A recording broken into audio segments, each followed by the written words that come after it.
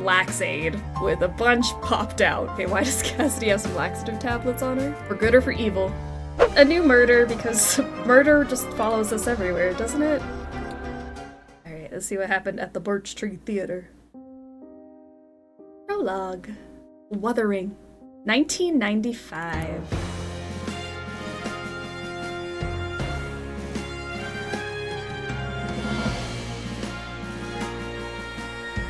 Oh no!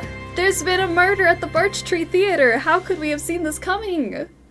Click on the highlighted objects to reveal clues, then click on the words to add them to your inventory, a la Golden Idol. Press Solve or Tab to reveal the solution page and drag each word to the correct spot. Words must match the color of the empty slot, not every word will be used. Good luck, the future of community theater depends on you. Okay. I can't believe there's been a murder. Okay. Let's see. A binder containing the score to the musical Wuthering. Score. Alright, here's our, available. A half step down. Heathcliff. Breathe. See, this takes me back to my theater kid days. Right? And breathe with an exclamation point. Please make sure to breathe when you sing. Oh, there we go. Wuthering, 1990. Let's see. Heathcliff. Can't believe someone dared to interfere with rehearsal like this. I know. It's probably tech week and everything. More than he'll likely ever know. Below her. She says I'm below her. Just a mutt without a name. Free to kick and free to shame. 'Cause I'm below her. By God, I'll show her that I can beat back every blow and leave the lesser men below. Yes, I'm stronger than she'll ever dare to be. I was a man who bowed and smiled, but never again. I had a dream of a wife and child, but never again. Crescendo to cut off. Okay.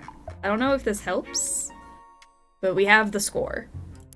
I don't know if the score is gonna tell us who murdered who and why, but there it is. Many clues let you enlarge the text. I just figured that out. Look for this icon. Yes, we can enlarge the text. Do you think this musical is as steamy as the recent movie? You could only hope so. The poster that we saw earlier was like a Les Mis Cats mashup with the Wuthering Heights theme. So I would love to know more about what this musical actually is. To whom it may concern, my life has not been without its shortcomings, but on the whole I have been blessed. My greatest blessing by far has been the pleasure of serving the community via the Birch Tree Theater as a leader and a performer. It gives me no pleasure to leave behind the contents of this envelope, but I feel it to be my duty and my one shot for redemption. Inside you will find evidence of this organization's corruption and the crimes committed by its board members. My attempts to right this ship resulted in my ouster from the board years ago, and my admittedly naive threats to bring these crimes to light have only imperiled my own life. I have seen this organization soar, but I surely will not see those heights reached again in my lifetime. Perhaps, though, the revelation of the evidence I have found will be the first step toward a bright future for the BTT. Theatrically yours forever, Mason W. Okay, Mason. Let me grab my words in here. I didn't even see these. There we go. Alright, words. It's actually every musical ever, including Hamilton. That's what this musical is. Just any musical you can think of rolled into one, and that's why someone got murdered. Because they were flying too close to the sun. I think that might be it. We might be onto something. Wuthering cast. The leads, we have Heathcliff, played by Mason Wilder, Catherine Brenda Holtzman, Hindley Peter Cottager, Edgar Sam Dixon, Isabella Emily Marmot, Nellie Sasha Siddiqui. The ensemble is Joseph Marquez Walls, young Heathcliff, Jonathan Perlman, young Catherine, Colleen Hamilton, young Hindley, Michael Samuels, Mr. Earnshaw, Saul Fletcher Gainsborough, Dr. Vicker, Michael Hawks, Kathy Francis, Bethany Callan, Lyndon, Jacob Humming. Female ensemble, Jenny Hart. Male ensemble, Scott Sampson. I think I got everyone's names. Cool. I'm confused. Where is Margot Robbie's name? They didn't get Margot Robbie to get on stage for the live performance of Wuthering? Are you joking? This theater is my home. I couldn't let him take it away. Is that a murder confession? There's a K-pop Demon Hunter's meal at McDonald's. There is. I think there's two, because I think the Saja Boys meal is a breakfast one, and then the Huntrix meal is lunch, if I'm not mistaken. I might go get it today. It sounds pretty good. JH. Okay, so this is JH. I saw a JH. Jacob Humming. This is Jacob Humming, who I think just confessed to murder. Alright. Daydreams, hello, how are ya? Let's see. A gun, still warm. So he definitely shot him. Where's the mystery? Jacob Humming as in hummingbird? Oh, because he is a hummingbird. This case is closed quick. Jacob Humming with the gun at his feet, the victim shot to death. The man is surrounded by blood and is not breathing. Oh no. I think he's dead. Alright, then we have laundry, which has Keller written on it. MW. The star on the door reads MW. Who is MW? Mason Wilder. So that's probably gotta be Mason then. Mason Wilder, shot by Jacob Humming. Oh my god, I heard! What did you do? What did you do? And you gotta be Keller, because you dropped this. I see. Alright, let's take a look. Let me grab all my... Oh, Samantha Keller. I see. Alright, let's zoom in. Act 1. Opening. Welcome to Wuthering Heights. Full company. These are all the numbers. Alright, your friend, your companion, your home. Somewhere far away with you. Know your place. Heathcliff's Epiphany. A spot of tea. Know your place. Reprise. Your brother's eyes, somewhere far away with you, what we could have had. And then Act 2, we have Welcome to Wuthering Heights, your friend, your companion, your home, your cold heart, Days of Grey for All, your cold heart reprise, The Hidden Beauty, Locked Away, Catherine's Eyes, Brighter Days Ahead, Withering Goats, not Wuthering, Withering Ghosts, finale, and then post-show, please leave mic belts and undergarments out for wardrobe to collect. Lead actor items will be collected by Samantha Keller. Ensemble items by Katrina Cottager. So that has to be Samantha Keller. We have found all of our words, so let's see what we have to do. A dead body in my murder mystery game? Unacceptable. Okay, so we said this was Jacob Humming and Mason Did I say Wilder? Not Walls, Wilder. I think that was his name. And then Samantha Keller. A withering ghost? I didn't know they based this game on me. Daydreams, thanks for paying your taxes. Doing alright, just tired. I feel that. It's been a week. I'm glad we've made it to the weekend. Alright. Somebody was somethinged by somebody to prevent him from revealing the blank of the blank. The sound was blank by who walked in to find the aftermath. Okay, so the sound was heard by Samantha. Is that what that means? The sound was heard by Samantha Keller. Heard. Shot. Okay, Mason Wilder was shot by Jacob Humming. Right? Humming. To prevent him from revealing the crimes of the board, because like he was talking about the whole things were going on behind the scenes. Oh my gosh, Jacob! At least he was kind of sweaty about it. Like, he was nervous. He didn't feel super sure. Evil, vindictive murder. Prologue has been solved. Mason Wilder was shot in his dressing room by fellow community theater actor Jacob Humming to prevent him from revealing the crimes of the Birch Tree Theater Board of Directors. This is a short game. That was just a tutorial. It was pretty simple. He basically confessed. But it probably gets harder. Let's see. Oh. Connecting the Dots, a composer's journey from the Midwest prairies to the bright lights of Broadway by Noel Stevenson.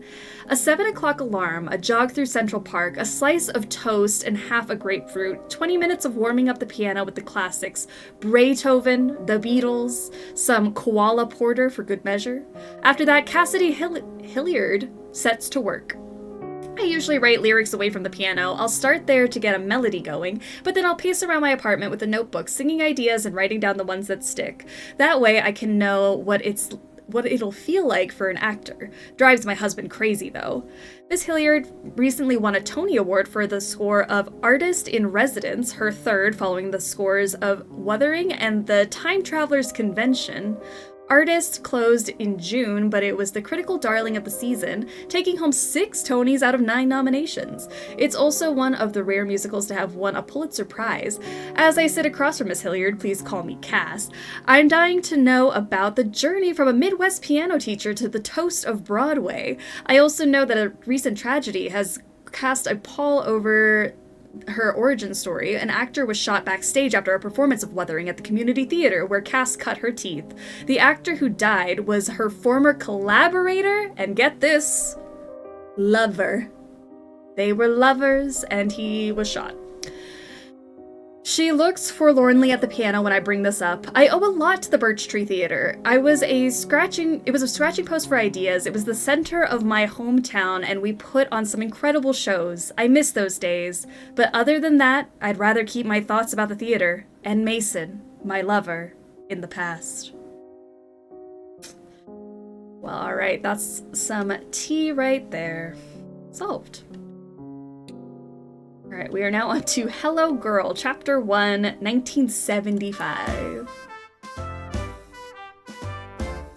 So we're going back in time. The prologue was 1995. So we're in the 70s now. Different murder? That last part wasn't in the interview. Alright, let's see. We have a cork. A broken chandelier. This man is bleeding from a head wound and is not breathing. What's the diagnosis, we think? If he has a head wound and isn't breathing, what could be wrong with him? Miss Upson called, letting you know she typed up the minutes but won't make it to a photocopier before opening. She'll mail minutes to board members on Monday. Okay.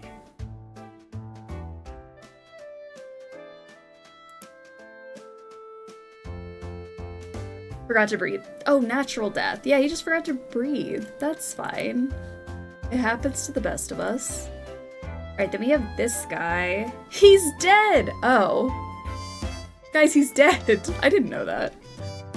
I thought he just forgot to breathe. He's actually dead. We have a $5 Pratterly Florists Happy Opening DP. Who's DP? Corridor Drive, right next door to Penn's Grocery. So $5 store credit for the florist. He's what? Sorry to break it to you guys, but he's dead. I can't believe it. Alright, let me grab our words before I forget how to do that. And then, let's read. Dear Mason, thanks for your note. You're a talented young man who cares deeply about the theater, and I admire that. However, I must remind you, as the immoral bird of Avon wrote, that one man in his time plays many parts. Be patient. There will surely be a leading role for Mason Wilder in due times. Needless to say, we are not going to replace a perfectly fine actor 2 days before opening. Community theater is primarily about just that, community. So don't attack a castmate for singing a little flat. I know the cast is having their own party, but I'm hoping you'll join us at the lobby for a toast to cap off opening night after the audience clears out. It'll give you a chance to make some connections if you're ever interested in serving on the board. Dan will be there too, naturally, so play nice. I'm so glad we're finally turning this abandoned movie house into something for the community. Thanks for being a part of it, and break a leg Friday. Charles. Alright. Mason. Immoral? That guy's a sinner. Alright, seriously, Mason? It's obvious you wrote that note. I'd say insulting the guy you're understudying, who's also a member of the board, isn't the best way to ingratiate yourself with this theater company. Maybe channel that rage into your performance instead, Dan.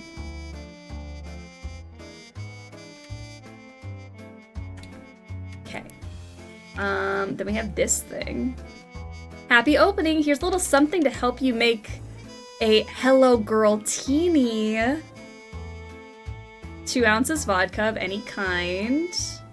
Chinola liquor, grenadine, dash of Angostura bitters. Here's mud in your eye. Marnie, Piper, Sally. Okay. Alright, Mason. Moving on to this guy. What just... Carol! Oh no, this Carol also sitting here behind the counter. Sally Piper, what's she doing here? There's vodka, I like it already. The warning before the game started said there was going to be alcohol and tobacco use. Triggers. Content warning. Alright, let's see. Dear Charles, I've spoken to Mr. Gardner directly several times about the quality of the Act 1 finale, but my concerns seem to fall on deaf ears. As director and president of the board, I had hoped he would be of sound mind enough to give Dan's role to me, not because I want that, but for the good of the Birch Tree Theater and its reputation. This is our inaugural production after all.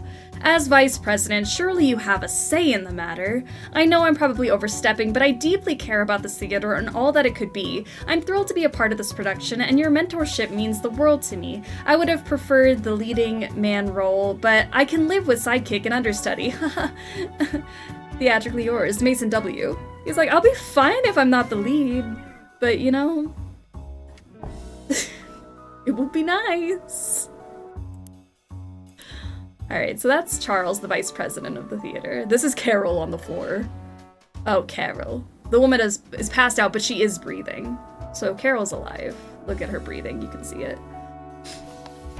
Alright, Birch Tree Theater Board of Directors monthly meeting, April 6th, 1975. Meeting called to order at 8 p.m. by Mr. Gardner.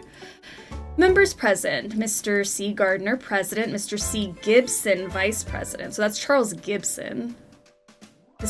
Miss C. Upson, secretary, Mr. Pratterley, Mrs. Prescott, and Miss Stormwall. Members absent were Mrs. Herndon, treasurer, excused oldest son has chickenpox. Oh no. Old business, March 2nd minute reads and approved 6-0. New business, Hello Girl opens this Friday. Motion to have opening night toast for show and theater opening. Will be small, just board members and lead actors to minimize cost. Discussion of who will pop champagne. Christopher suggested Marnie as the leading lady might be good for a photo op. Vote 5 in favor, 1 opposed, motion carried. Motion to approve funds for opening night toast, ginger ale, champagne, and wine. Some hesitance to make budget decisions without Rona, but Charles promises to foot the bill if she raises any money objections. Vote 6 in favor, 0 opposed, motion carried. Motion to decide on building renovations. Consensus is to prioritize lobby beautification, particularly old lighting fixture. Tabled until next meeting. Well, that chandelier did fall and maybe potentially kill somebody. Announcements. Carol's nerve medication has gone missing, so she apologizes if she has to step out during the fox hunt scene, and on opening night, the sound of gunfire makes her faint. Meeting adjourned at 9:14 p.m. by Mr. Gardner. Happy opening to the BTT. All right, so Carol definitely looks like she fainted, so that maybe is a clue that a gun did fire here at some point. Piecing it together. Is that maybe what happened to you? But you have a head wound, so I think this fell on you.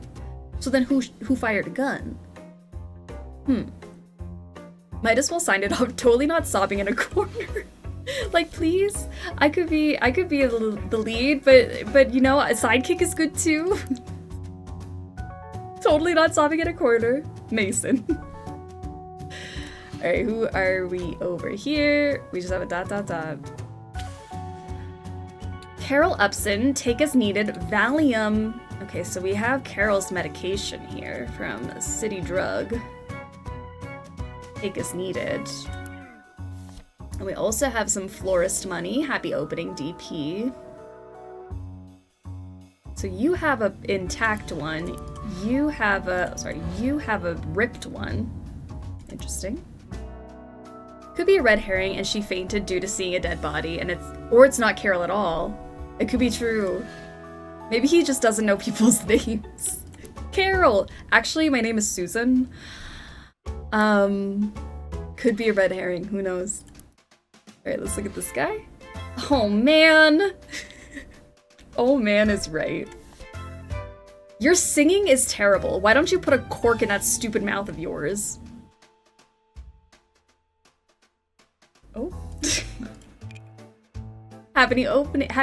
Here's the little thing to make a Hello Girl Teeny. Okay, so we also have one of these. So this one is different than this one, because this has a little something. What is that? What is that? This one doesn't have that. Oh, it's the cap. The cap is still on this, which means you drank yours. You used yours. You made a martini already. I see. Oh man, exactly what I say every time I see someone getting killed by a falling chandelier. This exact reaction. Oh man. Alright, we have all our words, so let's see what we got. We have these people. So this one is gonna be our Mason Wilder, right? We know Mason Wilder. Charles Gibson? Did I say his name was? Not Christopher, Charles. Or Gardner. No, I don't remember. This was who? I'm thinking this is Carol.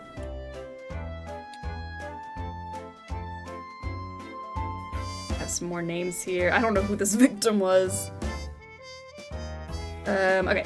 When somebody opened a bottle of something, the something flew into the cork flew into a chandelier, causing it to fall and kill our turtle man. The sound caused Carol, it wasn't a gunshot, it was the cork pop. Carol to faint, to faint, I don't know Carol's last name. Because they could not find their Valium. Unrelated to the incident, somebody wanted to somebody in the production replace. I think Mason wanted to replace, Mason Wilder wanted to replace somebody in the production, but Charles insisted that he let it go. I think that's probably what it is. I think Dan has something to do with that too. Who are the board directors? The VP is our friend over here, Charles. I do know Charles Gibson.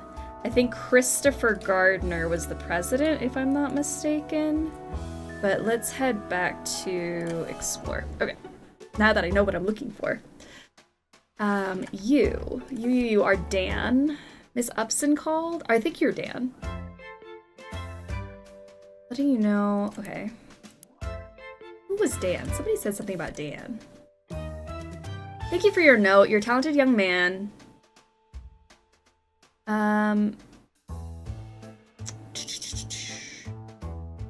Don't attack the castmate for singing a little flat. Oh, maybe this is the castmate you're trying to replace. I see. I see. Diarrhea, how are ya? Have you ever played the Golden Idol games? I have. They're very fun. This is just like it. Dan. Dan, what is your last name? Okay, this is definitely Dan, though. Dan. Dan, whatever your last name is. Getting somewhere. Luffy, sir, how are ya? Welcome to the stream. Alright, we have C. Gardner, so that was Christopher Gardner. Charles Gibson. Upson. Carol Upson. That's her name. Upson.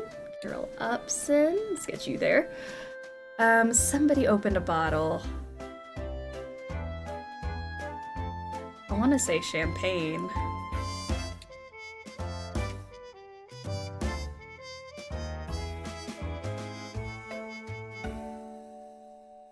Killed our turtle man. Alright, then we have Mrs. Herden is the treasurer. Mrs. Herden. Mrs. Pratley, Mrs. Prescott, Mrs. Stormwell. Who am I looking for? Secretary? Upson. Carol Upson is the secretary. Upson. And then I need to figure out Herden's first name as the treasurer. Oldest son has chickenpox. Alright.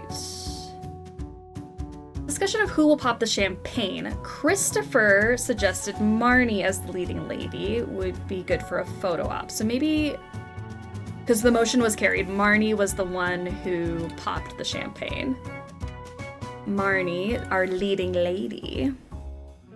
Upson, a name not like Carol, who was down. How unfortunate. Some hesitance to make budget decisions without Rona. Rona's probably the treasurer if it's about a budget decision. Rona. Okay, so that seems right to me. That's correct. Now we have... Carol's nerve medication went missing. Meeting adjourned by Miss Gardner. Mr. Gardner. I'm like, who's Gardner? The president. Okay. So that brings me to you. You're holding the champagne, which makes me think you're Marnie. Marnie who? Marnie, what's your last name? Marnie Piper! Who is the leading lady? Marnie Piper. Maybe that's your name, because you popped the champagne. Flew into the chandelier, causing it to fall on this guy. Sorry, Pratterly was also a name I saw somewhere, right? She'll mail minutes to board members on Monday, so you're definitely a board member. Pratterly. So you're probably a Pratterly. You look like a Pratterly. Right? Stormwall. I haven't seen a Stormwall. I feel like you've got to be Pratterly. Is there somebody that says something about Pratterly?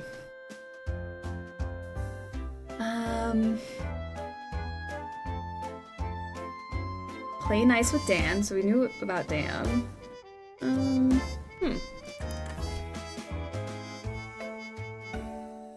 Okay.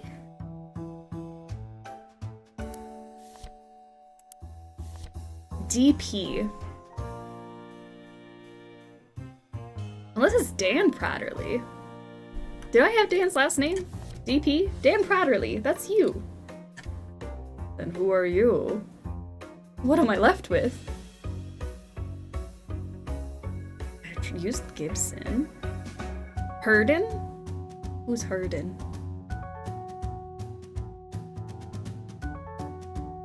Who's our dead guy? What if he was just a bystander? What if he had nothing to do with this? Dan Pratterly. And we just have to figure out who the victim was. I've used Carol, Charles, Christopher, Dan, Gardner. Unless you're the president. Are you Christopher Gardner? The president died? I don't know how I didn't piece that together. Gardner. That would make sense because it was the board members and the leads of the show. Chapter 1 solved! At the inaugural performance of the Birch Tree Theater, actress Marnie Piper, who was under the influence of Valium, opened a bottle of champagne to begin the celebration. The cork flew toward the ceiling, striking an old chandelier, which fell and killed board president Christopher Gardner. That's crazy. Under the influence of Valium and everything. Good job. Solved. Dear Mason, you'll be getting an official letter soon, but I wanted you to hear it from me first. The board narrowly voted down my proposal to add you as a board member.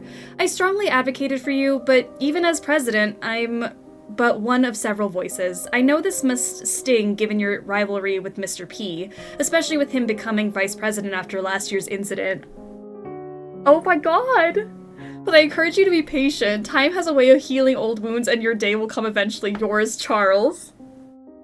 So not only did Mason not get the lead role in that show, he was also not voted as vice president to take over after the president died and Charles took over as president. And then Mason gets killed in 1995. You'd think Mason would be the one that goes on the rampage. Gasp. Tea.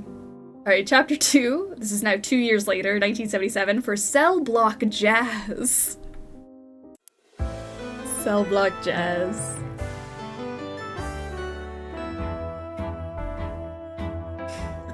Oh no. Okay, we got multiple screens on this one too, so that's exciting.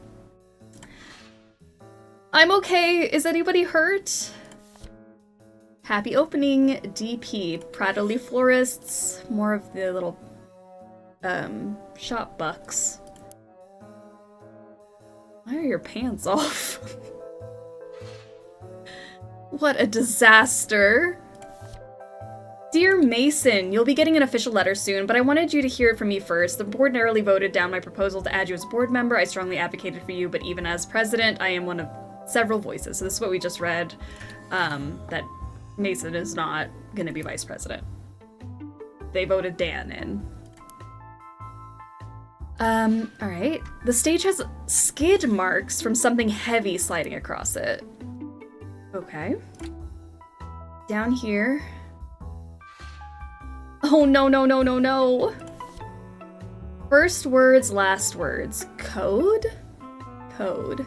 Belt your song, O king, to spin my tender heart in loops. Lose your sound and fury.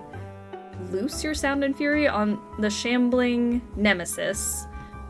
Will his temperance sway, or will his constitution bear all the vengeance our forbidden love has wrought on him tonight? SD.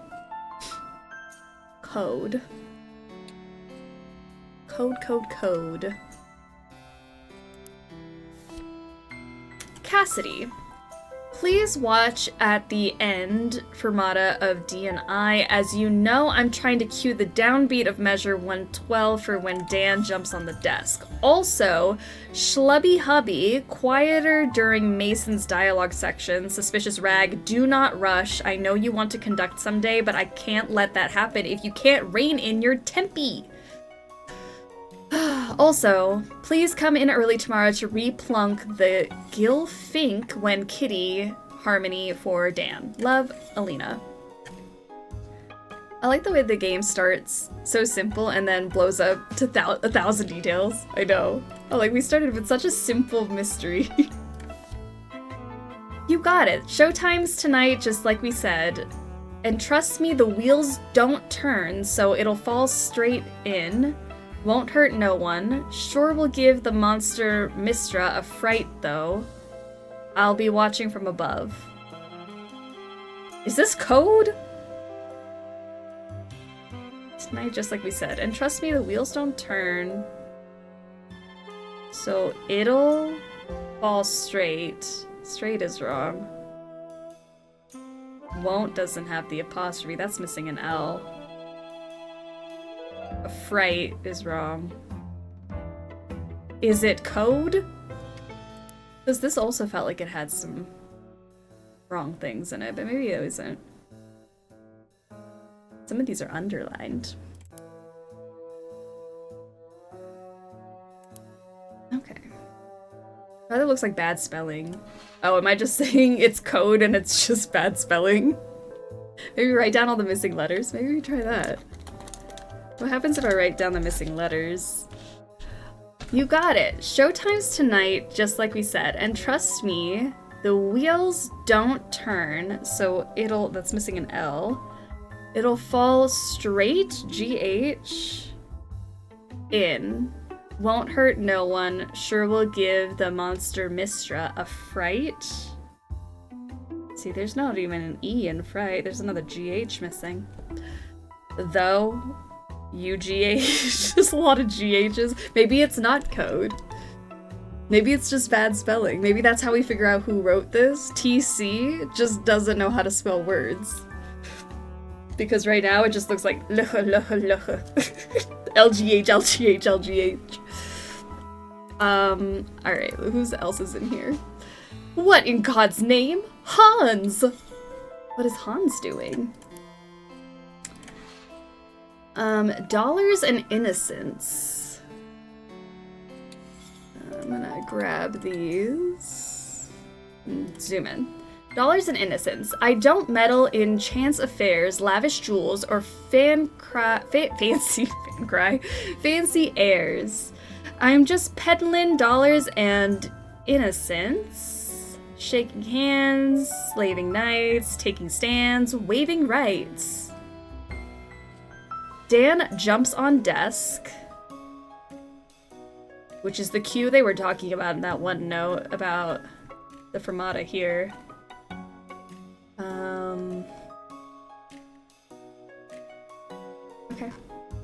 Okay. Interesting. Maybe the code is for that long spelling of potato. Maybe. Alright, Cell Block Jazz Orchestra Pit, conductor Elena Stormwall. There we go. I was wondering who Mrs. Stormwall was. Assistant conductor pianist, Miss Cassidy Hilliard. Concertmaster Hans Fleming. We have strings, woodwinds, brass, drums, percussion. That's Jenna Houston, Holly James, Willow Digby, Shane Burns, Ricardo Castro, Anita Washington, Carrie Lau, Garrett Kirby, Christopher Flores, Wallace Reeves, and Jesse Baguette. Okay. There are locks installed on the wheels, but they appear to be loose. Okay. So... I'm thinking this is Hans, whose head is now crushed by the fallen... Is it a piano? I don't know. Wee baguette. The person under the desk... Oh, it's a desk. is not breathing. I'm like, why is there a drawer on this piano? Hans! Greetings, fearless leader. Just making sure you know about the cat-kitten hangout on Sunday. A bunch of us are going to Scourges to see Cassidy sing. I heard one of her songs the other day. She's really good. Don't worry, MM is not invited. Haha. Mean. That was some mean girl energy. Who's MM and why are they not invited? Come get a drink with us, far from the terror of the fearsome Stormwall. Jenna. Okay, Jenna. The belt loops on the pants have come loose.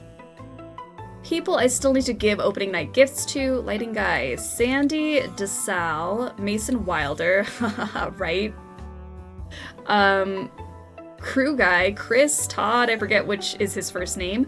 Quick change dresser, the rabbit girl, something Dittmeyer. Wow, this is terrible. You don't even remember these people's names? Alright, Dan, the final note of D and I is still flat. Please use your ears and adjust the pitch accordingly. Use breath support, else it will sound pinched and it will kill me inside. Also, you're still singing the wrong harmony on When Kitty Makes Her Break. I'll have Cassidy plunk out the notes for you before the show tomorrow. Again. Jeez. Why did they cast Dan if Dan can't sing? What the hell did I just come back to? They should shut the place down. That's what I'm saying. Look at this guy. Crushed by a desk. Alright, I think I got everything in this room, so let's move on to back this way. What's happening backstage? We got more happy opening bucks. Screwdriver. This guy just says whelp. Well, not my problem. I don't know if there's anything special about the screwdriver, but he has one. T, I've had it with MM. Here's MM again, who wasn't invited out. Let's go through with the thing we talked about. I know you said it's safe, but only do it if you promise me no one will get hurt. Just want to give her a scare. Here's something for your trouble. C. And a $50 bill. Gasp! Sheila dresser track, dollars and innocence, prep, set basket by stage right stairs for Dan's jacket and tie, have Sandy's shoes and jumpsuit prepped nearby. Important, after the song, stay clear of curtain 2, Dan will enter with a set piece, the rolling desk that killed that man. Oh! It fell off. The skid mark on the stage was where the rolling desk went, fell into the orchestra pit, and killed... what's his face? I gotcha. Todd, Chris, crew, will need space to pick it up and rotate it so he can strike it. The cheap wheels don't swivel, so it only rolls backward and forward. Dan into Gilfink, courtroom basic. Dan will hand you his office jacket. Have courtroom jacket ready, left sleeve first. Sandy into holding cell jumpsuit. After Dan, assist Sandy in putting on jumpsuit and do the top buttons while she steps into the shoes. After quick changes, hang Dan's jacket and return to dressing room for Act 2 prep. Note for subs, strike is stage handling go for move something to somewhere else. Oh, did I miss something? Yeah. What do you have here? A seam ripper? A seam ripper. Dan, how are you doing? Welcome to the stream. What's going on? Alright, I'm missing one word. Where?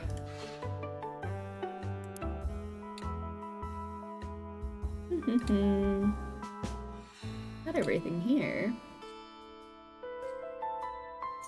Let's see that skid mark.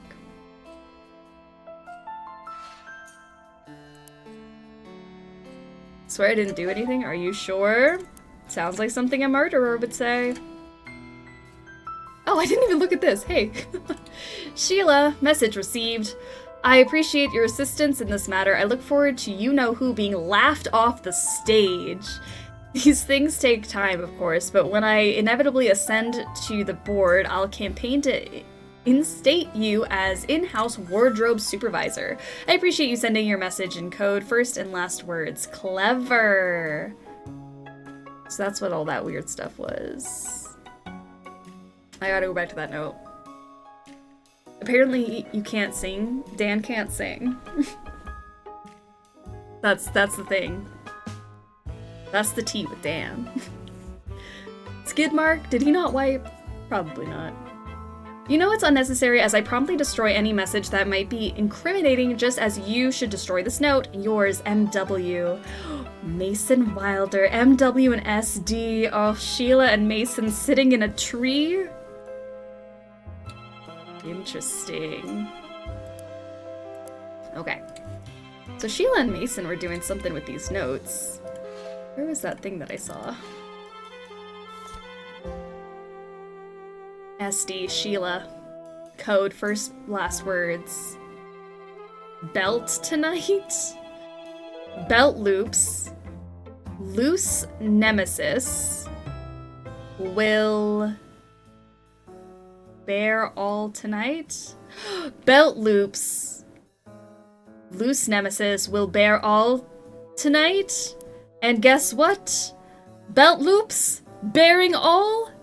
Ass in the air? And guess what? They cut his belt loops. His belt loops are destroyed. Mason and Sheila were like, you know how we can embarrass him? We're gonna cut his belt loop so his pants fall off on stage. But little did they know that that would make him push the desk off the stage and kill the conductor. That's crazy. Hans. Death by lost pants. Okay. Who is in the cast? So we have Dan. We know this is Dan. Dan Pratterly. That's Mason Wilder over here. I don't know who you are. Do I? And then this is Hans. This is Elena. Oh, why can I not remember your name? Cassidy. Cassidy. I don't know who you are. This game is a funnier Final Destination. I think so. Like, I think this is a complete accident. Was this actually murder? Or were they just trying to embarrass Dan by making his pants fall off, and then it ended in murder? I think this is Sheila, because... Right? Sheila DeSalle? She was doing all the quick changes and stuff? Somebody jealous of... Okay, so this has to be... Mason, right? Mason Wilder has been jealous of Dan since day one. Jason, jealous of Dan's inability to sing. Dan Pratterly's role as vice president conspired with Sheila. I think Sheila's last name is DeSalle, right? Or is it Dittmeyer? Now I can't remember. Let me take this off because I'm not quite sure. To embarrass him with a wardrobe malfunction. Meanwhile, somebody enlisted the help of somebody to... somebody. The two incidents collided. It was to scare somebody. I can't remember what that said, but it was like, oh, I'm gonna, like, do something and we're gonna scare him. And then the two incidents collided when the altered belt loops caused the pants to fall and get caught on the wheels, or on the desk, I guess. As a result, somebody tripped into the desk. Yeah, tripped into the desk, causing it to roll at an angle and fall into the orchestra pit, killing Hans. Is it making... It's clicking? Cat City, because she's a cat. Guess I'm going to prison for an accidental murder. Could be. You pushed the desk and killed the conductor. If I had a nickel for every time I saw a belt loop prank end in murder, I'd have 2 nickels. Weird that it happened twice. Was that thing about MM, I think. Ah, yeah, MM. Who is MM? I don't know who MM is. Okay, let's go back to what we were looking at over here.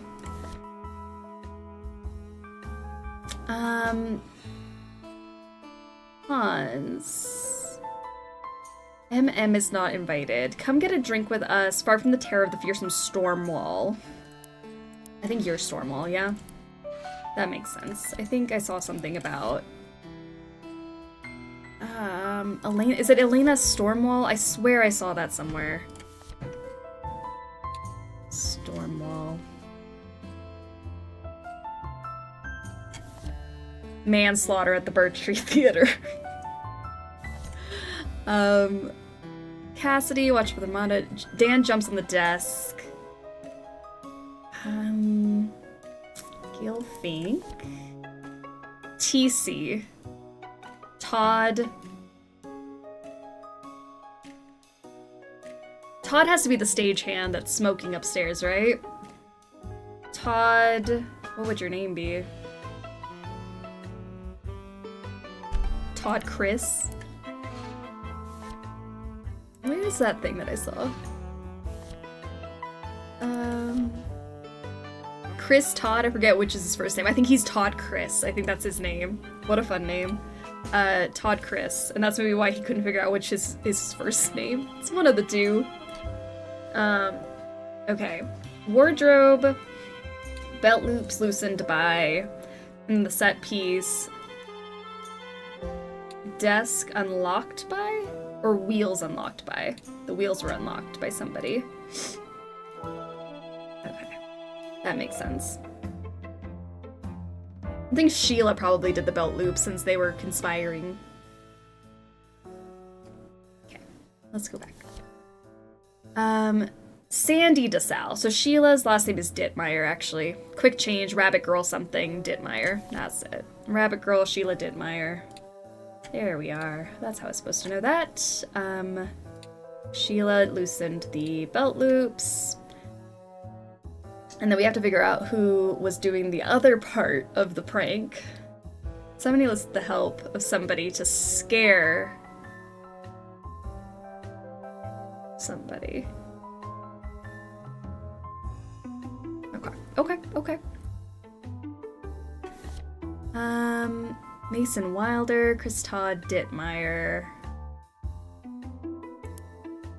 Belt loops. And then what do we have here? Final note of D and I still flat.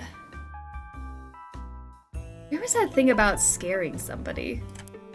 We did see that. Fleming. Hans Fleming. Hey. Fleming. There's your name. Fleming. Wasn't there a second note about MM? That's what I'm trying to find. Like, where was it? Assistant conductor, pianist, Cassidy Hilliard, that was your name. I do remember from the article. Cassidy. And then there's also somebody on stage who is Sandy DeSalle. I think those are all of our people. Okay. The guy with the seam ripper. Sheila with the seam ripper. Could be. Stormwall, Elena Stormwall. I got you already. Beautiful, beautiful. Okay, let's go back to... Just want to make sure I didn't miss anybody here.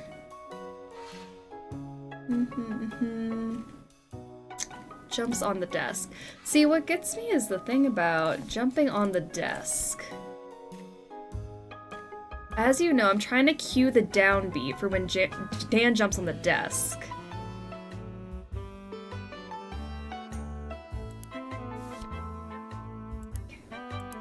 Let's go back to the seam ripper gal. Sandy from Wordle. Sandy was our Wordle word. Set basket for Dan's jacket and tie.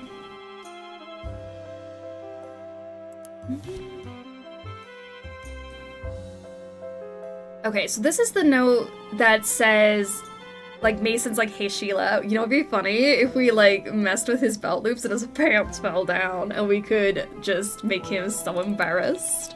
So there was that. I'm trying to find this one.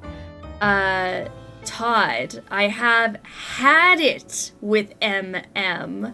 Let's go through with the thing we talked about. I know you said it's safe, but only do it if you promise no one will get hurt. I just want to give her a scare. Here's something for your troubles. See, MM. So Todd is the one who unlocked the wheels on the desk. Just to give a little scare to MM. Who's MM? I don't know. Meanwhile, somebody enlisted the help of Todd. Todd Chris. To scare... Who's MM?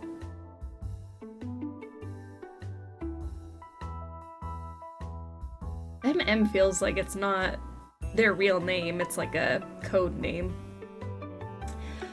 I think this one caught on, his pants caught onto the wheels. As a result, I think Dan ended up tripping into the desk, causing it to roll and fall at an angle. Now, who was the one who wrote this note? C. You want to say it's Mason, but the note refers to MM as a her, which makes me think it's... Oh, you know what it is? You know what it is? You know what it is? You know what it is? Where was that thing I saw? Monster Mistra. Maestra, like Maestro. Elena. She wants to scare Elena, the really bitchy conductor. Alright, wants to scare Elena. Elena Stormwall. And Cassidy did that, because Cassidy is like, she's being real mean about everything. Alright, so 2 or more are incorrect. Mason Wilder, jealous of Dan Pratterly and his role as vice president, conspired with Sheila to embarrass him with a wardrobe malfunction. Meanwhile, Cassidy enlisted the help of Todd to scare Elena.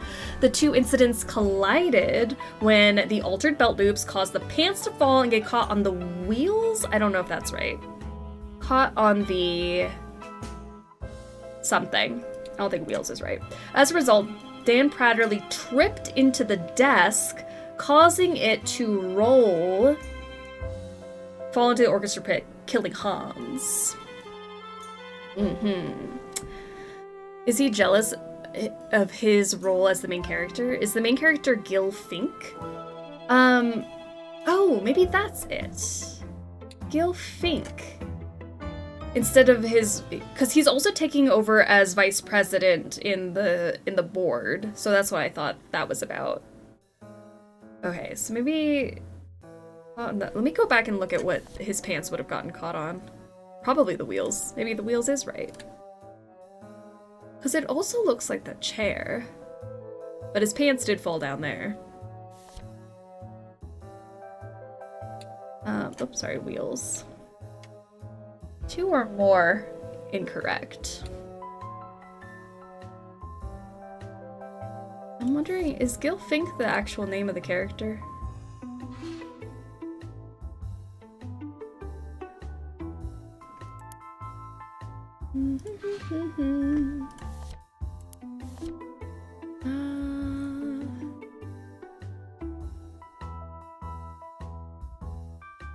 The Gil Fink when Kitty Harmony for Dan. Gil Fink has to be the role then, yeah. Okay.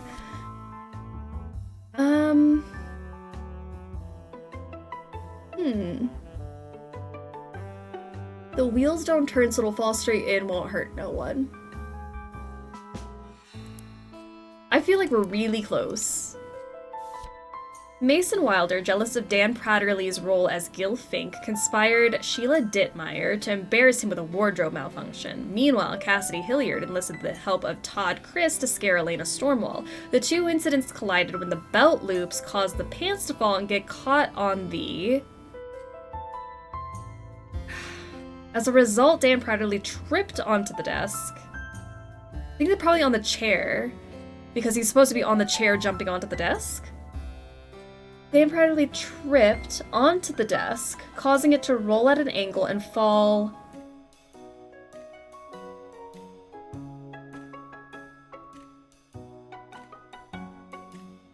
See, I feel like it's gotta be wheels. Does the chair have anything to do with it? Fall into the orchestra pit. And if I put this here, it still says 2 or more. There's a lot wrong here then. Alright, Gil Fink. Sheila Dittmeyer.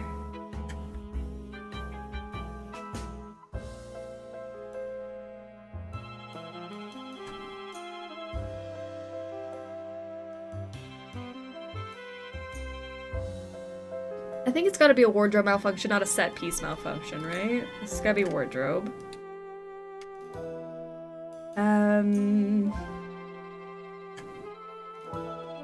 Maybe I'm wrong about the Elena thing.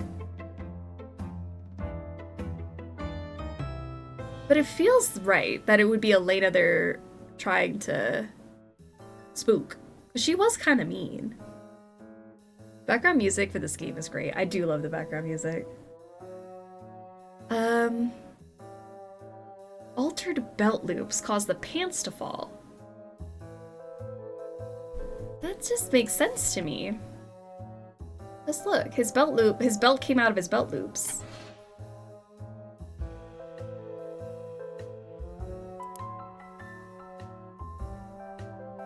Because what he was supposed to do is just jump onto the desk, and the desk was supposed to roll straight, but because his pants fell down, he jumped on the desk, tripped, and then it slid this way instead.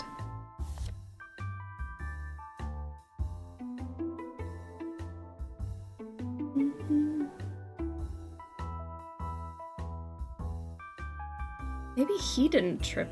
Well, no, he did, because he's on the ground.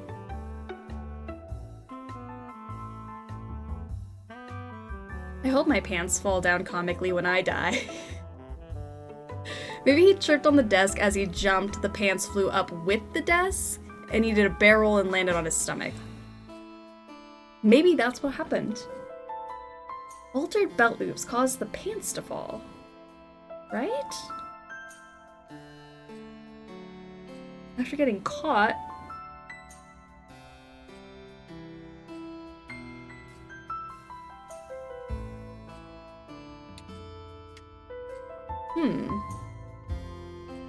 Needs to be a slide whistle sound too. I know. Pants fall, slide whistle sound. Death. Wait, do we have it? Do we understand what could be wrong? It says cause the blank to fall and get caught. Where the pants caught on anything. The pants were caught on the desk. The pants were down here. They're sitting on top of the desk. Belt loops on the pants have come loose.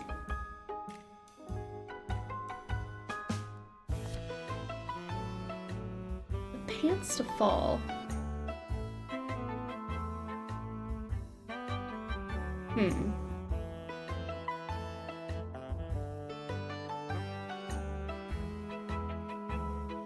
And get caught on the what?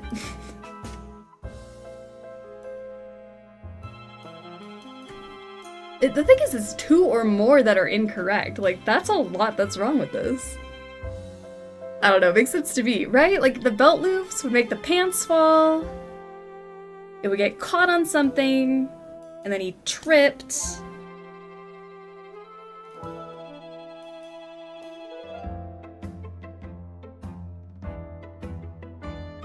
Causing it to skid at an angle, maybe? Maybe not roll at an angle, skid at an angle? Okay, still two or more wrong.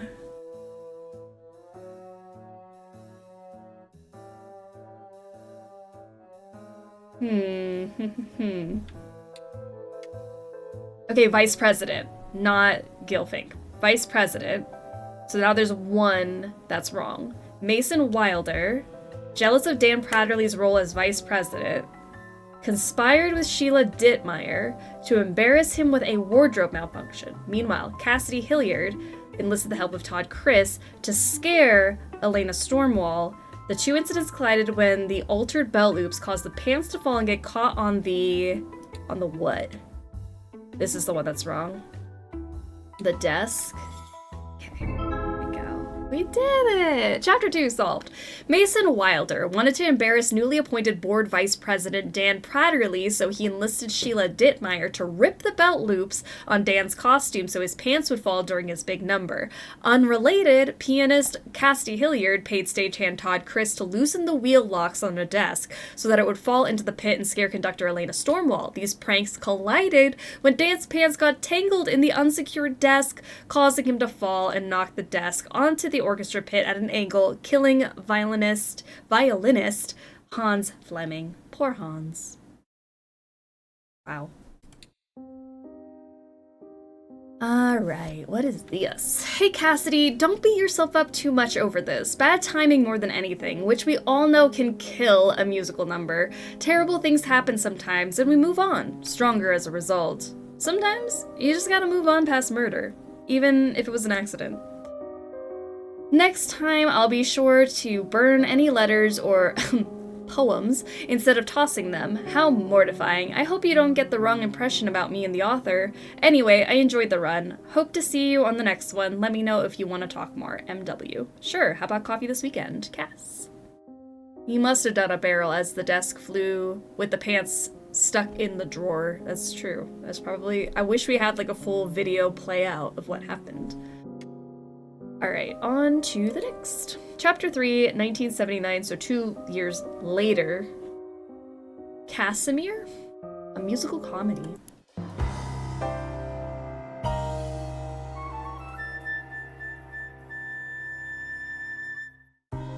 Okay. Dan is still at it. Something seems off about the singing. 1, 2. Long day at the rat race, a day job that lasts all week. You dreamed of being the boss of that place, and now you quake when you're told to speak. Though to pay attention and hear my offer, a night of thrills to fascinate you. A story brimming with song and dance, and plots and plans, and chills await you. Drums, 2, 3, 4. Abracadabulous, it's what we do in our abracadabulous way. The night may be long, but it's full of song in our magical, tragical, abracadabrical play. Wow.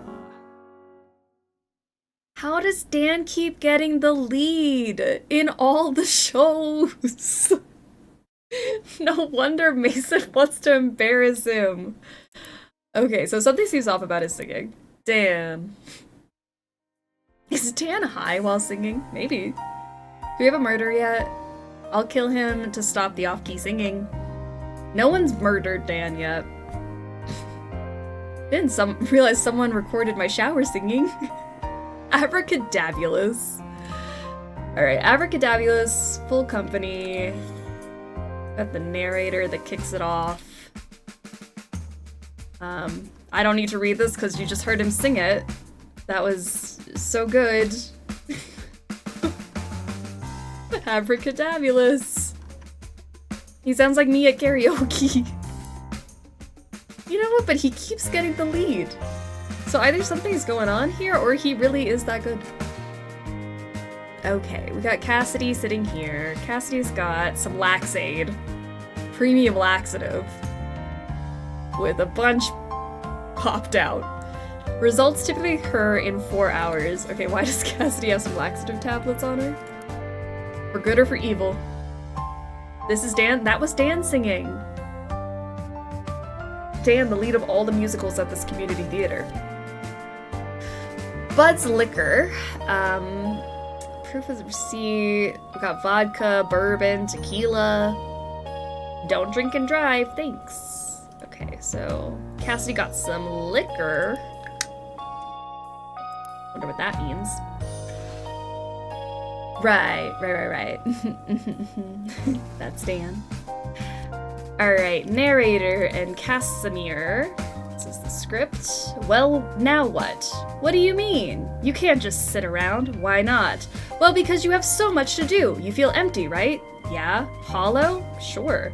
A soulless vessel without direction, seeking fulfillment in all the wrong places and eager to be radicalized by a series of misinformed adventures? Yeah, I guess so. Well, look at this. Narrator thrusts the newspaper at Cassimir. My brother is vying for the throne of Hungary? Hungary is right. He's already king of Bohemia. That's good news, right? I'm brother to a king. I'm the heir apparent. Air, apparently, is all that's floating between your ears. Hey. Air. Get it? Just your easily influenced friend here to tell you, if you only can get one thing from the Huntrix meal, get the fries, the ramyun fries. They're like ramen seasoning on fries, and I'm addicted immediately. Ugh. That is what I want to go get. That looks so good. When I was in Japan, the Japanese McDonald's has shaka shaka fries, which is the same thing of like putting seasoning in a bag with fries and you shake it. And I so want it to be here, and I'm so excited that that's basically the same thing.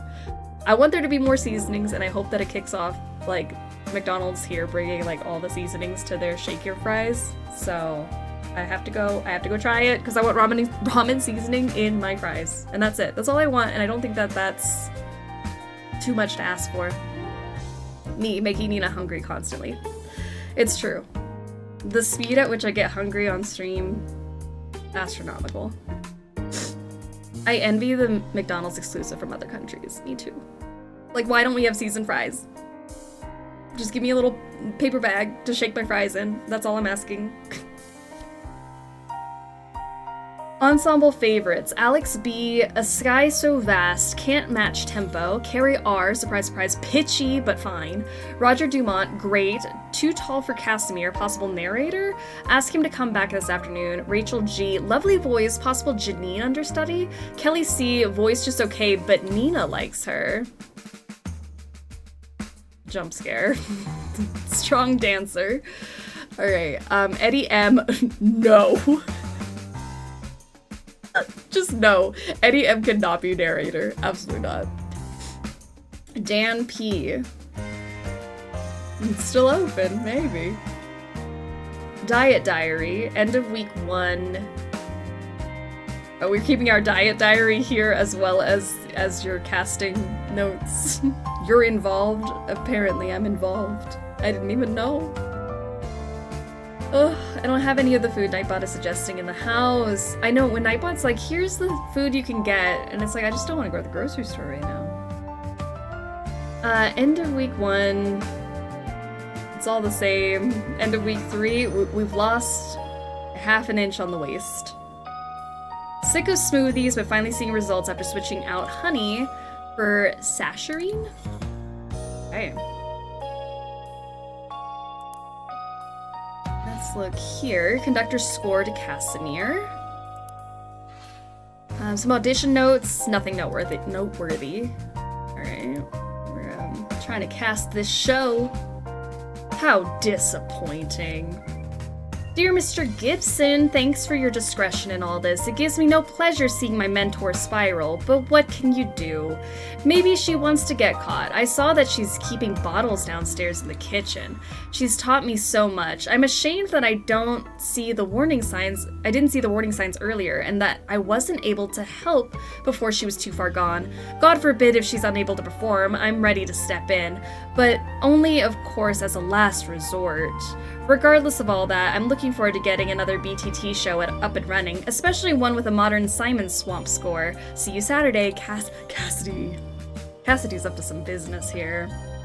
I'm ready to step in, if need be.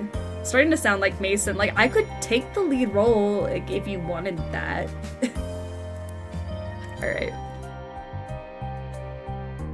Of course Eddie can't be narrator, you made him pay to talk once. Eddie! Oh no. The struggle bus lore runs deep. She's been gone 20 minutes, Charles. Does she even care about this show? Oh. Who? Probably somebody who had those laxatives. Birch Tree Theater newsletter, Winter 1979. Art can grow in the unlikeliest of places. Dear friend of the arts, thanks for your patronage and participation. Sales of The Song Peddler were so strong we were able to do much needed repairs to the building facade, as well as buy a state-of-the-art electric harpsichord for our orchestral pit. Keep spreading the word and we'll keep mounting first-class productions. Auditions for Cassimir will be held March 10th and 11th. My GNU colleague Nina Vasquez. Thank God, it's not me, guys. I thought it might be me. It's Nina Vasquez, different Nina. Add to the Nina Club. Will direct and choreograph the production. Her work is provocative and fresh, and I'm happy to welcome her to the BTT family. On February 18th, our accompanist extraordinaire Cassidy Hilliard will be teaching a free songwriting workshop. Her last one was a huge success, and we'd love for the turnout to be even bigger this time around. Nina sus. This Nina sus, not me though. In other news, please join me in celebrating our volunteer of the month, Donnie Franklin. He's a firefighter by day, and we're lucky he could dedicate his weekends to keeping the building clean. Stay warm, and we'll see you in April for Cassimir. Sincerely, Charles Gibson, BTT. Board President. And we got the fridge. Kindly refrain from eating any fridge items that are not yours. I am very strict. I am on a very strict specific diet, and stealing my food is tantamount to slapping me in the face. I will not have a food thief erase my weeks of discipline and progress, and I will not hesitate to contact the authorities. Consider yourself warned. Do not steal my food. This means you, Donnie. Love, Alina. Alright, Alina. The Smoothie Diet Method by Barnaby Vertle, a tried and true weight loss program for women serious about their looks and health. Jumpstart your metabolism and stay full longer. So we got breakfast, lunch, and dinner smoothies. All right, skim milk, banana, blueberries, canned pineapple, ginger, honey, milk, spinach, peaches, blueberries, and blackberries, cocoa powder, and sugar. Milk, cottage cheese, spinach juice, cayenne pepper, sugar, and then snack is optional, grapefruit and a glass of white wine. I love half a grapefruit and a glass of white wine as the snack. Is that the secret? Alright, in the pantry we've got various bottles of alcohol, saccharin, sugar, and honey. An unwashed blender that has done some recent blending. Maybe some laxatives got thrown in there. Bojack? This does look like Bojack. Excuse me, are you okay in there? It sounds like you're in a lot of pain. That diet cannot be healthy. 3 smoothies and a grapefruit with some wine. Not even a full grapefruit. Here's the bathroom. A pained voice bellows from behind the bathroom door. Damn it, Donnie, I'll be fine. Just don't breathe a word of this to anyone, not a soul. Don't tell him I'm shitting in here. Alright, what's on this side? That's the stage. And then going this way, we've got people waiting for their auditions. Audition notice, Cassimir, music and lyrics by Simon Swamp, book by Colin Arbuckle.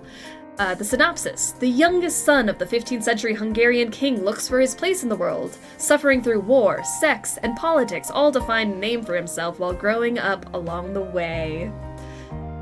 Characters, the narrator, Cassimir, Vlad, Father Cass, Janine, Auntie Kilgore, about 20 large male-female ensemble, all ages. March 10th, 10 to 1, ensemble auditions, 2 o'clock narrator, 2:30 Cassimir, 3 Janine and Auntie, and then next day will be ensemble and other roles. March 15th and 16th, callbacks. Please bring a short song, preferably from the show, and preferably in the correct key and tempo. Our pianist can transpose, but it will save us time if she can read your song as is.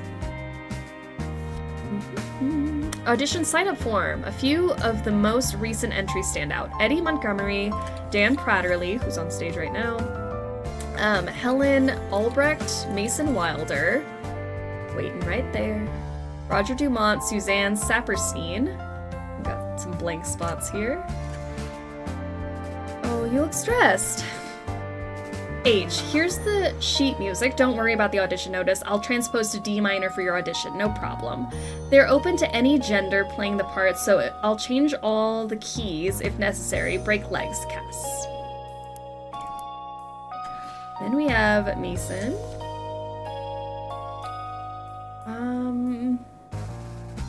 Well, now what? What do you mean? I think this is the same script as before, right? Yeah. Everyone's got the same script. Babe, God, I wish you could be in there today. DP the DB is going to cause a polytonal cacophony. So Dan Pratterly, the DB, is going to cause a polytonal cacophony, and he's so tone deaf he won't even notice. Unfortunately, Monster Maestra, is going to have a very strong reaction to her new weight loss fad with the laxatives. So she'll also miss it, which I guess she has to for this to work. Thank God she won't stop blabbing at me about her honey substitution, and frankly, that just made it all the easier for me. I also planted some high-proof seeds to get her flushed once and for all. Anyway, kill it, murder it, in there like you always do. I'll cover you in kisses later. Love, Cass. P.S. I hope it's not weird that I coached Helen on the narrator song, but truth is she's just okay, so I don't think you have anything to worry about. She'll be fine in the ensemble. Okay. I can't keep taking DP seriously. DP.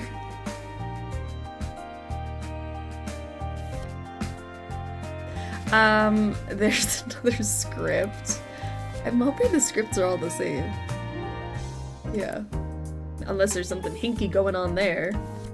We got this guy. Abracadabulous. Alright. Oh, a bag.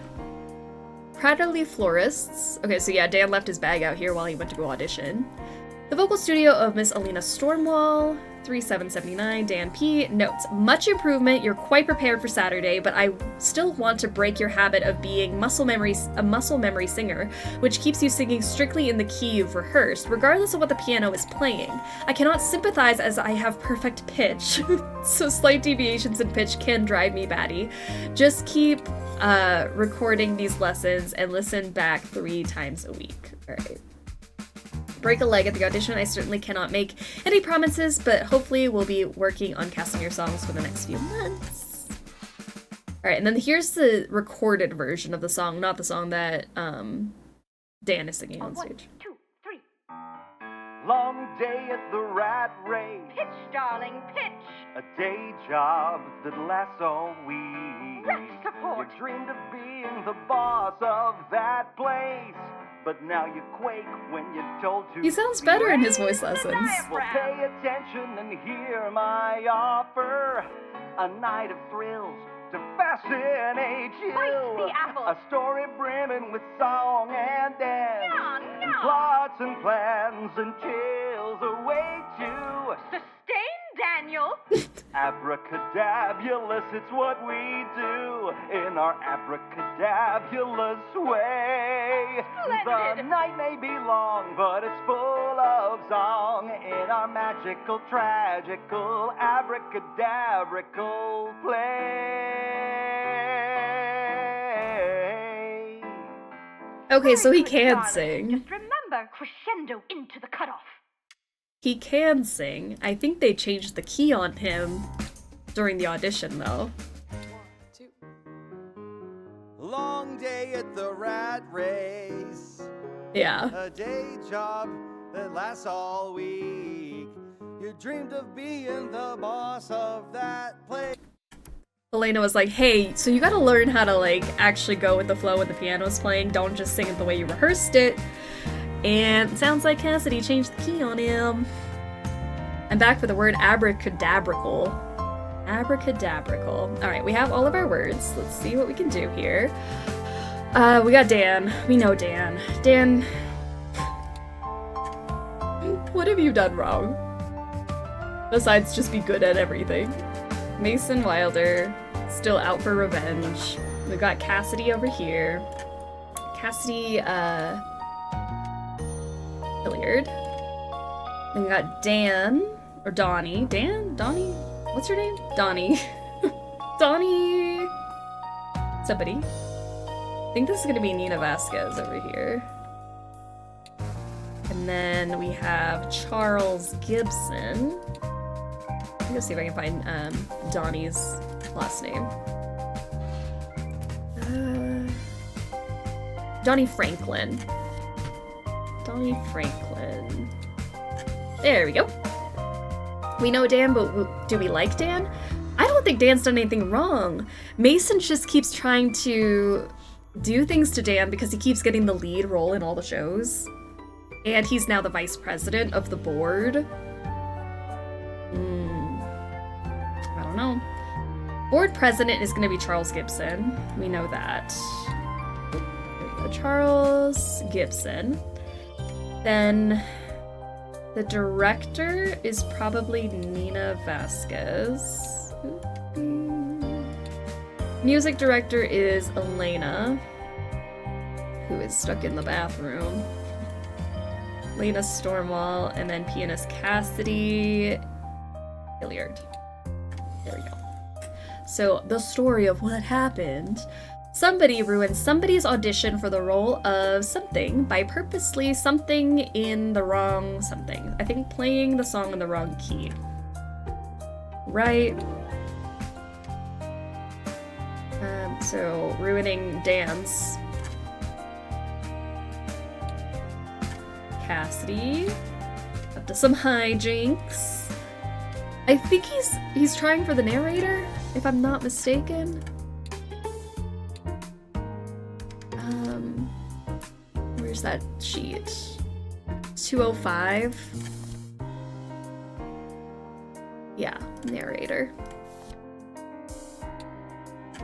Purposely by playing the wrong key. They conspired to do this with, where are you? Mason Wilder. I personally ruin auditions by doing the something in the wrong something. Yeah, it's so true. Relatable. Who wanted the role of narrator? The only person who would have noticed the difference in the key was Elena, the music director. But she was busy shitting. So, Cassidy. Oh, Cassidy. This is crazy. Added laxatives in the saccharin used by Elena to make smoothies. This forced the victim to spend all the afternoon in the bathroom. Chapter 3 solved. Still jealous of Dan Pratterly, Mason Wilder conspired with Cassidy Hilliard to throw Dan's audition by having her play his song in the wrong key. Dan, being a muscle memory singer, was unable to adjust the clashed terribly with the accompaniment. Knowing that music director Elena Stormwall would notice the key difference because of her perfect pitch, Cassidy laced her smoothie sweetener with laxative in the morning, causing Elena to spend the afternoon in the bathroom. She also planted liquor bottles in the kitchen to make it seem like Elena's issues were alcohol-related. Ultimately, Mason and Cassidy hoped this would quietly embarrass Dan and Elena off the board and away from the theater. Betrayed by hot girl tummy issues. Oh man, Cassidy. Bold. Very bold of you. Birch Tree Theater newsletter, fall 1979. Art can grow in the unlikeliest of places. Oh, I guess this is a different one, even though it feels like it's titled the same. Whether it's a spot on local news or pop-up concerts at the Clydesdale Mall, word of our little theater is quickly spreading. Ohio the Musical has had a nearly sold-out run, largely due to the performance of Vocal Starta Hollerin' by Mason Wilder and Jennifer Ahuya on the WCAT Sunrise show. If you saw it, you probably recognized Mason from his star turn as the narrator in our spring show, Cassimir, so Mason did get cast. Also, please join me in welcoming Mr. Wilder to the board of the Birch Tree Theater. So he really did just, get his way onto the board and in the lead. Ohio also marked the passing of the baton to our resident piano prodigy, Cassidy Hilliard. We jumped at the opportunity to enlist Miss Hilliard as our resident music director and look forward to her conducting many future musicals at BTT. Contact the GNU music department to take piano lessons with her and stay tuned, pun intended, for future songwriting workshops at the theater. Auditions for our holiday musical, Oh Scrooge, will be held October 14th. Please bring sheet music in the correct key, stay cool, and we'll see you on stage for Oh Scrooge. Sincerely, Charles Gibson, BTT Board President. The musical references are making me happy. They're pretty fun. I love Look at that. We got Swolley Tom, the mad cobbler of Toad Road, a thrilling musical horror. Speaking of musical references. Chapter 4, 1980. So this was the next year.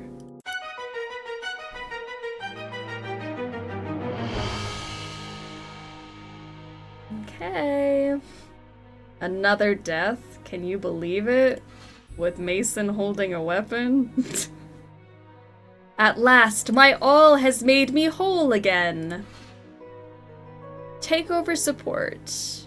Yay, me, Cass, Rona, Jackie, Nay, Charles, Carol, Hank, Antonia, Undecided, Sue Ellen.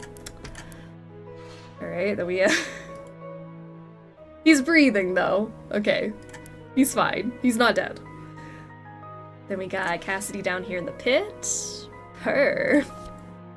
Cass, all the pieces are in place. Sheila and Todd have done their part, and Robert will leave the note for our last holdout. After she turns on Charles, a leadership role for me on the board is inevitable. I finally have Rona's support too. I had to bribe her with a promise to put her kids in a show, but small matter.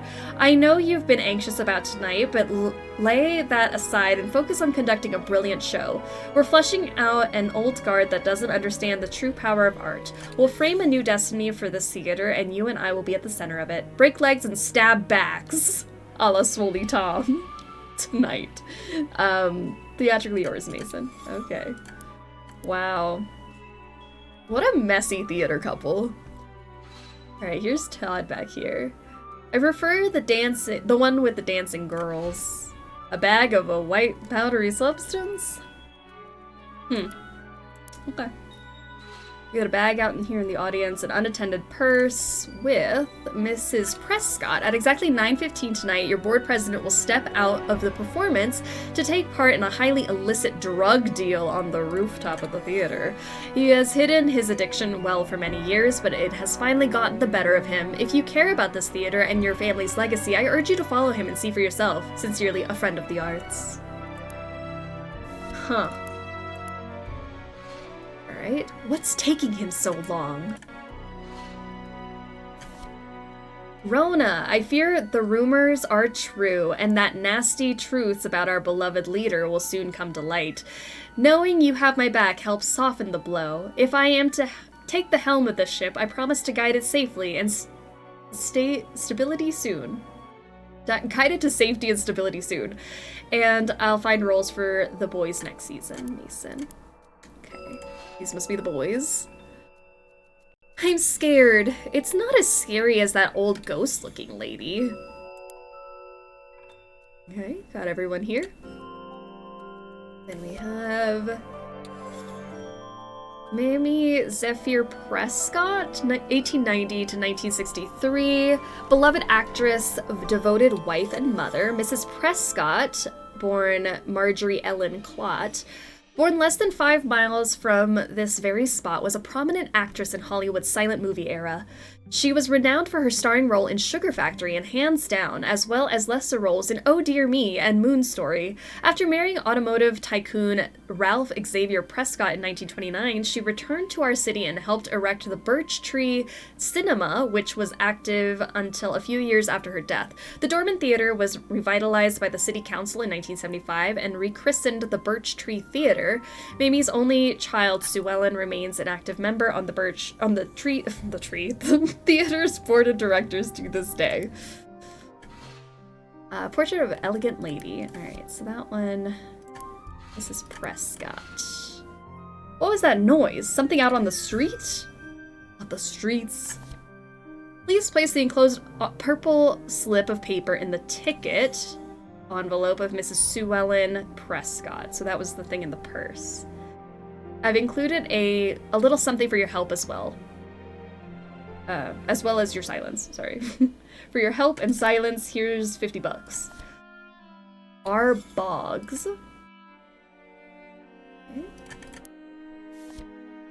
Birch Tree Theater newsletter, spring 1980, art can grow in the unlikeliest of places. We jump into the 80s by taking a stab, literally, at the Stephen Storkum masterpiece Swolley Tom.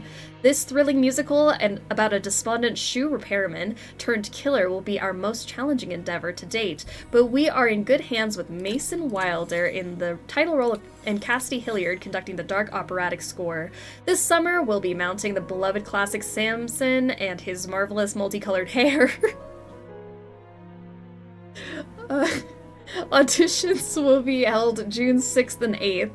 Please bring sheet music in the correct key. I also feel obliged to quell the rumors of an impending board shakeup. The board is a hearty mix of locals, young and old, who are invested in the future of our community, and I'm honored to be serving as president.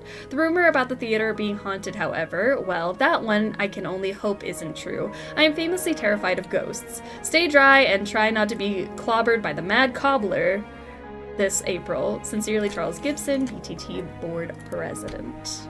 Alright, here's our murder. This man is dead. I can't believe it. Proof of infidelity. $500, 9:15 p.m. opening night rooftop. Oh my gosh. Not at the performance of Swolley Todd. Tom? Swolley Tom. Alright, we have a locked... Oh, I can change it. I can open it.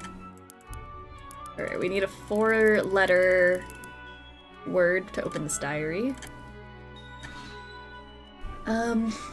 Lyrics, visitors, the art and science of synthesizers, master of secrecy, cryptology and cryptanalysis, coded, puzzlecraft.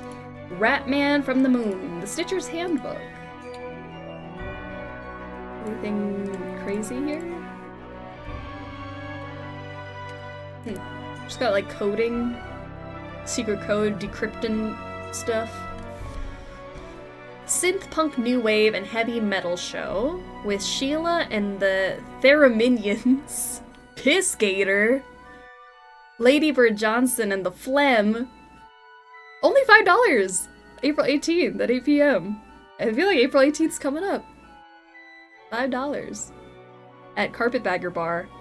I want to go see Piss Gator. Anyone else? She hums to herself.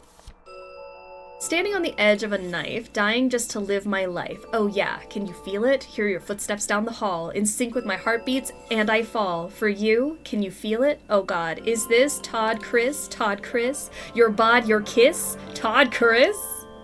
Don't go, not yet. Romeo, Juliet, I would die, I would kill. I would do it all for this, Todd Chris. Oh, someone's got a crush. Dearest Sheila, thank you so much for this favor, darling. I do the alteration myself, but time just seems to fly right out the window these days. Please repair the sleeve hems and bring the waistline in where I pinned it. I so adore the work of Stockham. This will be the perfect opportunity to don Mummy's iconic dress. I even have her necklace too. 1,000 mercies. Love, Sue Ellen. A clue on the solution page has been updated. Alright. Hard truth. UFOs, the facts that Uncle Sam thinks you can't handle. Bonus, interview with a bog monster. Piss Gator? I guess new Go Piss Girl just dropped. Piss Gator. I love it. That is the new Go Piss Girl. New code, last names. 1 Wednesday TP, 2 Saturday Alts, 3 Tuesday TP, 4 Sun Labs.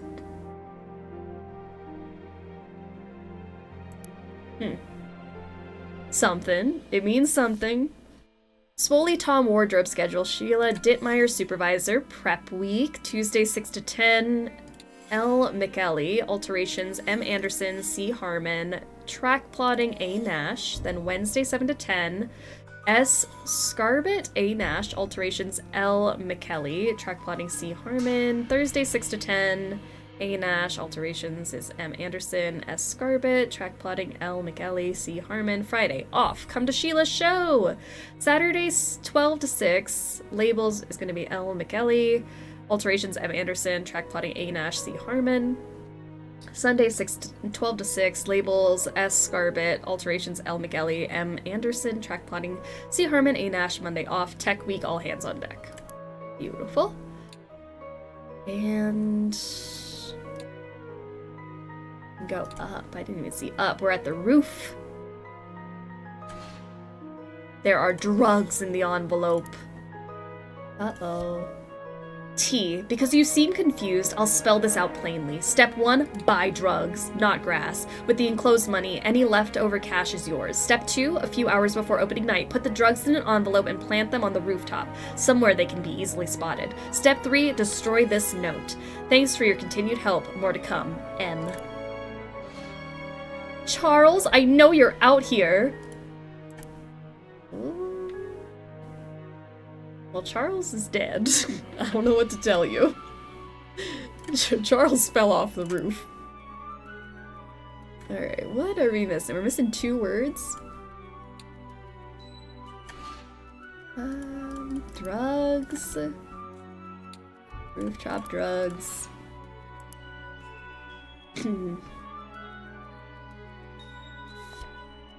Got all the words here.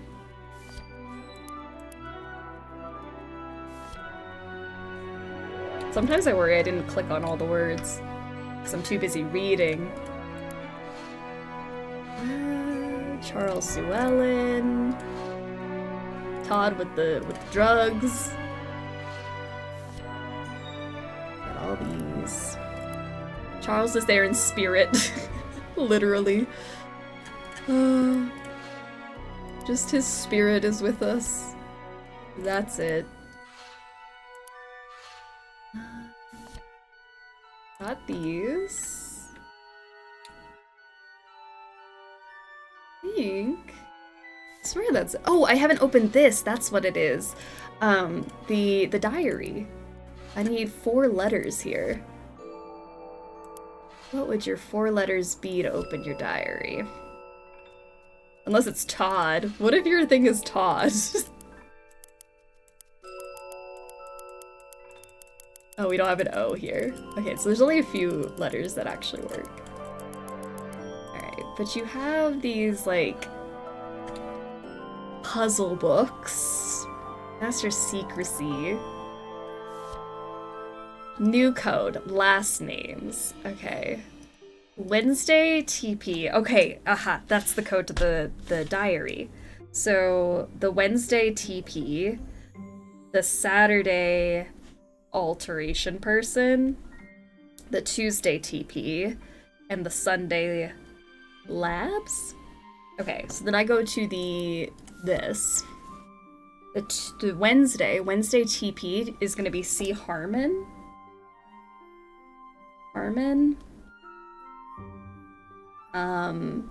And then the Saturday alteration person is Anderson.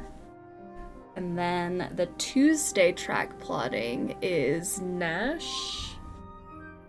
And then Sunday labels. So Hans, maybe? A-N-S.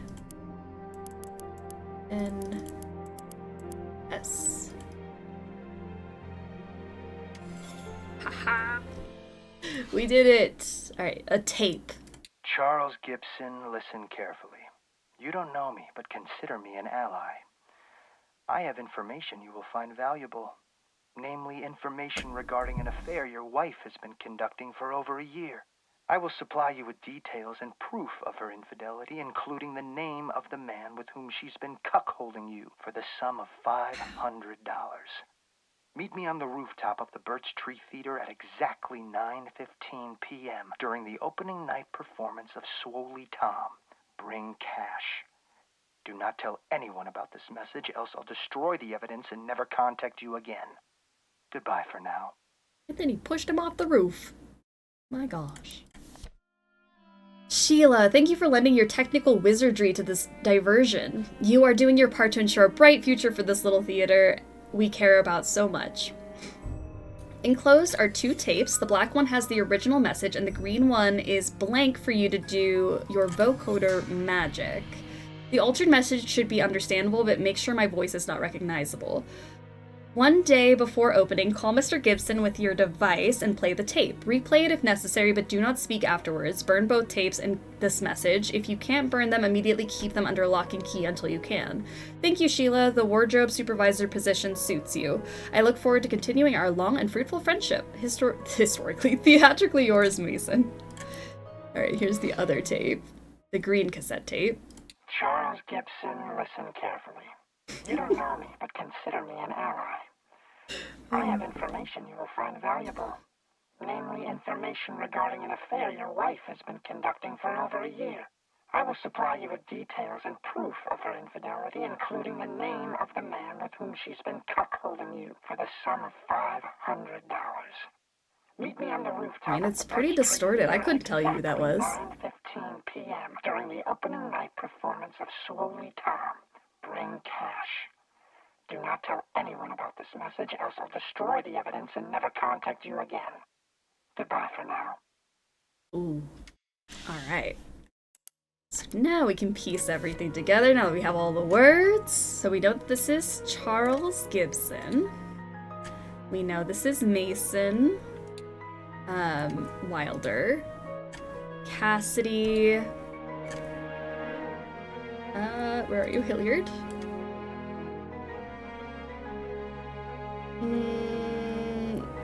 Where are you? Suellen? What was your last name? It's the daughter of the...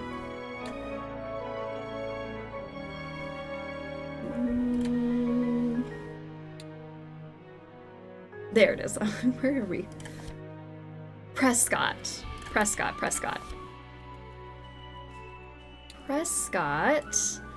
This is R. Boggs. Todd. Chris.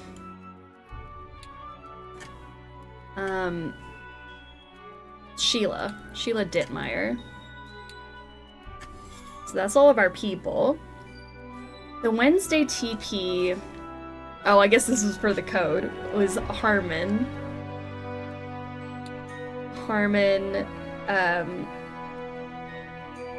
Anderson for the Saturday alts.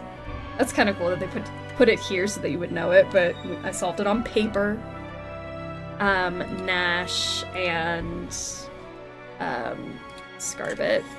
Solve that. Okay. Somebody and somebody conspire to somebody using something. They sent the victim an anonymous message. The vocoder. Sheila Dittmeyer's vocoder. I think that's who this was to. They sent the victim an anonymous message claiming to have information about their wife's infidelity. The message said to meet them on the rooftop during the performance for more information. Somebody was paid to slip an anonymous note, so Robert Boggs was paid to slip that note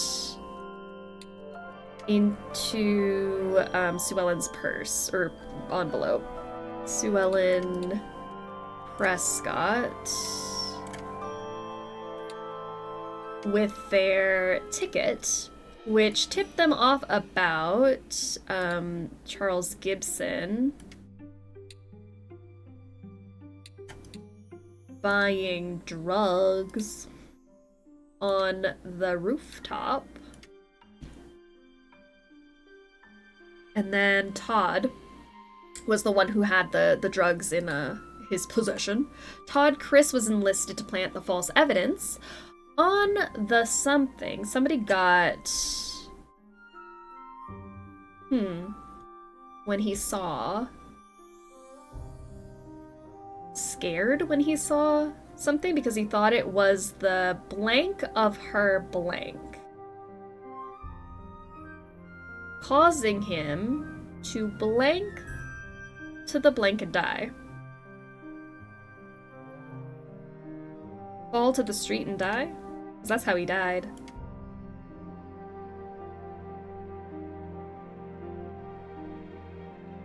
On the tape,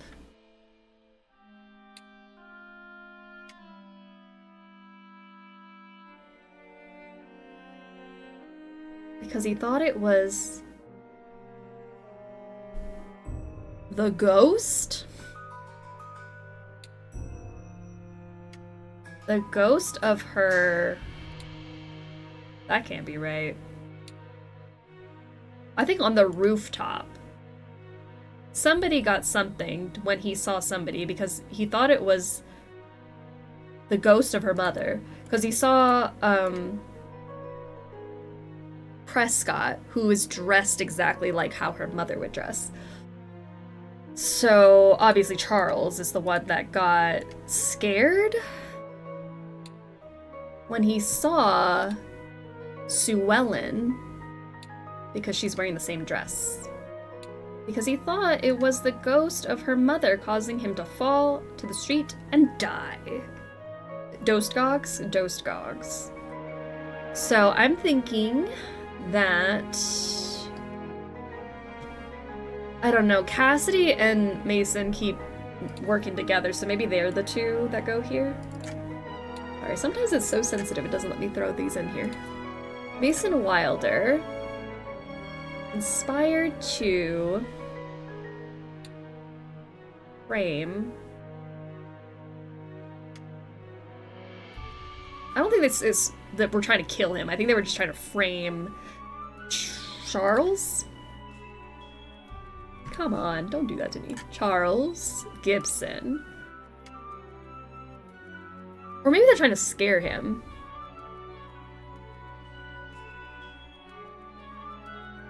No, because they have the drugs. I think they're trying to frame him. Let's just say Cassidy's part of this, because when is Cassidy not part of this? Chapter 4 solved. Seeing his former mentor as a roadblock to his own ambitions, Mason Wilder conspired to frame Charles Gibson for drug possession. To get him in contact with the false evidence, he used Sheila Dittmeyer's audio equipment to send Charles a fake anonymous tip about his wife having an affair. He also planted a note for board member Sue Ellen Prescott to tip her off about the supposed drug deal. When Sue Ellen went to the rooftop to confront Charles, he got frightened because he thought she was the ghost of her mother and accidentally fell to his death.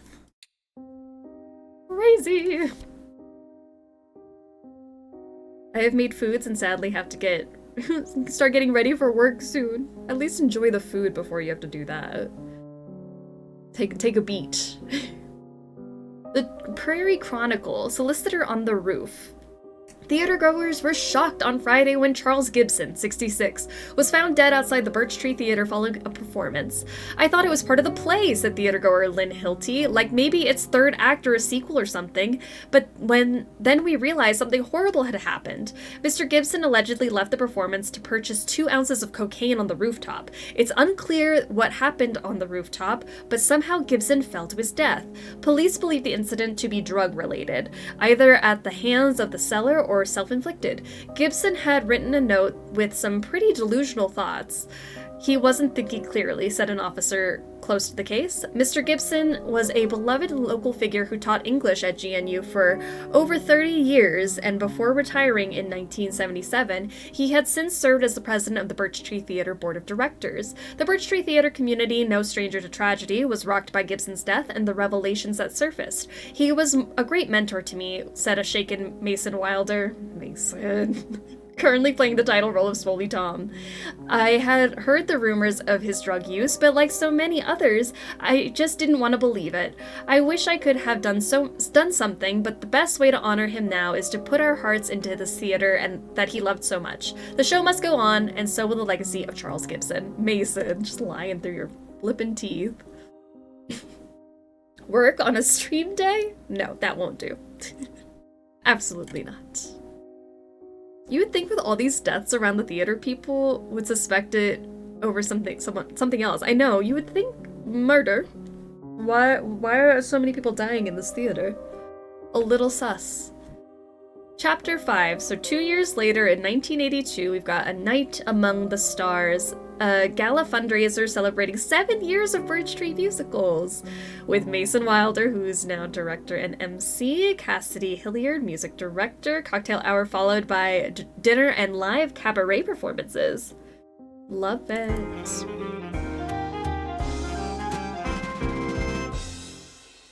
Alright, well obviously somebody died at the gala. Why not? Alright, we got Mason Wilder, the MC, Cassidy Hilliard, music director. Oh god, someone help her! The woman is dead. How do you want us to help her? She's died. Hey guys, there's been like a lot of deaths at this theater. Like maybe we should look into it. Oh damn! That is a true reaction to someone being dead next to you at dinner. Alright, here's your purse. A piece of tape is stuck to the inside of the purse. It reads Carmine and a phone number. A bag of weed. A hairpin. And a label of some sort. It's damaged, so it's difficult to read. I mean, what else do you need in your purse besides a hairpin, weed, and an unreadable label? At least put some cameras up. It's true. Always someone dead and always someone who passes out. Want to make it Phantom of the Opera if the theater had murders. I mean, put the cameras up, see if maybe there's a phantom lurking around. Alright, we got Todd. Todd, I compromised the plan by trying to loop Cassidy in. She is not in favor of you-know-what, so looks like we're resorting to plan B. It's cleaner anyway, natural causes and all that. We just need to be creative with how we get it to her. Apparently it's locked up. Don't want to say much more. We'll discuss in person. I should have known Cassidy wouldn't understand. She's brilliant, but doesn't recognize that compromises have to be made to enact real change. The theater needs me and I deserve to be its leader. Thanks for being with me on this, and as always, destroy this note. P.S. Don't worry, I'll fill Sheila in. I know things are awkward between you. Not some devil's lettuce. Jesus, Mason. Mason's doing too much. Dearest Mr. Wilder, thank you so much for asking me to sing at this wonderful event celebrating my mother's theater. It shall be, as the French say, merveilleux? Merveilleux? If I may make one request, could you please ask Mr. Chris to refrain from smoking during the event? I do find cigarette smoke, along with Mr. Chris's personality, to be quite taxing on the nerves. Even Mr. Linder's smoke was bothersome to me during sound check, wafting all the way from his mixing console. Please pass my request along. You are much better at speaking to the laboring class than I. Bonne chance ce soir. Love, Sue Ellen. It means murderous. That's what that word means. Don't do it. Just anything, Mason, really. Don't do anything. Hey boss, yeah, whatever you say, Crystal might be able to help with the lock problem. She's got a trick or two up her sleeve. T. Okay. Personal information, Sue Ellen Prescott, 25 Montgomery Road, medical conditions, high blood pressure, glaucoma, severe peanut allergy. Emergency contacts, Colleen Prescott, Waynesboro, daughter, and Dr. Warren Gustafson.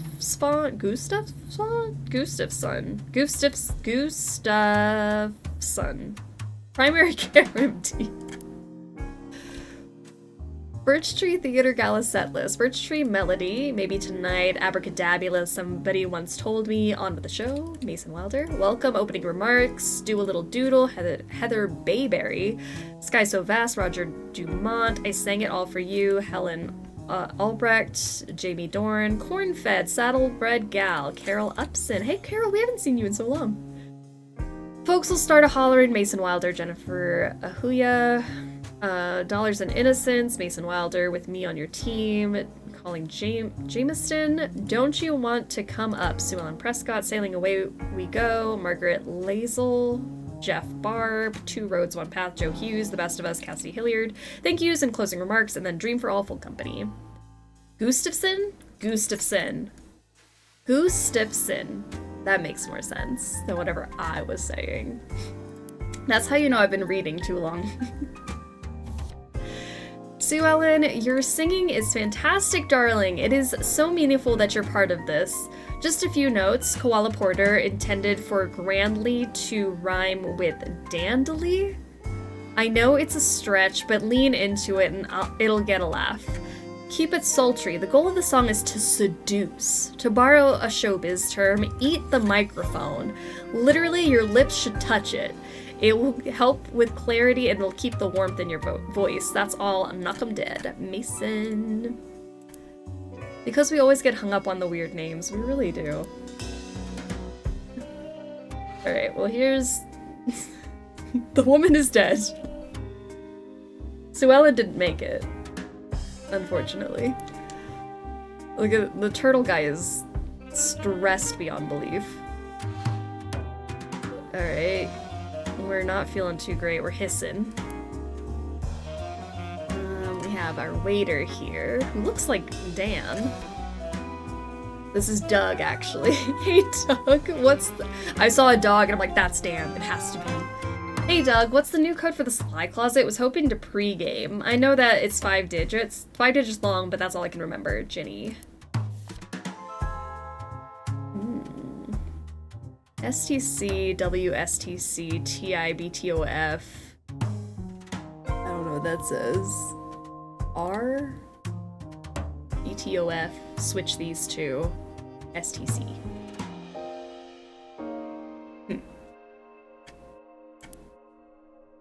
Perhaps they are brothers. Maybe they're in on it together. Oh, heavens, no! Request for table 1. Cassidy likes Antonia, wants to sit between her and Mason. Sue Ellen, close to stage, as far from Todd as possible. Also, she preferred to eat after performing, so can her food come out later? Todd, between Mason and his girlfriend. Rona, seated with Frank, doesn't want to be next to another board member. Antonia wants to be seated to the left of the board president, her good ear side.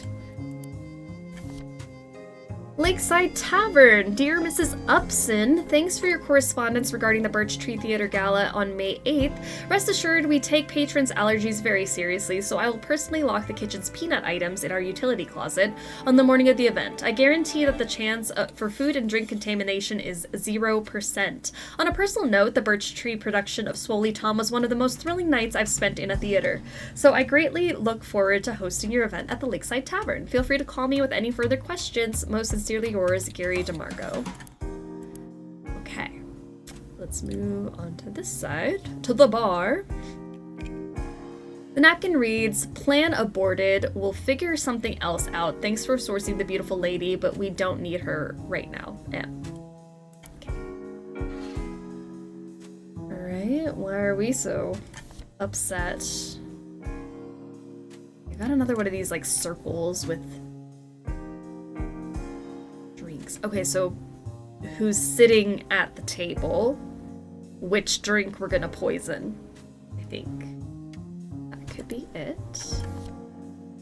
Do you want to dance, little girl? Did you take a chance, little girl, on a new romance, little girl, that was never yours? Do you think he's fine, little girl, even though he's mine, little girl? Well, enjoy your wine, little girl. I'm setting the scores.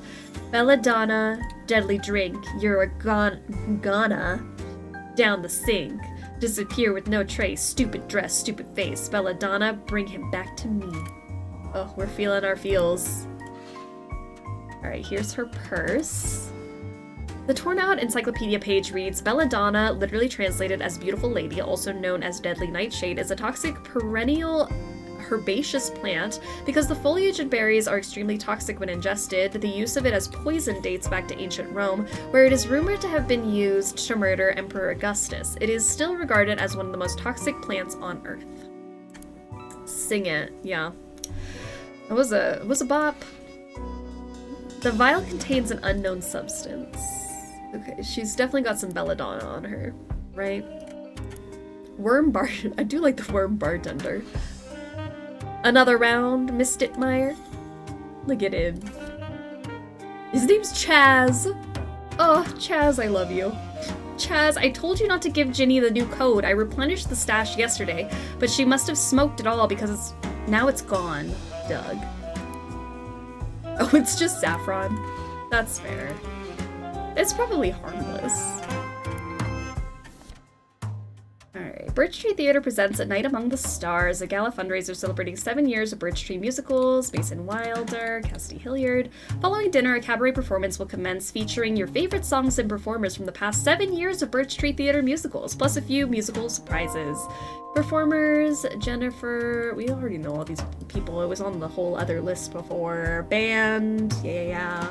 Birch Tree Theater Board, Sue Ellen Prescott is the president, Mason Wilder is the vice president, Carol Upson, secretary, Rona Herden, treasurer, Todd Chris, Cassidy, Jackie, Scott Rhodes, and Antonia Sweet. What is Todd Chris doing on the board? Special thanks to Gary DeMarco and the Lakeside Tavern for hosting the event. The restaurant has proudly served the community since 1946 and would be honored to host your next event. The Birch Tree Theater is a not-for-profit community organization. We rely on donations in order to mount quality production and keep our ticket prices low. For more information on making a tax-deductible donation, please speak to a Birch Tree Theater board member. Beautiful. And then we have the drink list. Welcome patrons of the Birch Tree Theater, specialty cocktails, Swolley Tom Collins, Birch Tree Old Fashioned, Tequila Ivories. Beer and wine also available. Down in the kitchen, all the little cakes. Yes, sir. Ginny, screw Doug, I don't think you're a weed hog. Still piecing together the new code. Only part I remember is that the last 2 digits of the year that Gary's daughter was born, Chrissy. Let's move, people. This is a high-profile event, so don't lose steam on me now. Alright, what's this guy doing? Hola, Ernesto. Thanks for the hookup, hermano. Our stash is in the supply closet. Feel free to partake. There's a new code. The middle digit is the number of seats on the bar, at the bar. Ask around for the others. Okay, so there's a 5-digit code. 1, 2, 3, 4, 5. The middle number is the number of seats at the bar. The last 2 numbers are somebody's birthday. Gary's daughter's birth. Birth year? They're the last 2 numbers. Okay, that makes sense. We have a label reads, warning, do not attempt to submerge the appliance, unplugged or otherwise for any reason, else risk the danger of electrocution and death. I love electrocution and death. May 1982. Sunday, May 8th, Birch Tree Theater Gala. Tuesday, May 18th, Gracie's 10th birthday. Okay, so if she's 10 in 1982, she was born in 72.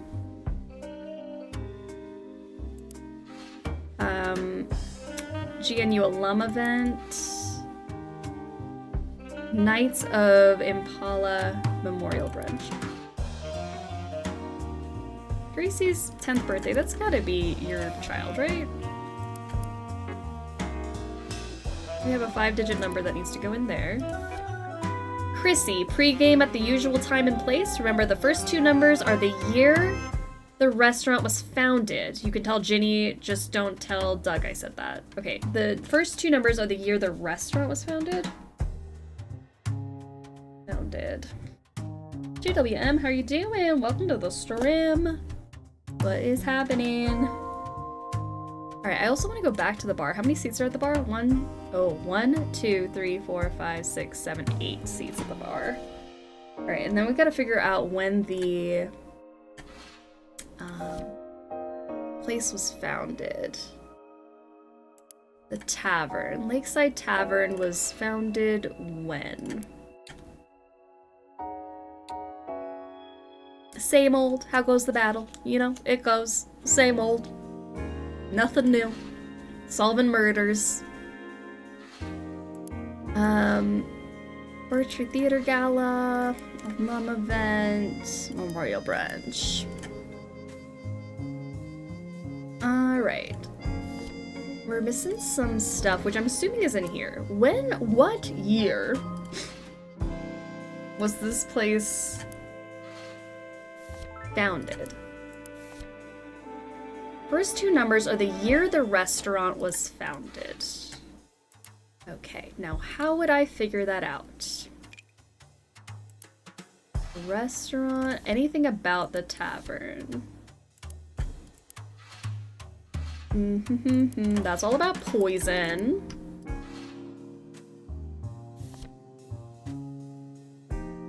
Replenish the stash, blah blah blah.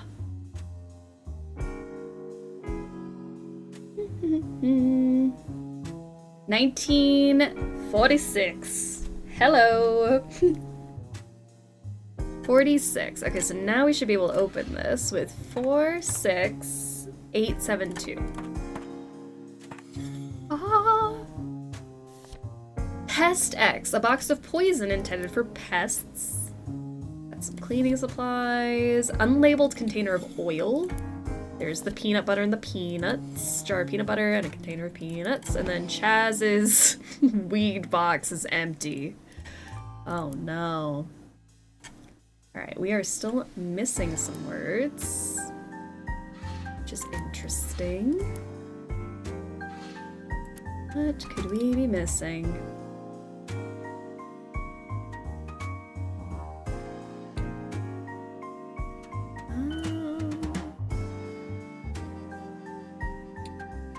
Oh, the soundboard. Holy shit. Alright, what do we say over here? Hi Matt, can you wipe down the microphones between songs? I know it's a pain in the ass, but some of the singers are germaphobes. Mason. Birch Tree Theater Gala set list, which we've already seen. It looks the same as the other set list we saw. A spray bottle labeled microphone cleaner and a rag. Okay. Now we have all the words. Okay, so let's start with the people we do know.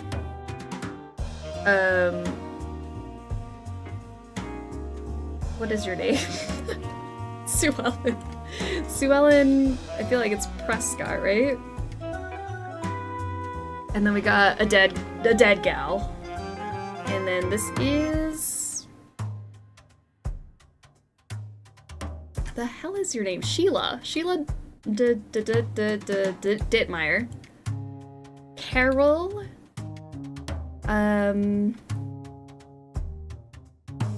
Upson.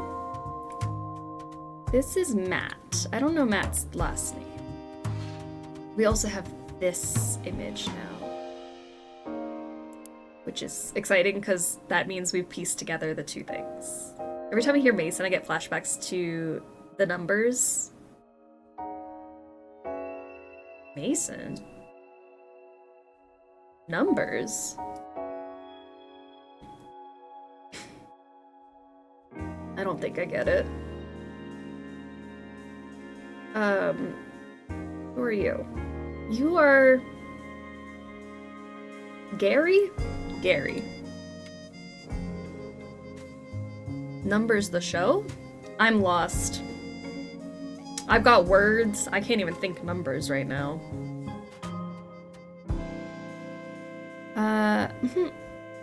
Who are all these people? I was like, let's start with the people that we know, but I don't know anybody. Alright, let's go back. Matt, what is your name? I don't remember the name of any characters in the numbers. I don't know. Never seen them in my life? Numbers or these people? Or both, because I feel the same way.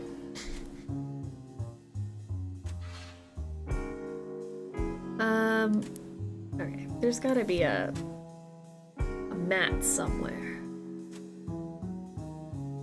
Mason Wilder. Heather Bayberry. Roger Dumont. Both. It's all a big mystery. Honestly, I feel like we're always lost and in a mysterious haze anytime we're on stream, so it makes sense.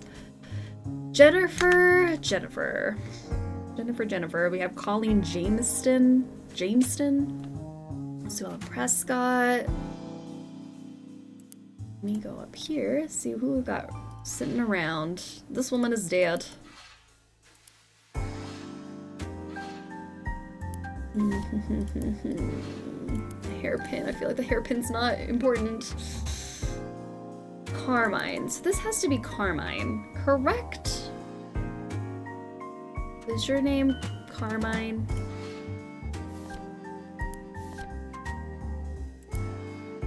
This is gonna help us a lot. Okay.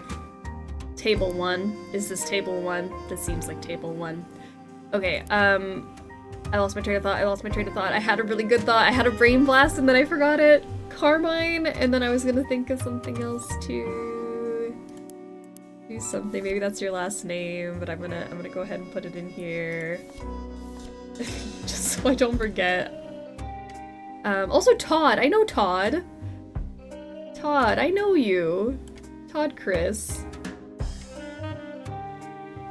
I googled Mason numbers. I got a meme about COD Ascension.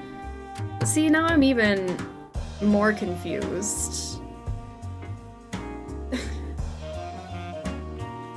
Happily eats pizza. I want pizza so bad. I'm tired of using my brain when I just want pizza. Okay. Yeah, that is definitely Todd. Okay. Let's look at the table 1 thing. Cassidy likes Antonia. Wants to sit between her and Mason. This is Mason. Cassidy is sitting here. Likes Antonia. This is Antonia.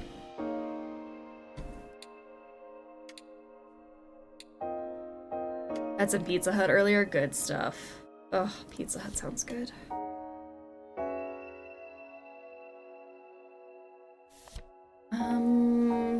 Sue Ellen, close to the stage, as far away from Todd as possible. So probably here. Sue Ellen. This is Sue Ellen's spot, right next to, Also, I should probably put them like this. Sue Ellen... Who's got the spilled drink? Spilled drink here. Carmine.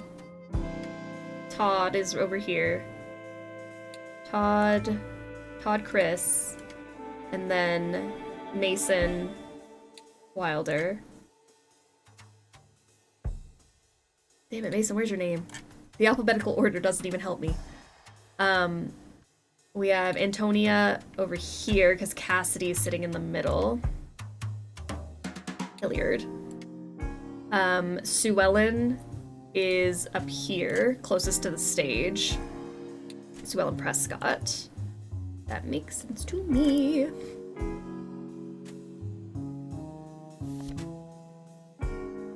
I was mindless. I was mindless, was eating an apple, just ate the stem, became a horse. You know? It happens. Reheated my pizza in the oven. Tastes much better than microwaved. We were talking about that earlier, microwave pizza versus oven pizza. Love it. She'd prefer to eat after performing so her food can come out later. That would make sense why she doesn't have a plate. Or she does have a... Yeah, she doesn't have a plate. No plate. Yeah. That makes sense, Todd is between Mason and his girlfriend. Todd is between Mason and his girlfriend. Who's Todd's girlfriend?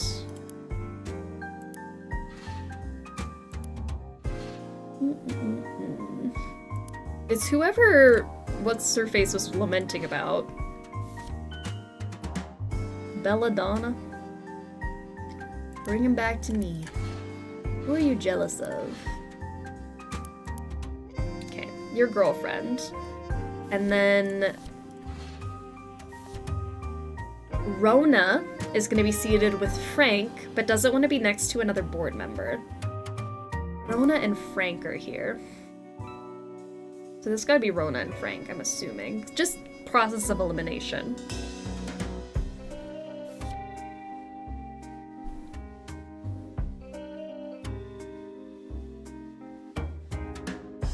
I'm thinking that's it. Rona's the dead one, Frank is the other guy. Rona. And then Frank. Methinks. So let's say Frank and Rona. Rona, what was your last name? You had a name that I have seen somewhere. I actually think this is probably going to be on here. A lot of names on here. Heather, Helen. Okay, just kidding. Rhoda, what is your name? Is Gary DeMarco even here? Gary DeMarco is here! Gary DeMarco. I know you. Okay, let's see if I can find people's last names. Where would you be? You also have the list of people. Mason. Nothing too crazy. Your purse. You're dead, so what do you know? You don't have much. Todd. Why are they trying to kill Rhoda, though? That's my question. Gary DeMarco, a snail, mayhaps? A snail?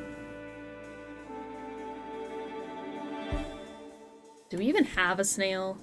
I think Gary DeMarco's this pompous guy.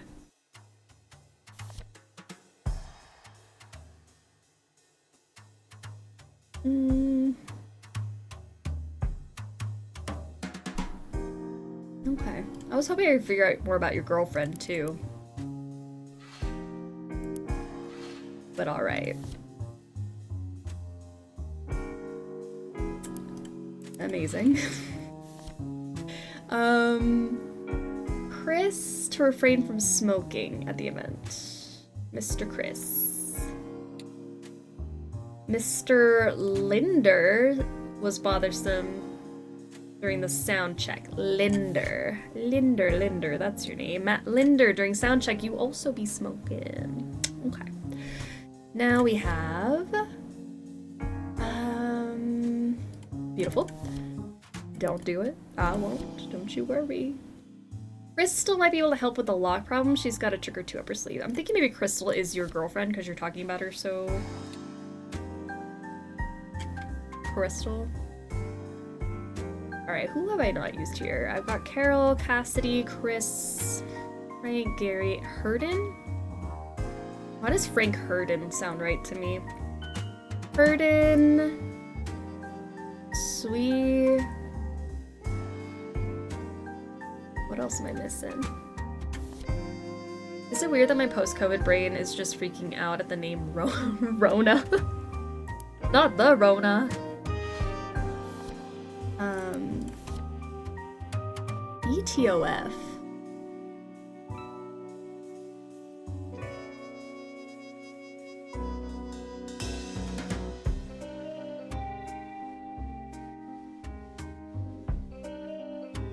What does BTOF mean? I was thinking this R could be Rona since it's like swapping seats here. I don't know. Right, clearly I'm missing vital information here. Rona Herden. Ah, haha. I knew I saw it somewhere. I saw like all the board member names. Antonia Swee. Frank. Is Frank on here? Frank, who are you?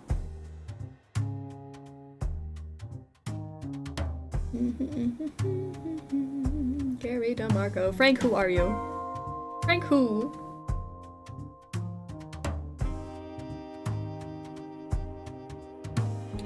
Oh, probably because they're together. They're married. That makes sense. All right, those are all our people. So we have Rona Herden, the dead one over here. Frank Herden, her husband, sitting next to her. Antonia, was it Sweet? Yeah, over here. And then Crystal. So that's how everybody was seated. Ah, it's coming together. I think half the battle is just figuring out who everybody is. There we go. So, coveting the role of something, somebody schemed with somebody to kill somebody by using something, and then somebody pleaded with them not to do it, so instead they enlisted somebody to steal something and swap it with something, so he would something it on the something. Is it making sense? The victim came in contact with it when they went to blank. I'm thinking something happened with the mic. Peanut something got on the mic when, like, Matt was supposed to be cleaning things off, blah, blah, blah, blah, blah. And that's how, Swolley died. You know?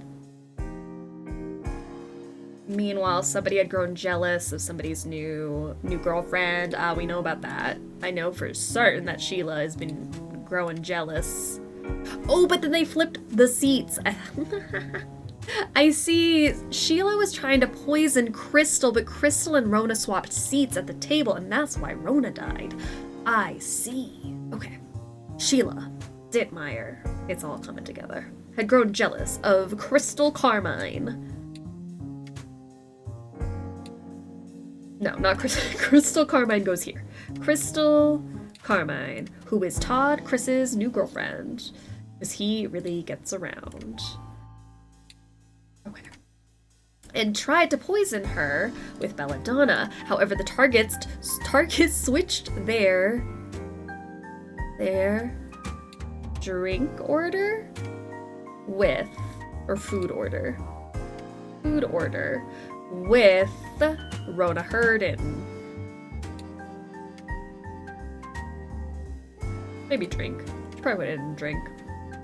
Rona Hurden, who ingested it instead and died. Let's see. Was it her drink or her food?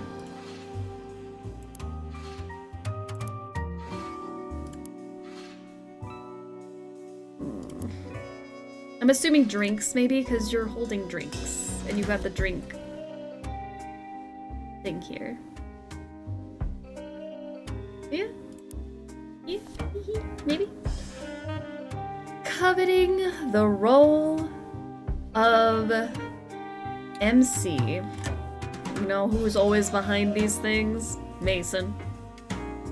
Mason Wilder schemed with somebody to kill...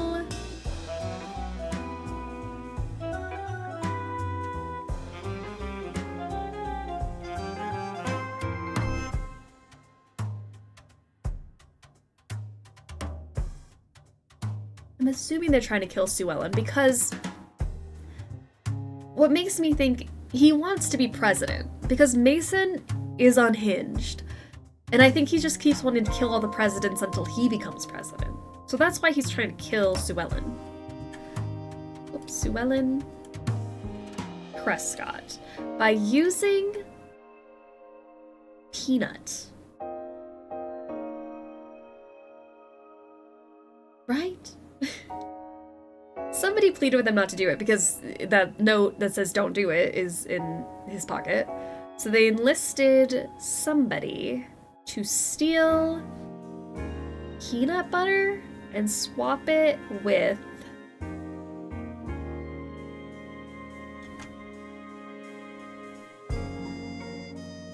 somebody's something.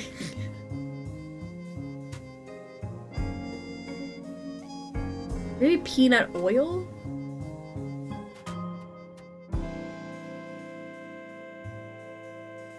So he would spray it. I'm thinking like the peanut oil got onto the mic. She ate the mic and then died. Which I guess is a natural cause. They went to sing, and it appeared like they died of natural causes. Okay, spray on the microphone. Swap it with...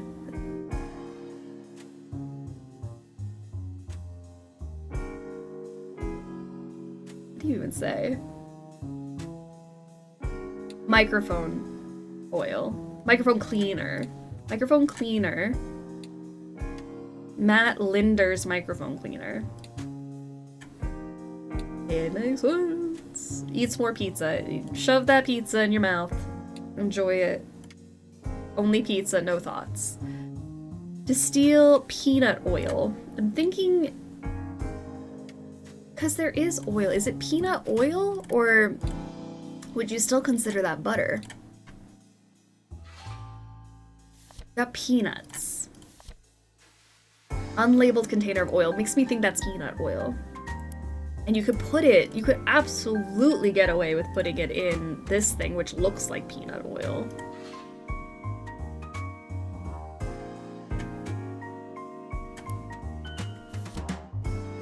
Swap it with Matt Linder's microphone cleaner so he would spray it on the microphone. The victim came in contact when they went to sing. I think they got Todd. Todd is always getting roped into something. Todd, Chris.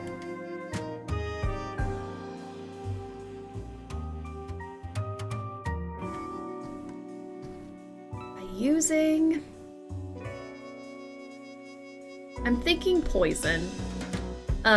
Because I think that was the original plan. I think they were trying to poison her and it was like, no, don't do that. Do like something that makes it look normal. Don't do it. Yeah, whatever you say. Yeah, because he's definitely helping. I compromised the plan by trying to loop Cassidy in. She is not in favor. So yeah. We're trying to get Cassidy to do stuff. And Cassidy's like, you know what, we shouldn't do that. This seems sketchy. Cassidy, what is your last name? Cassidy, I know it, but it's not coming to, there it is. Hilliard. Peanut oil is used in movie theaters a lot for popcorn.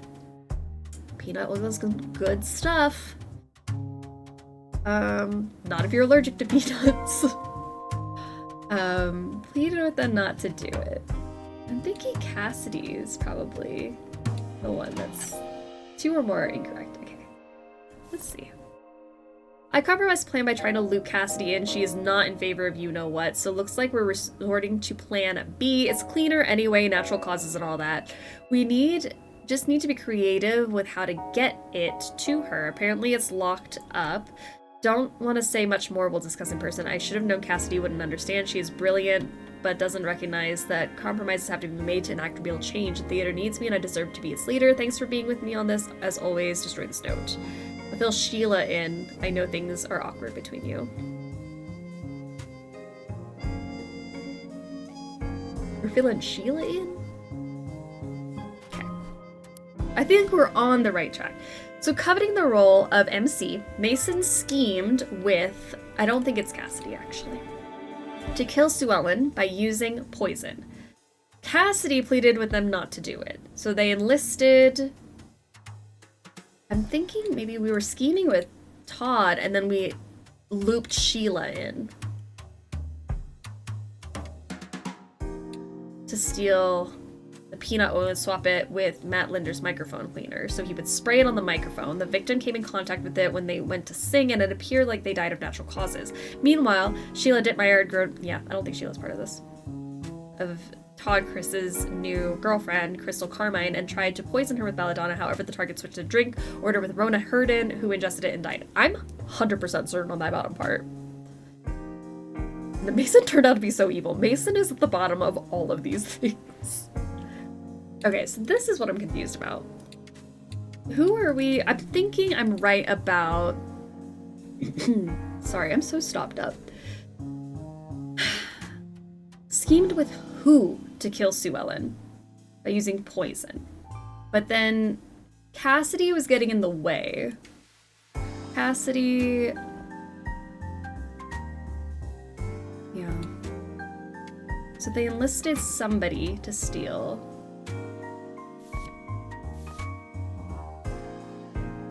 I trying to loop Cassidy in.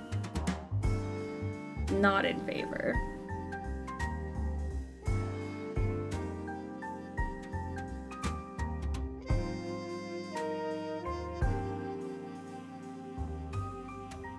That implies that Todd was part of the original plan, and they tried to bring Cassidy in, and Cassidy was not part of this.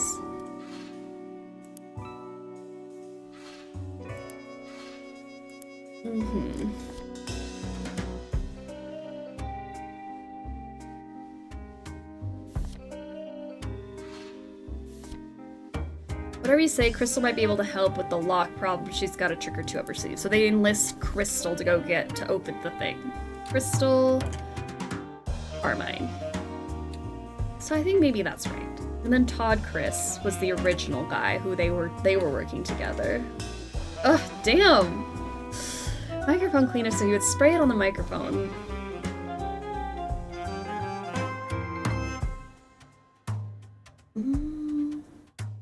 Maybe wipe it on the microphone? Spray it on the microphone.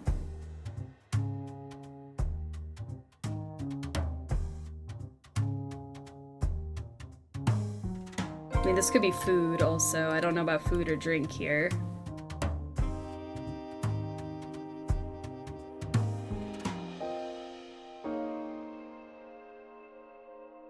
Using poison? Electrocution. I don't think they were trying to poison her. I think they were trying to electrocute her. No, maybe not. Why would they try to electrocute her? Peanut butter? Poison. But poison could also look like... What were they originally trying to do, if not poison her? Rat boy, how are ya? Guess you out of the hospital! Yay! I'm so glad. Hope you're feeling alright. Hope everything's good. Welcome to Murder Central.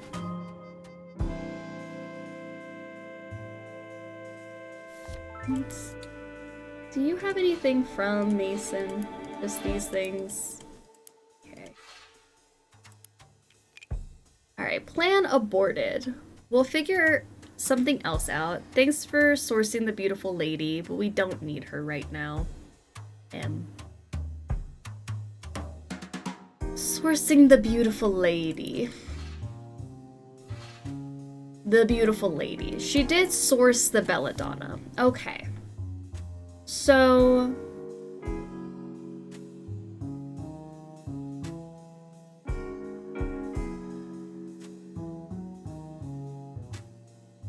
they were gonna do poison.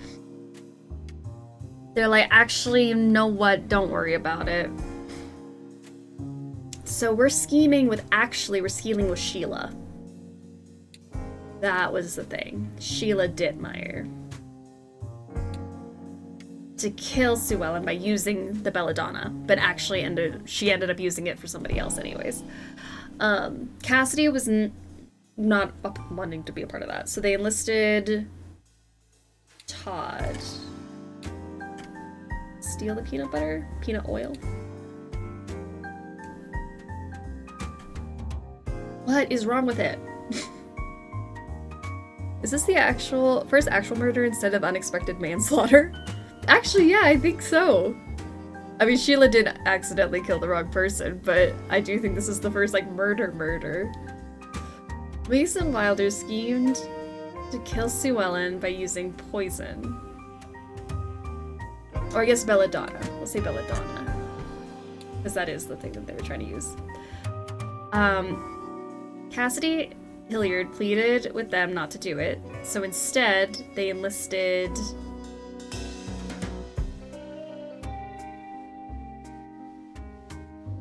I want to say Todd. Todd and Mason are doing this together.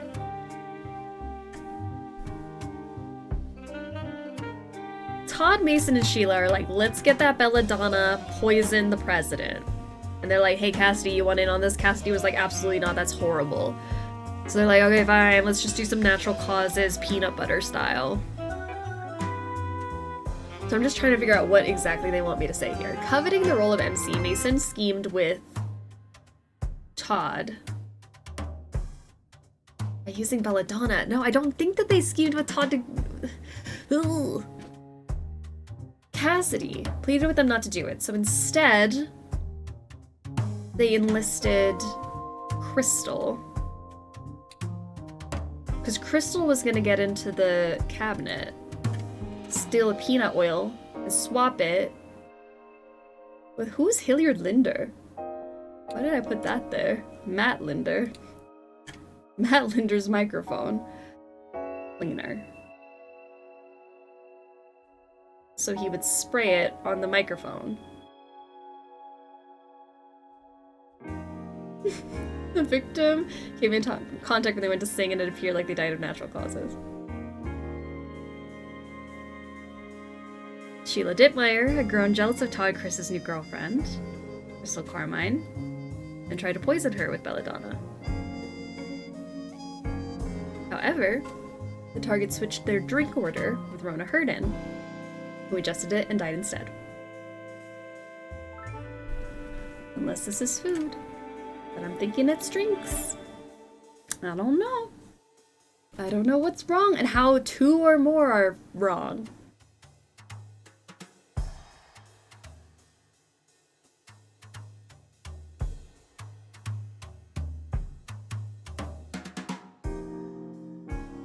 Coveting the role, it has to be MC.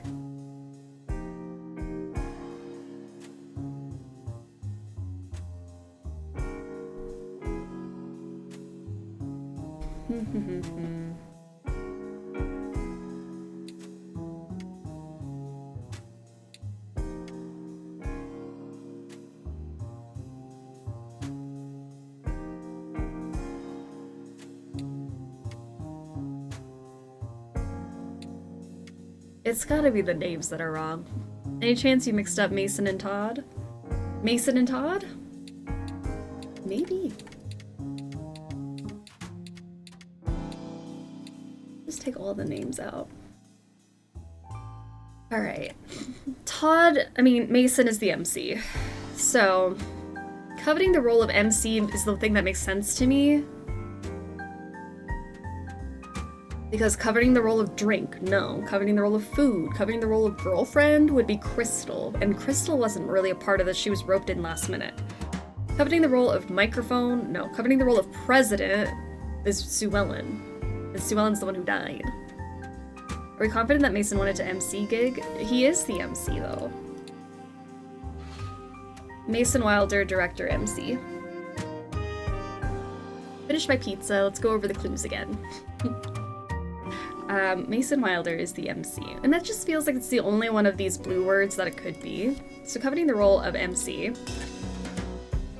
Mason, because he's directing the whole thing, he's throwing stuff around, and he's also evil. Mason wants to covet the role of president, though. He wants to, but he has not coveted it yet. Right?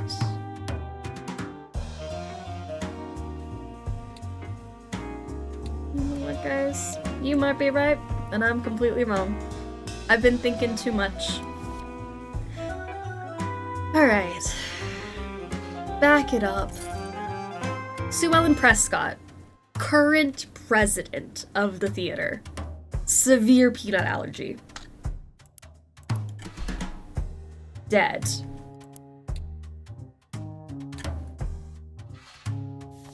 Unlabeled oil. Next to the peanuts, which suspiciously looks a lot like microphone cleaner. Covet means to strongly desire or long for, which he's coveting for president. Okay. I thought coveting meant like you had it. So coveting role of president.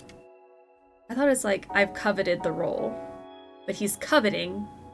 He wants to be president. Okay, so that's just me not knowing what the word coveting means. Mason... whatever your last name is. They have too many names. Mason Wilder. Schemed with... It's desiring. No one corrected me when I was like, coveting the role of MC. He's coveted the role. I thought it was like, he's coveted it. It's desiring. I sat here for 20 minutes saying he's coveted the role of MC. When that's not what the word means. Coveting the role of president, Mason Wilder schemed with, I think it's still Sheila, because he asked Sheila to go get the belladonna. I think that's still he's scheming with her. Sheila Dittmeyer to kill Sue Ellen Prescott because he's coveting the role of president, which means that he wants the role of president. He's not already the president. By using belladonna. Then Cassidy jumps in and is like, please don't do that. Cassidy Hilliard pleaded with them not to do it. So they enlisted Todd, who asked Crystal to go do the thing. But I also feel like, because Todd is part of this, they enlisted Crystal because Crystal knew how to get into the thing. But where does Todd fit in? Because Todd is part of the plan. What do you mean? What do you mean? It's still wrong, guys. Okay, one is incorrect. Food? No, this is definitely drink. So now I just have one thing wrong. Peanut butter? Peanut oil. Poison. Belladonna. We're almost there. What if this is MC? President. Coveting the role of president, Mason Wilder schemed with Todd Chris to kill Sue Ellen Prescott by using belladonna. Cassidy Hilliard pleaded with them not to do it, so they enlisted Crystal Carmine to steal peanut oil and swap it with Matt Linder's microphone cleaner so he would spray it, wipe it on the microphone.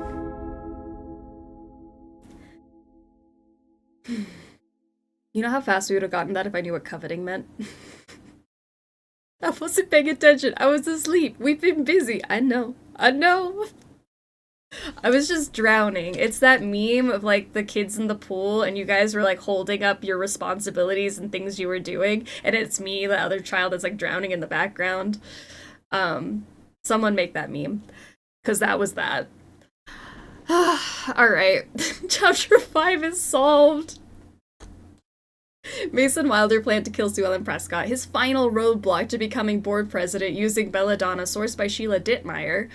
Cassidy Hilliard felt this was a step too far and urged him not to, so he and Todd Chris decided they would instead exploit Sue Ellen's severe peanut allergy. Todd's girlfriend, Crystal, stole peanut oil from the kitchen and mixed it with a microphone cleaner, which was used to wipe down the microphone that Sue Ellen had been coached to touch her lips to while singing.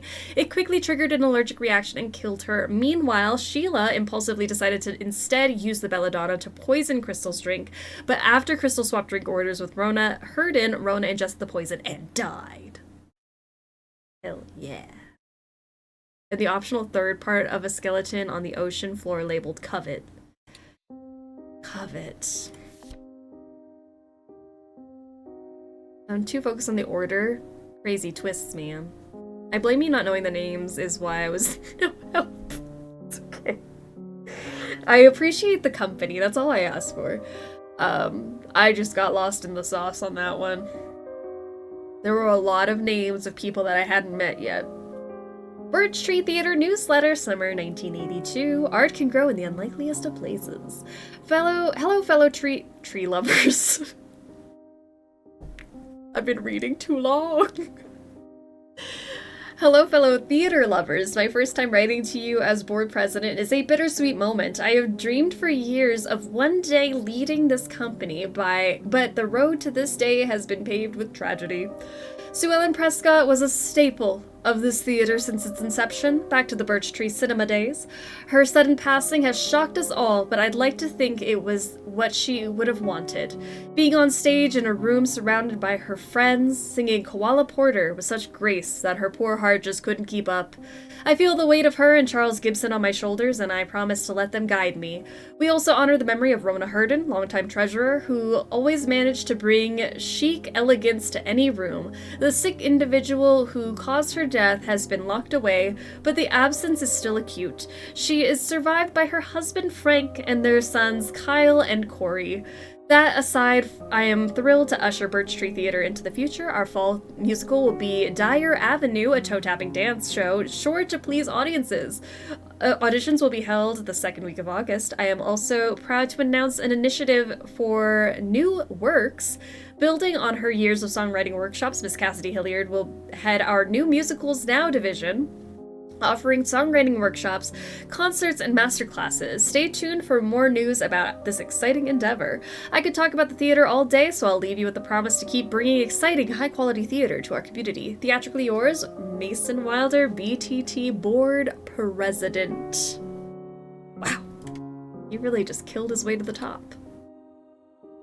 Trojans the Musical, Chapter 6. So 3 years later in 1985. Music by Cassie Hilliard, books and lyrics by Mason Wilder.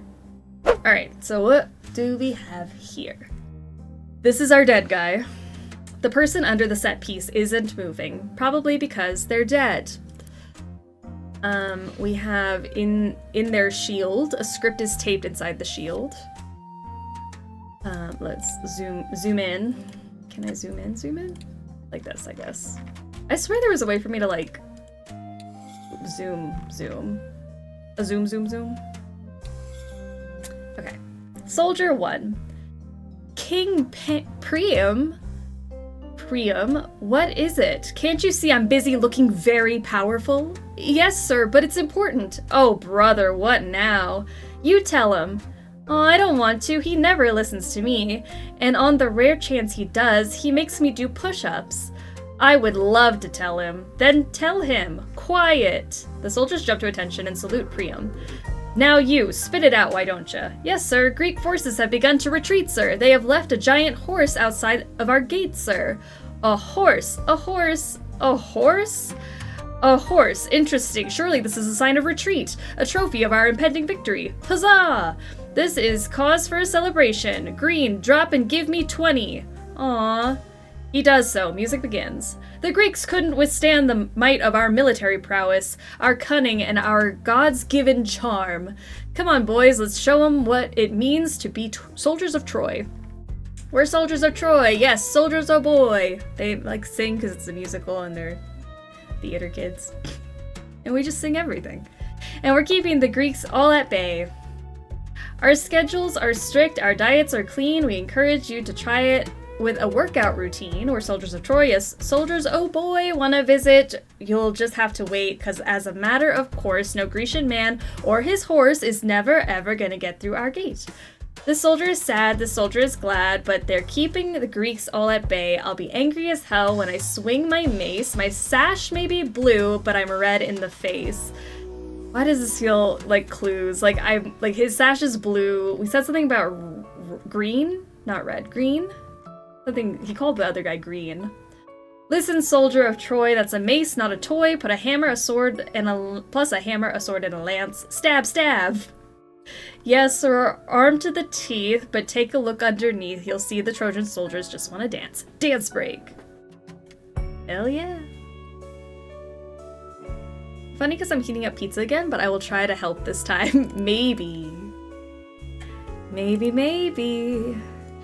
That's a lot of clues to keep straight. I understand.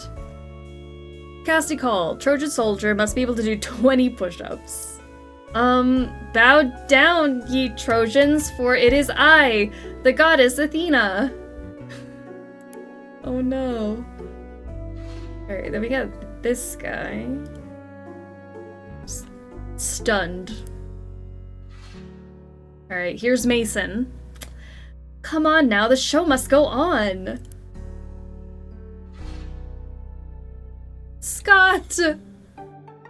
So I'm assuming Scott's the one who's dead. Okay, Scott.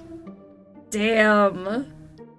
Okay, you've got a blue sash, you've got a green sash, and a red sash. I see. Yellow sash.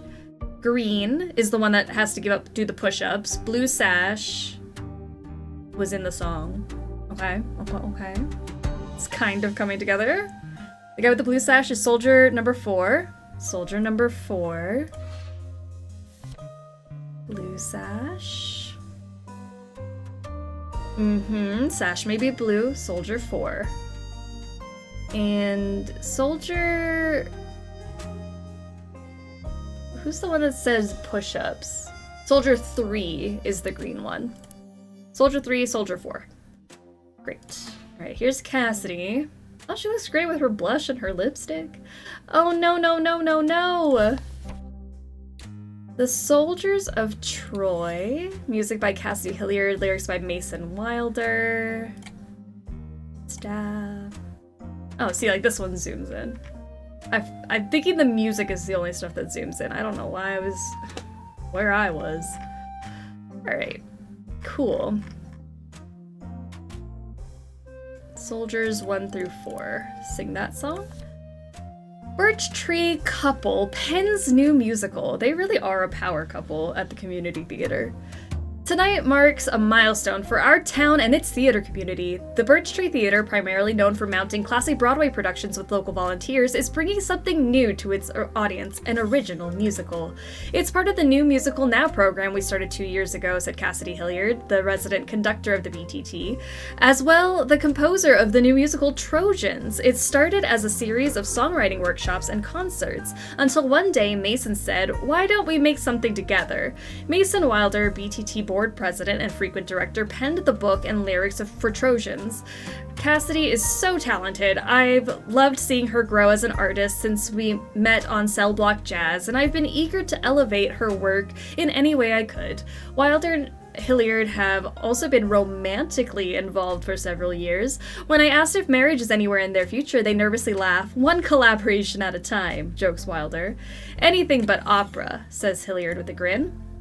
Trojans, a comedic retelling of the Trojan War, premieres tonight at Birch Tree Theater and runs Friday and weekends for the next month. For tickets, visit the box office or call 555-2004. Okay. They really... Good for them. They're basically running everything now. By murdering people. Happy opening to the most serious soldiers in Troy. Okay, so these are soldiers 1 through 4 here. Benji Barker, Mark Walls, Scott Rhodes, Helen of Troy Albrecht. Alright, then happy opening from the most serious soldiers in Troy. I guess I could have just read it here, huh? Benji Barker, Marquez Walls, Scott Rhodes, and Helen Albrecht. You know, I swear I don't look at the full screen ever. Okay, and then that's got their colors. Just paying my humble share. Paying those taxes, Jerry. I appreciate it. Some people choose not to. Dearest Cassidy, it's just another opening, maybe, but the first of its kind, a Hilliard Wilder original. Thank you for trusting me with your melodies, and I'm so glad I found money in the budget to hire a few professionals to help bring your score to life. I always thought producers simply existed to strangle creativity, but after meeting Mrs. Goffson today, I'm feeling hopeful about the future. I reserve the right to feel crushed if she hates it, though. Anyway, happy opening, happy debut, happy everything. Theatrically yours, Mason. Okay. And Nadine's also paying the humble share. Not with taxes, but, you know. In spirit. I may or may not be a tax evader. Some of you do it. I mean, I don't know what the taxes do, so it's fair. Oh God! Alright. Same thing, got the happy opening note. Hi Emily, happy opening. Thanks again for changing the choreography of the soldier song so that I'm not next to Helen anymore. It's my fault for making things weird. I should have known better than to ask her out. Anyway, now that rehearsals are over, do you want to catch a movie or something? If you like baseball, Marquez has a Champs game on Sunday. Let me know, Benji. Okay. Trojans notes, opening go over count of leg pops with Siren Trio. Has Scott completely forgotten the blocking? Why isn't he doing choreo? This is a tragedy. We got like a little ballet slipper on her keys. Cute. I was going to as a celebration of finishing my IRL taxes, but now I feel shamed. I don't mean to shame the tax evaders, but just say I don't know what the struggle IRS does. I don't even know what the real IRS does. Alright, we have a plane ticket.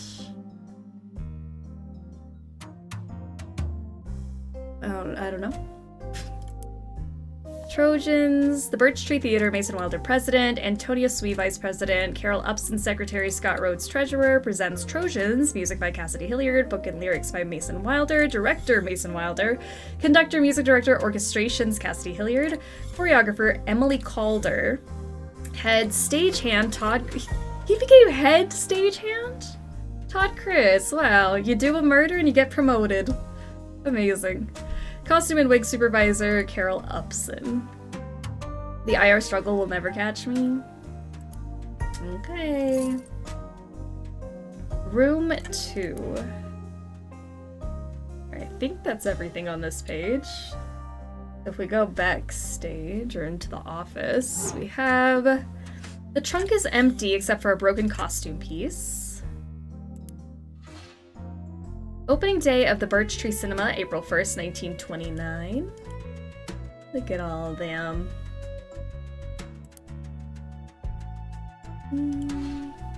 Two plaques from a regional magazine citing the Birch Tree Theater as an excellent live theater destination in 1982 and 1984.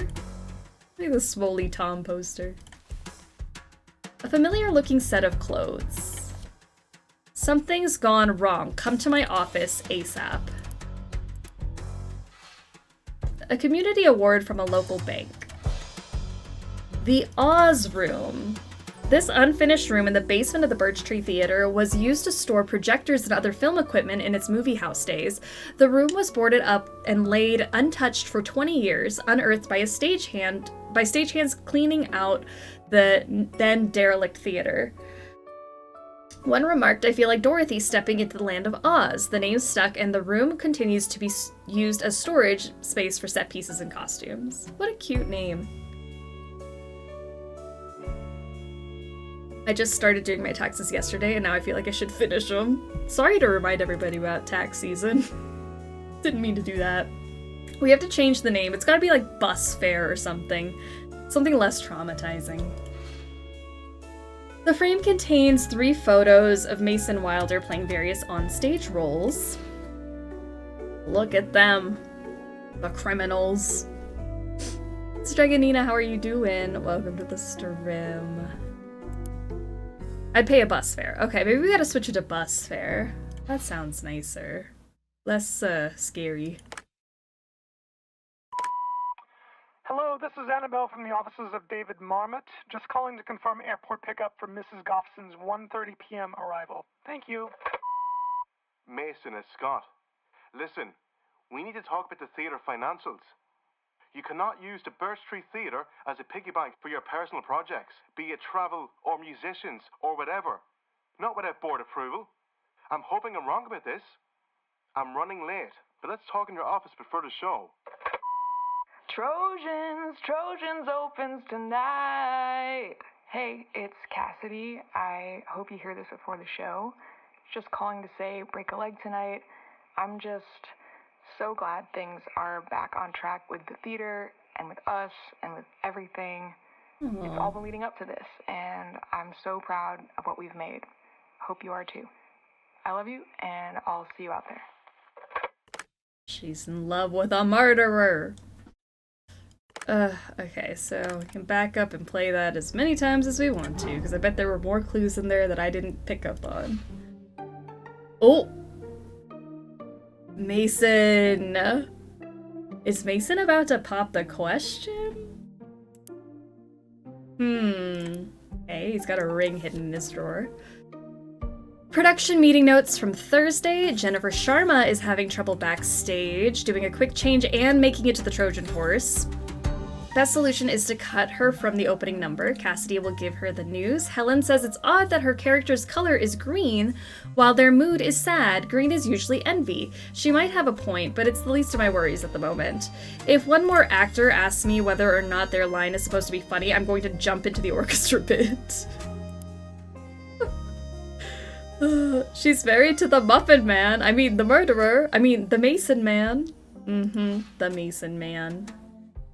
The most recent entries on the check ledger read Aero Airlines, producer travel. Okay, so that's the ticket we saw before. Then musician fee, producer lodging. Okay. Amalia Goffson, David Marmot Productions in New York, April 2nd, 1985. Dear Mr. Wilder, I received your second letter, photocopy enclosed, and I must say you drive a hard bargain. I don't usually make a habit of attending community theater productions, but a first-class flight and bed and breakfast in the country sounds charming. Please arrange a front row seat for opening night performance of Trojans. I'll be happy to share my thoughts with you and your collaborator the following morning. An assistant from my office will call regarding the travel and lodging arrangements. Sincerely, Amalia Goffson. Alright, that all makes sense then. And we have her name now. Producer, lodging, and travel. The theater is not your personal piggy bank. I don't know, it feels like Mason's doing, some shady business, besides the murder, obviously. Alright, Birch Tree Theater, art can grow in the unlikeliest of places. March 23rd, 1985. Dear Mrs. Goffson, thank you for your kind refusal, but I'm still hoping I can persuade you. I don't want to pursue you. Persuade you to see our humble original musical Trojans at the Birch Tree Theater. Could I sweeten the deal by offering to fly you first class round trip, of course, and putting you up at the best bed and breakfast in the tri-state area? The downtown and surrounding areas are lovely to explore this time of year, and we'd be happy to escort you to some of our favorite locales. Frankly, I believe that Trojans is destined to be a hit, and based on your previous work, I think you would be the perfect producer to expose it to a wider audience. I know a community theater production is a far cry from the professional work you must see on a daily basis, but I trust you can see our show for the potential of its writing beyond the amateur performances you'll see on stage. I eagerly await your response. That was so shady. Like, you can see that I wrote a great show, even though the people performing it aren't gonna be the best. Mason. Icky. Ew. Alright, then down here, I'm assuming this is that storage space they were talking about. Oh. Sorry, I didn't put a nudity warning on the stream. There is someone inside the carpet. Look at him. There's a strangulation mark on his neck.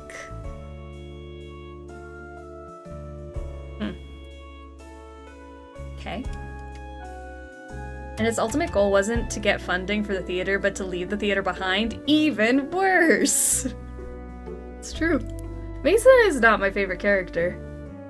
Nipples on my stream? I know. Sorry, guys. Should have warned you. I didn't know it was coming. Alright, we're still missing some stuff here. What could I be missing? Up. There it is. Oh. Ah! I'm sorry!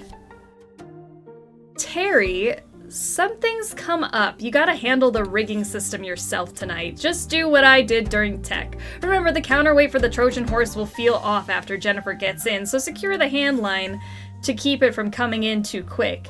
You're my brother's kid. I know you'll do fine. Todd.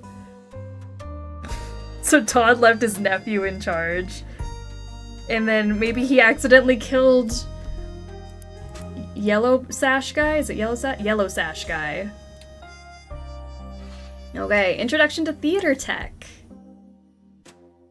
He's even got like a theater tech for dummies. Chapter 3, Rigging Systems. Loft blocks, head block, lift lines, batten attaches to lights, set pieces, etc. Hand line, sandbag, pin rail, stagehand. Figure 3-3. Diagram of a rope-based rigging system. Theaters with such systems are often referred to as hemp houses. Books. Check them out. Okay, stagehand. Let's look at that. Trojans, a new musical.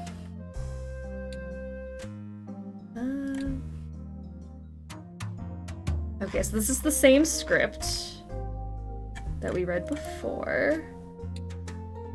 Music and lyrics. Alright, we have all of the things. No casual whistling on deck. Don't do that. Don't whistle.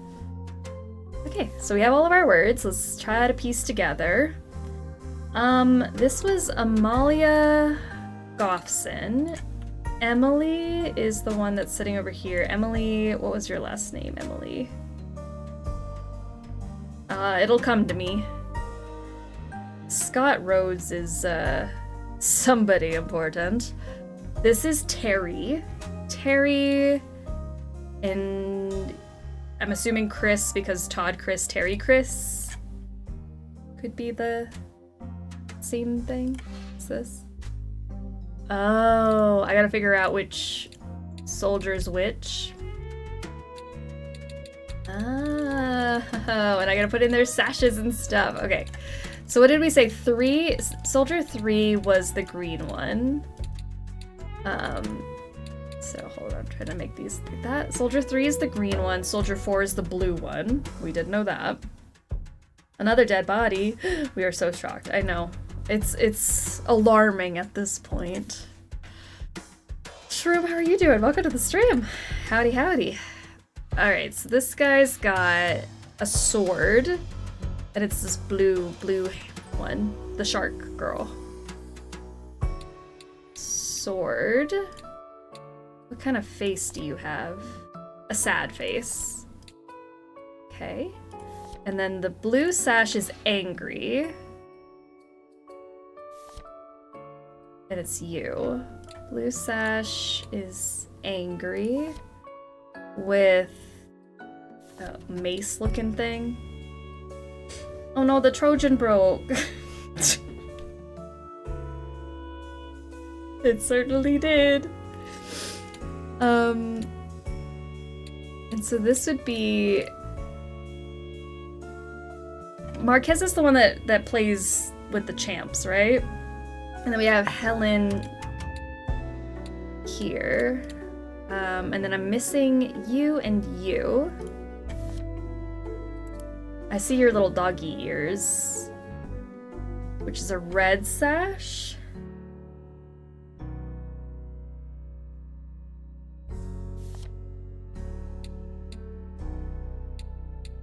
Red sash with like the shocked face. And then this one is gonna be yellow. There we go.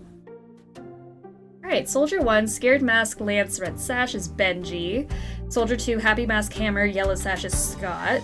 Then Soldier 3, Sad Mask, Sword, Green Sash, Helen. And then Angry Mask, Mace, Blue Sash, Marquez Walls is Soldier 4. That was easy peasy. So this would then tell us who all these people are. This is gonna be Scott Rhodes down here. Scott Rhodes. Who's the one who's dead in the carpet? Then this one over here. Who plays Athena in the show?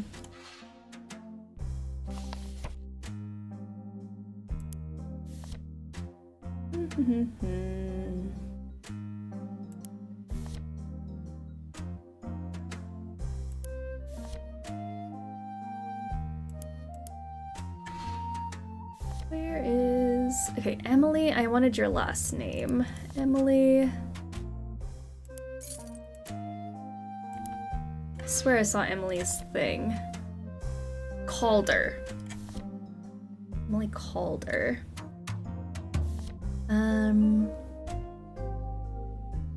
Todd Chris. Do we have like a cast list?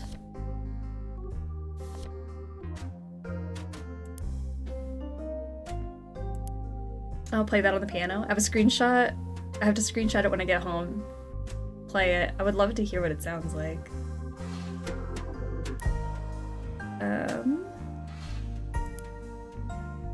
How will I know who you are?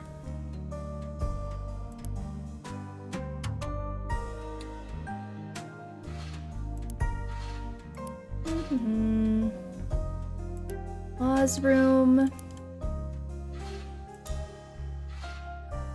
Opening day. Nothing was in there. This was telling us about Amalia Goffson, which I feel good about. Musician. Nothing crazy there. Jennifer Sharma, because she's trying to get into the horse. I remember now. Jennifer Sharma. Sharma. Now who is that?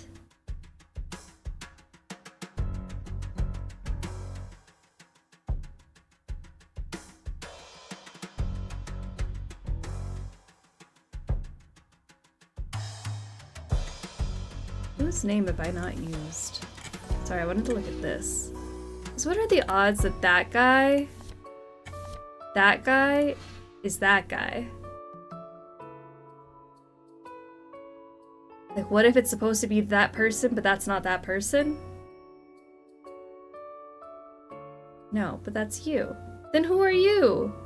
You're Scott Rhodes, you're the dead one. Then who's this guy? Who's the identical person? Okay. Interesting. I don't know what that means. Something's gone wrong. Alright, let's play this again. Hello, this is Annabelle from the offices of David Marmot. Just calling to confirm airport pickup for Mrs. Goffson's 1:30 p.m. arrival. Thank you. Mason, it's Scott. Listen, we need to talk about the theater financials. You cannot use the Birch Tree Theater as a piggy bank for your personal projects, be it travel or musicians or whatever. Not without board approval. I'm hoping I'm wrong about this. I'm running late, but let's talk in your office before the show. Trojans opens tonight. Hey, it's Cassidy. I hope you hear this before the show. Just calling to say break a leg tonight. I'm just so glad things are back on track with the theater and with us and with everything. It's all been leading up to this, and I'm so proud of what we've made. Hope you are too. I love you, and I'll see you out there. I don't think her message is necessarily important, but I think the whole Scott wanting to meet before the show is important.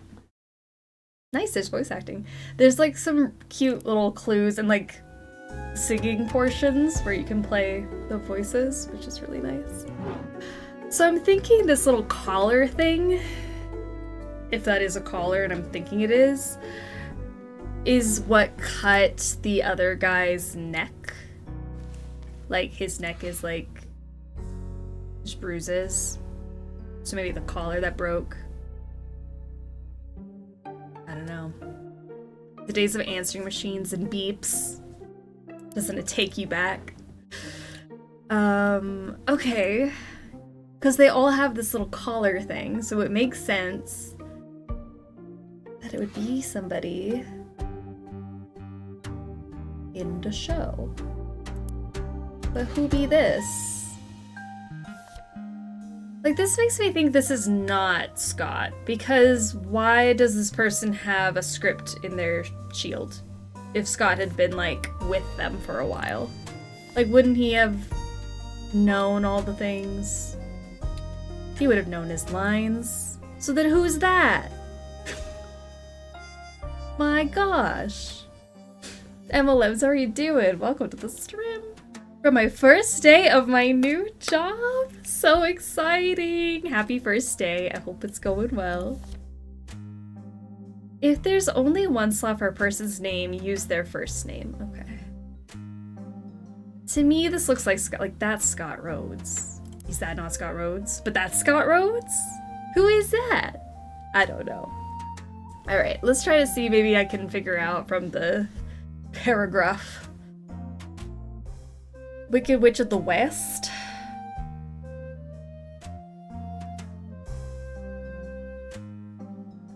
Does kind of have some Wicked Witch of the East house on top of her vibes. Job is snack pack approved. Very happy, and they have a community snack cabinet and coffee bar I can use whenever I want. Snack pack approved. Hell yeah. That's so nice. And my boss called me dude and dropped the F-bomb within my first hour. This is a good place. I'm glad. A relaxed atmosphere does a lot. I love that you've found a good place. The East. Wicked Witch of the East. That's who that is. Not Scott Rhodes. Huh. Okay, so something shady here. I'm not entirely sure what's going on there. Unless this is... No, because she's a shark. Helen is a shark thingy. Fish. I don't know what happened here. They have a drawer in the fridge dedicated to Diet Coke. Hell yeah. As we all know, a good detective identifies people based on vibes and guesswork.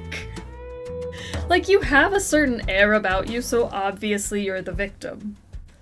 So the Birch Tree Theater was the Birch Tree Theater was presenting its first original musical with music by Cassidy Hilliard and words by the murderer, Mason Wilder. Blank embezzled theater funds. Mason, probably. Mason always be embezzling. Mason embezzled theater funds to pay for the travel expenses of Broadway producer Amalia Goffson. I burped halfway through my sentence. I apologize for that. Amalia Goffson.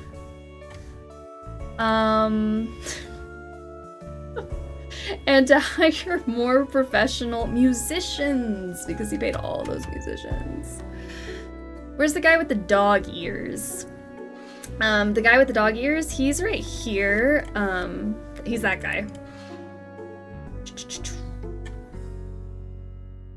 Just call it charitable donations and it'll make us feel better about giving. Giving off murder victim vibes? I don't know. Nina tells me as I pass on the street, I become afraid. Yeah, maybe I shouldn't be telling people they give off murder victim vibes. Mason, Sun Tzu compels me to take you down. That is that. I don't know which Mason's worse, actually. When somebody threatened to expose them, somebody strangled him. I'm thinking it's the strangling because I think Scott came...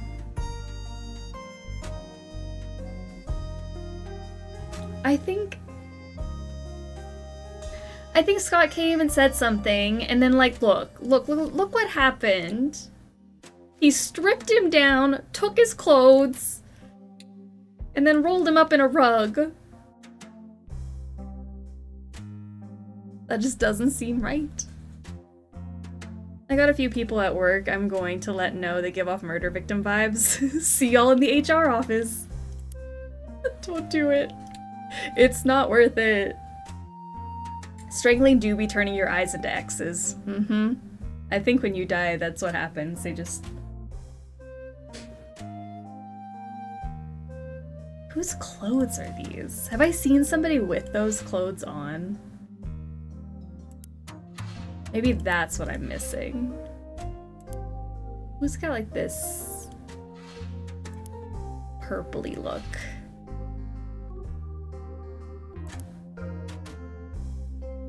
But this is definitely the thing that he used to strangle him. Alright, I'm gonna go ahead and say that this is Scott because of the message that was on the machine. Hello, this is Annabelle from the offices of David Marmot. Just calling to confirm airport pickup for Mrs. Goffson's 1:30 p.m. arrival. Thank you. Mason, it's Scott. Listen, we need to talk about the theatre financials. You cannot use the Birch Tree Theater as a piggy bank for your personal projects, be it travel or musicians or whatever. Okay, that is definitely 100% was Scott. So that's Scott. Who is that? I was like, one of these is 100% Scott, and I don't know who, but now I'm certain it's this one. So Scott Rhodes. When Scott Rhodes threatened to expose them, Mason strangled them, as he does. Somebody helped him use a...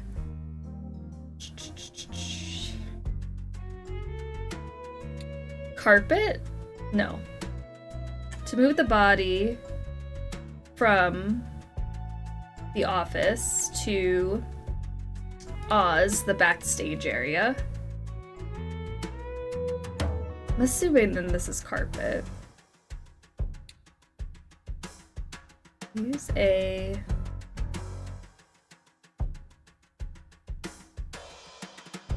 I don't know. Maybe they didn't use a carpet, but they used something. Or maybe the rigging system. Todd, Chris helped him use a rigging system to move the body from the office to Oz.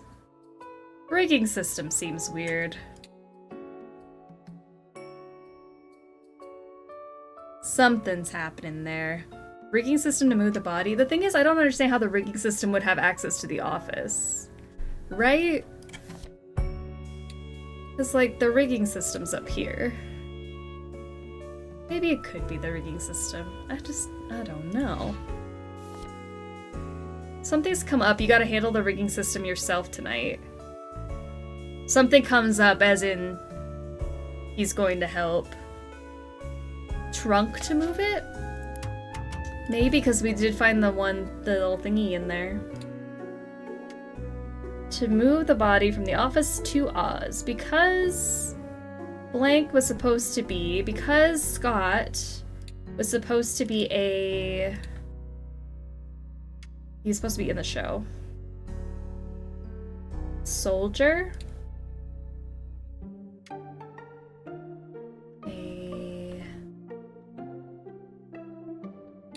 An onstage soldier? Onstage actor? Blank agreed to do it instead. Who? Todd? Wait, is this Todd?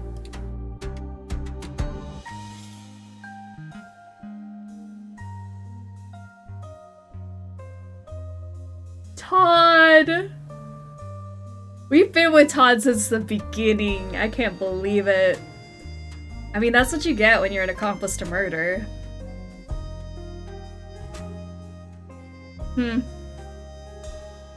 Todd agreed to do it instead. However, the blank that was supposed to be operated by Todd, the rigging system that was supposed to be operated— oh my gosh, Todd brought on his own death— was left to a novice stagehand. Terry Chris, when he lost control of the handline that lowered the Trojan horse containing Jennifer Sharma. It fell to the stage, crushing Todd Chris.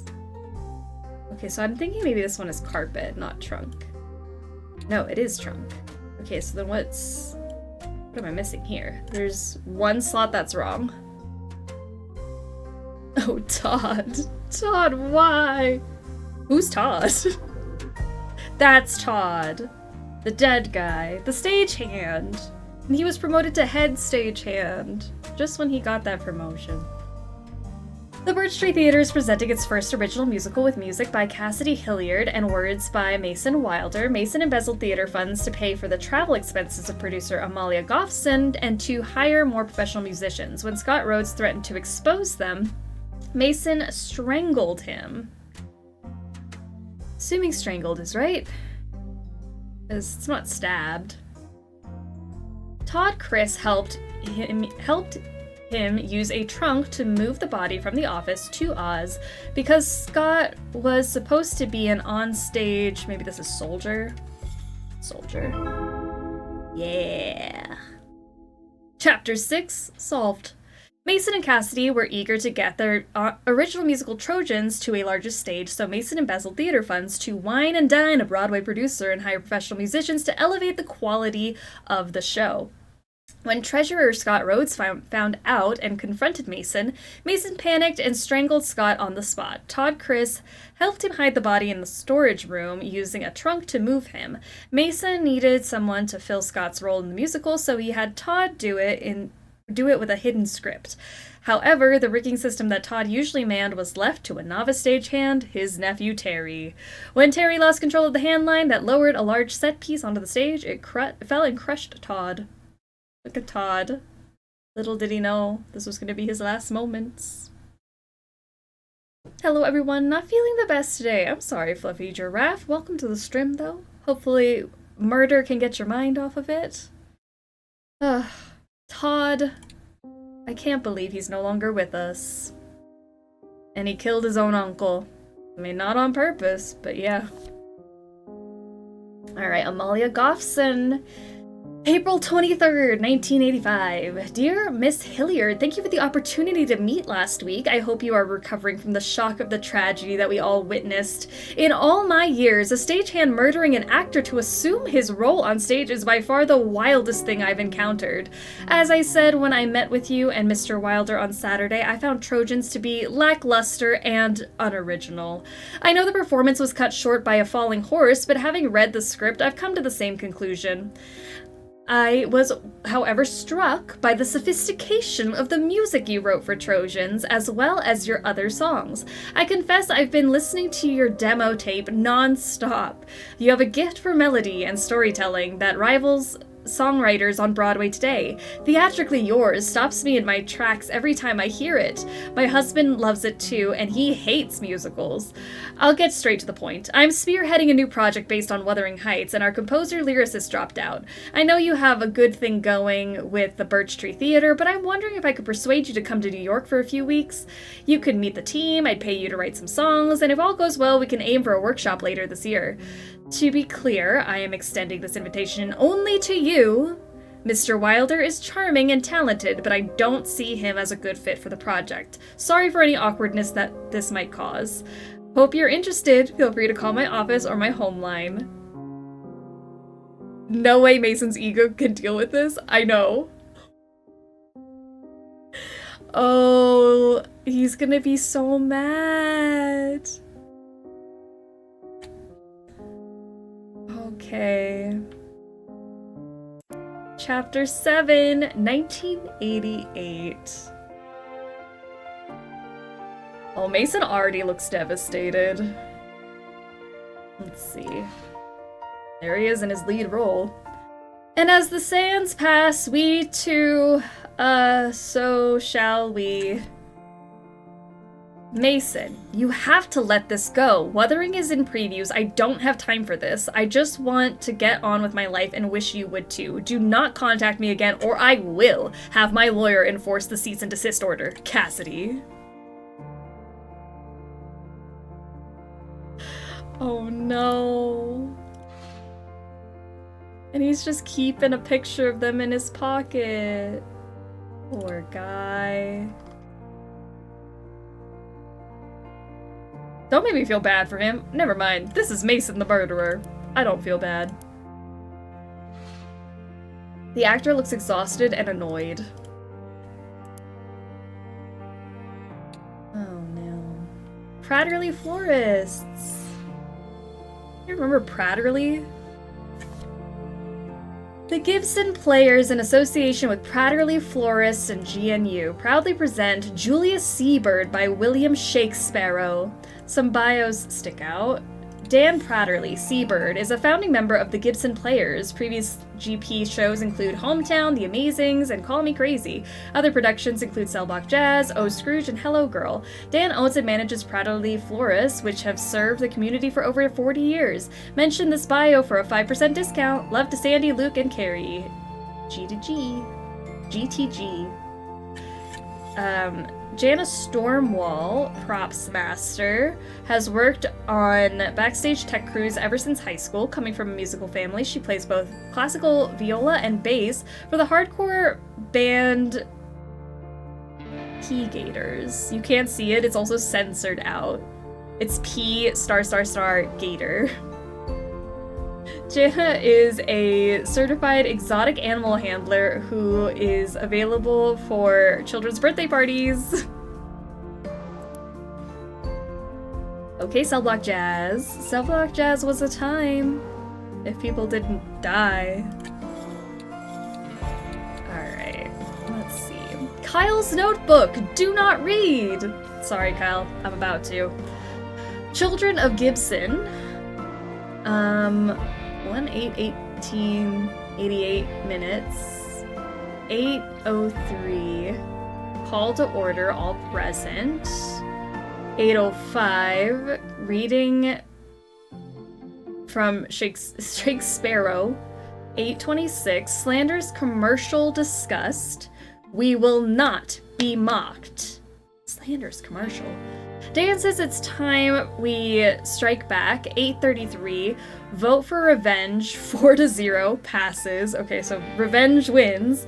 8:35. But how? Various plans discussed. 9:02. Bathroom break. 9:06. Plan discussed. Continued. 9:43. Plan solidified for this coming Saturday. Step 1. Park Dan's van around corner from BTT during show. Office will be empty. Step 2. Sneak in. Terry still has keys to building. Step 3. Jana delivers payload to MW's desk. Step 4. Escape. Dan has protection if they run into trouble. Step 5. Drive away like nothing happened.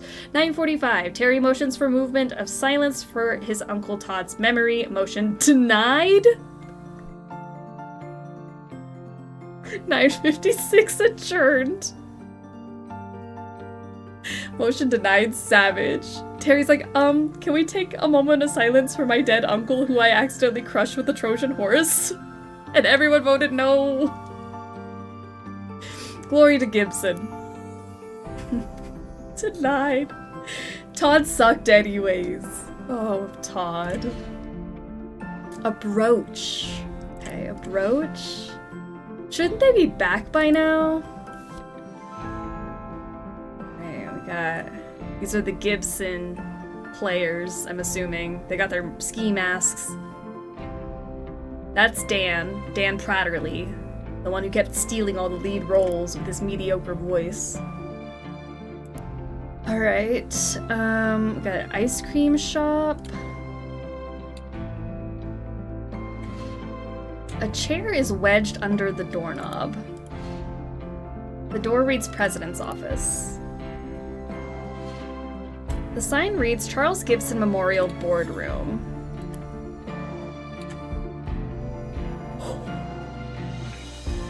I was like, I haven't found anyone who died yet. Found them! Uh-oh. They all died. The man is dead. In his pocket is a small ring of keys. Wow, and it's got like a slashed leg. Alright. It's a TV. Hold on, I want to look at that in just a second. Look at all the victims first. This man is dead. It's his pocket. In his pocket is a small knife. And then this victim, the woman is dead. Zeke's Exotic Zoo. Receipt. Black Mamba Snake. Name Rascal H2. $80 paid. Feed small mammals or birds twice per week. Note aggressive when cornered, extremely venomous, fatal within minutes. Jay, I know you know what you're doing, but I still think it's a bad idea to keep this little guy as a pet. Promise me you'll be careful, Zeke. Miss Stormwall, in all my years of tending to the infirmed, your mother is by far the most difficult person I have cared for. Her rants are becoming more delusional and she takes great pains to direct her ire towards me. She threw a smoothie at me last Thursday, claiming that I was trying to kill her with diarrhea poisoning. Please talk to her. Another incident like that and you'll need to find another nurse for her. Jacqueline. Not diarrhea poisoning. Honestly, it's their fault. You can't go to the death theater and be mad when you die. Yeah, no one's really made it out of this building alive, besides Mason. And thank goodness Cassidy got to run away and have her successes. The Birch Tree Theater invites you to Perfidy, an exciting new play about a tumultuous love triangle. Unlike other companies, Birch Tree produces professional-grade shows at community theater prices, such as Swolley Tom and Oh Scrooge. Other groups only offer tepid and uninspired plays you read in high school. What a snooze fest. If you'd rather see thrilling, edge-of-your-seat theater, come to Perfidy, running through February 21st. Call the Birch Tree Theater box office for tickets. Okay.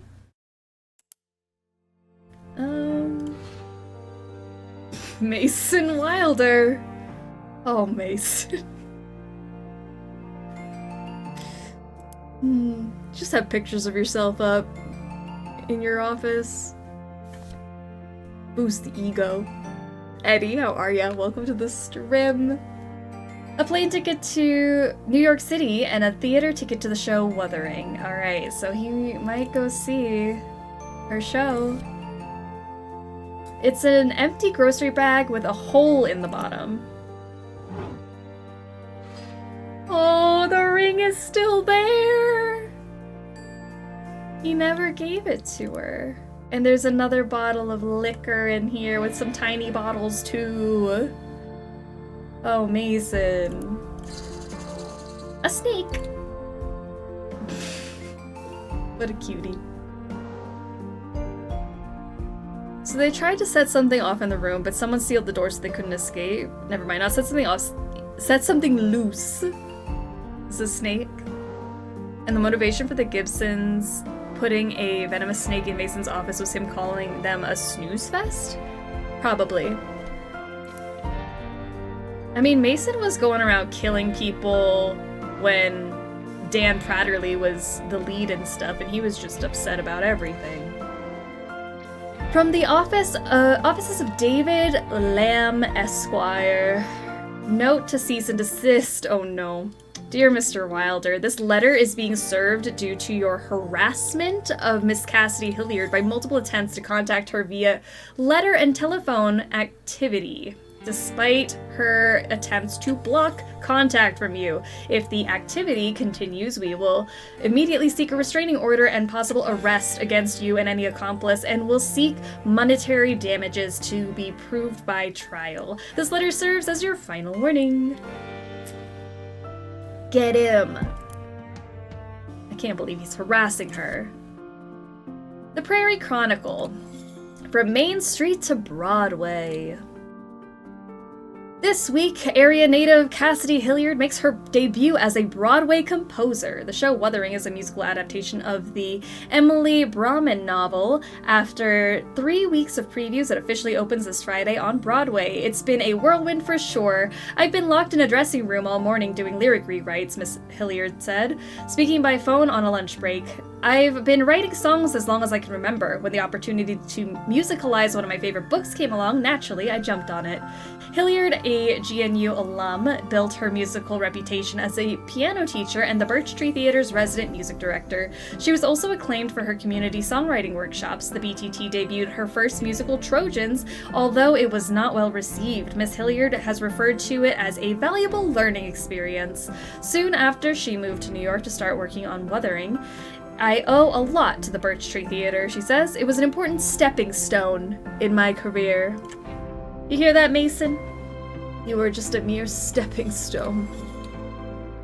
Alright. And we have something on the ground here. It's some sort of smoke bomb. Okay, the smoke bomb is off, and there's a snake, and the door is closed. So maybe the snake is a red herring? Maybe the snake isn't the problem. Maybe it was the smoke bomb that killed them all. But we also have, like, scars on their legs, so maybe they do have some bites. There's a bite here, some blood. You've got, yeah, snake bite, definitely. Look, snake bite. How have none of the characters been arrested? This is what we're saying, like, how has nobody been arrested? How is this place still open? The Death Theater. Okay, so maybe it is the snake. So then what's with the smoke bomb? Maybe the smoke bomb's the red herring. Okay, let's go this way. It looks like a board meeting. Yes, there's been a break-in at the Birch Tree Theater. I've detained the intruders inside an office. Okay, so you detained them. A different type of snake. Smoke bombed a corner and freak out the snake. Maybe. I went to do some laundry. Is everyone dead now? It is true. Everyone is dead. Mason's wasted in theater. He'd have been the lawyer of his generation. No one could see the snake because of the smoke. Maybe that's it. I'm trying to figure out if the smoke had anything to do with the snake bites or if it's just there to confuse us. Maybe smoke to get the snake out of the cage. Tickets for this place have to be cheap. That's what they were saying in the commercial. It's Broadway level theater at a cheap price.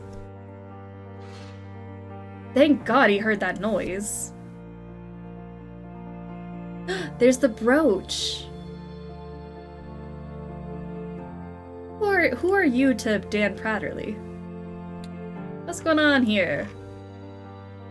That brooch.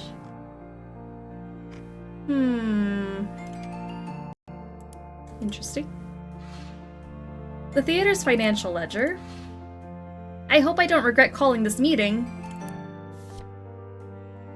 Alright, let's grab our words, and then I'm gonna read this. Dear Mrs. Sweet and the Birch Tree Theater Board, I write today to share concerns about Mason Wilder and his leadership of the BTT. I spent years as his creative and romantic partner and can say with certainty that Mason cares only about himself. He bolsters his ego with bribery and a network of underlings, all under the guise of benefiting the BTT.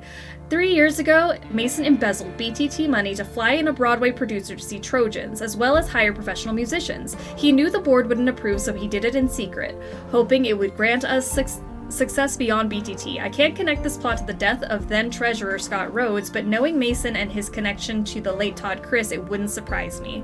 Mason confessed his plan to me when I ended our relationship, thinking it would change my mind. It didn't. The terrible truth is that I owe my newfound success to his scheme. I was lucky to escape Mason's orbit, and I pray you might forgive me for whatever role I played in enabling him. By coming clean, I hope to play some small part in securing a future for the BTT. Sincerely, Cassidy Hilliard. Yes, Cassidy, expose him! Oh, and then they're holding a meeting about it. Are we safe in here? LL. Okay. Birch Tree Theater Board Special Meeting, January 23rd, 1988. President Board Members, Antonia Sui, Frank Herden, Roger Dumont, Lara Levin. Quorum reached 4 out of 7 members. New business. Discussion of the fitness of Mr. Wilder to remain as board president. Reading of incriminating letter from Cassidy Hilliard. Motion to oust Mr. Wilder from the board. Vote 4-0. Motion carried. After tonight's performance, Roger will call Mason into the boardroom and meeting paused to investigate noise in hallway. Uh-oh. Alright, we have all of our words. So this is, I'm thinking Elena Stormwall's daughter. I don't know who her daughter is, but we got a Stormwall here.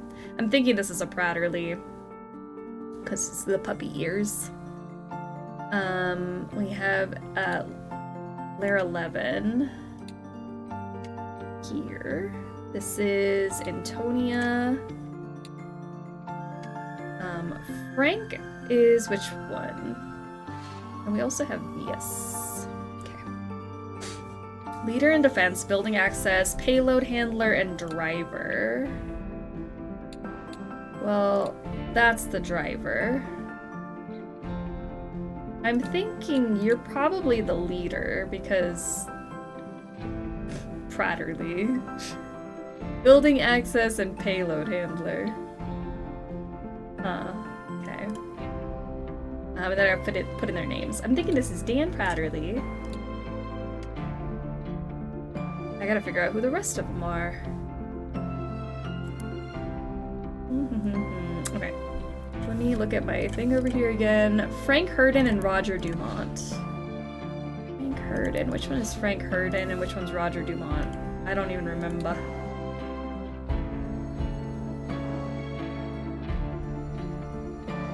The driver is the child of whoever the guy is, correct?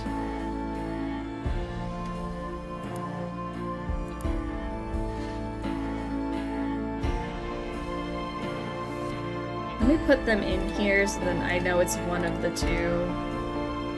I just don't know which one's which. What did I say? Frank Herden and Roger Dumont. Frank Herden and Roger Dumont, which we've had before, and I cannot remember who is who now. JWM, how are you doing? Happy Monday! Welcome to the stream. This is Dan Pratterly. Why do I feel like this is... Where did I see that name? I swear I saw it on the note, but I don't know. Jay. Yeah. Jay Stormwall, and then who is that? Roger Stormwall. What if it was Cassidy? That'd be crazy. We know from the diary that Dan from the Gibsons had protection. Maybe a knife. That would be Dan, and he did have the knife. You know what? Hey, this is the guy with the knife, right? Didn't he have a knife? Yeah, knife. And then you... Keys. So probably building access then. If you're the key guy.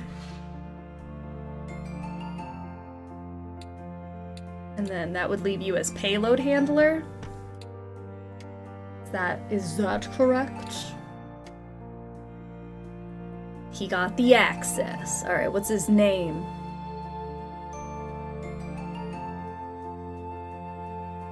Isn't this, the Terry? It looks like Terry, and he was like, hey, can I mourn my uncle? And they were like, no. Terry, Chris. Okay, that makes perfect sense. And then that means I can fill this out, right? Well, actually, I don't know this guy's name. He's the son of, he's either a Herden or a Dumont, and I don't know. The whole Chris family got by this theater. Todd and Terry. Oh no. Poor Todd and Terry. See if I can figure out anything else about Pratterly. I mean, not Pratterly, about you. This brooch. Wait, so you're a Herden. Just kidding. I know who you are now. You're Herden, but I don't know your first name. That's right. My brain wires are crossing. I can feel them. Kyle? You look like a Kyle. I did see something Kyle was written somewhere. Well, obviously, because I grabbed the word Kyle. Kyle Herden, your son. Alright, so we have leader and weapons, Dan Pratterly. Building access, Terry Chris. Payload handler, Jana Stormwall. And driver, Kyle Herden, all deceased. These are all children or nephew of people who worked in this theater. Dan is the only OG from the theater. That's crazy. These are just the descendants coming for revenge.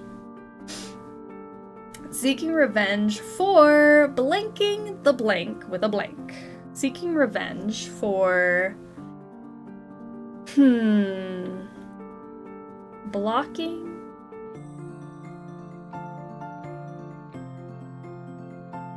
Somebody assembled a team. So Dan Pratterly assembled this team to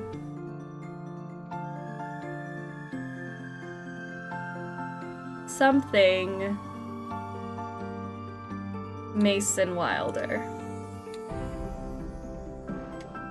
Mocking the Gibson players with a commercial. Mocking the Gibson players. Mocking the Gibson players with a commercial. You're so right. Dan Pratterly assembled a team to I mean, were they gonna kill him over this thing?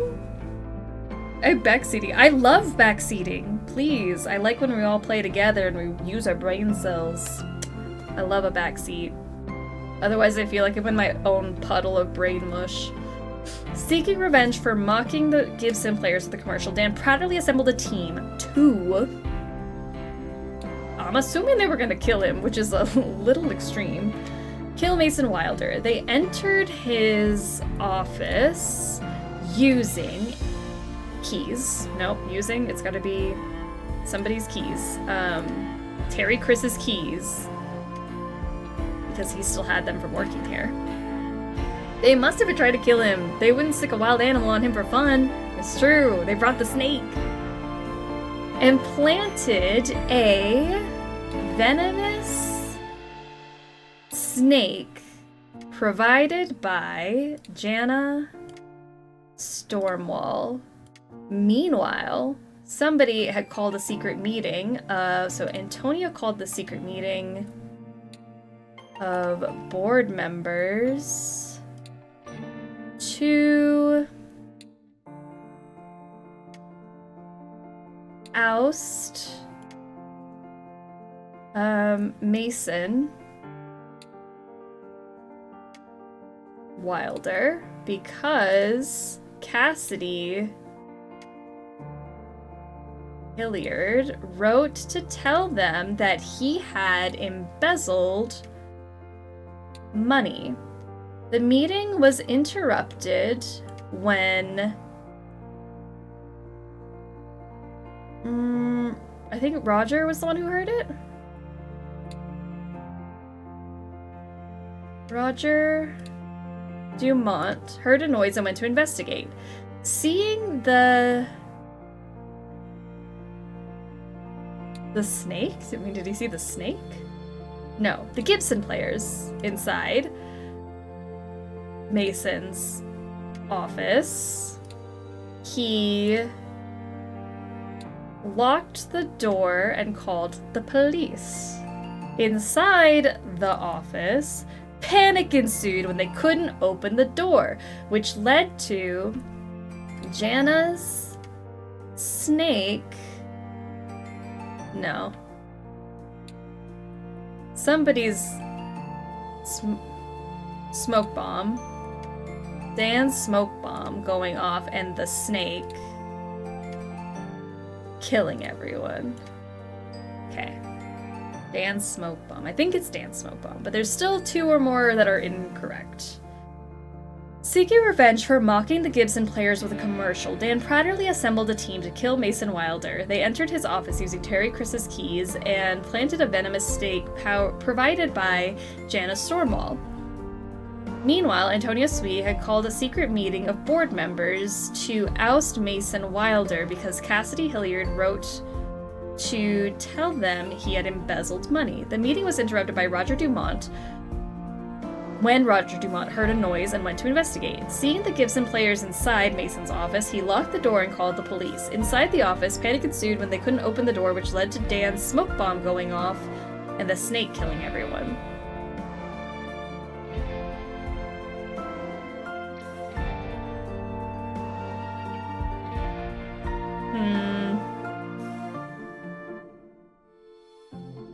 Something's not right.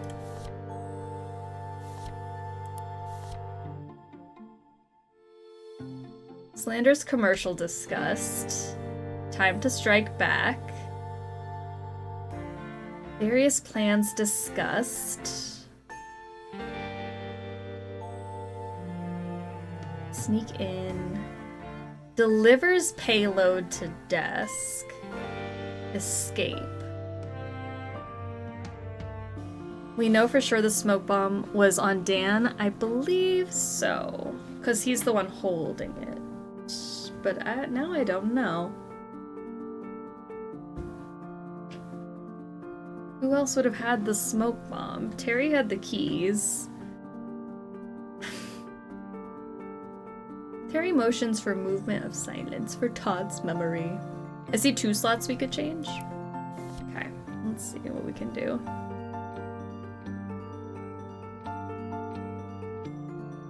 I was gonna also check to see who heard that noise. I wanted to make sure it was Roger and not somebody else.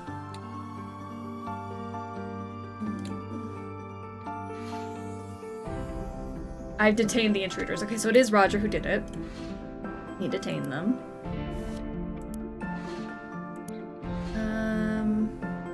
Thank God he heard the noise. Yeah, thank God he did. Okay.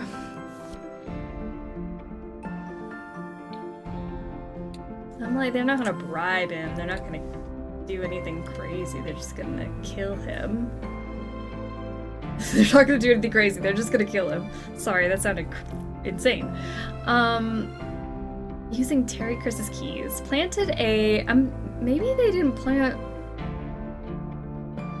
Maybe they planted something else. Incriminating? No. Seeing the children of Gibson inside Mason's office. The children of Gibson. The children of Gibson inside Mason. Okay, that's right. So there's still one row. Seeing the children of Gibson inside Mason's office. Roger Dumont blocked the door because he had a chair, not a key.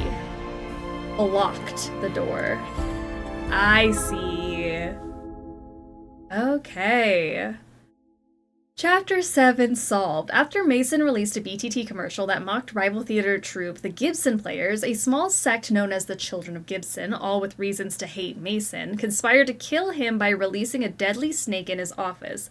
Meanwhile, other members of the BTT board were secretly meeting across the hall in an attempt to oust Mason.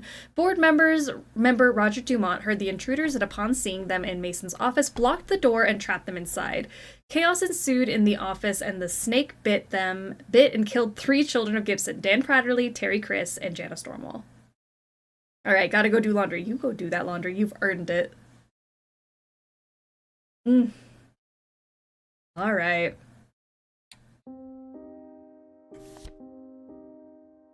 Birch Tree Theater Newsletter. Spring 1988. Turning over a new leaf for community theater. Dear Birch Tree family, I am humbled to be writing my first newsletter as board president.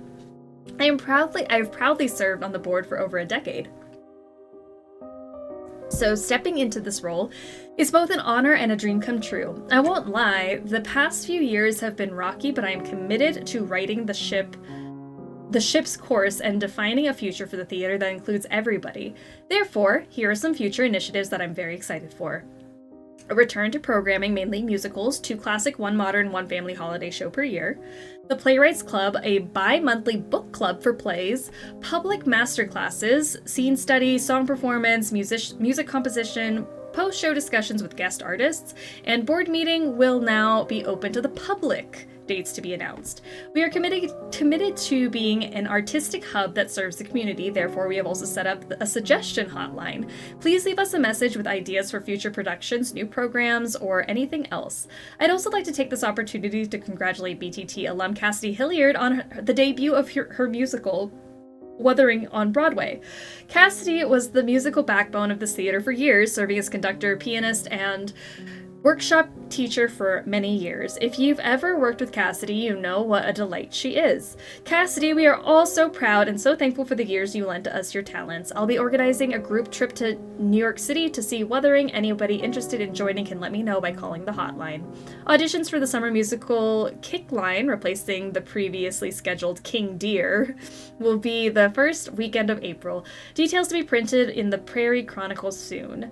The future of the Birch Tree Theater is bright. I can't wait to turn over a new leaf with all of you. Antonia Swee, BTT board president. She earned it. She deserves it. Bakery of Terrors, a new musical. 1990, so we're getting closer to the beginning of the game. We loop back around, I'm assuming.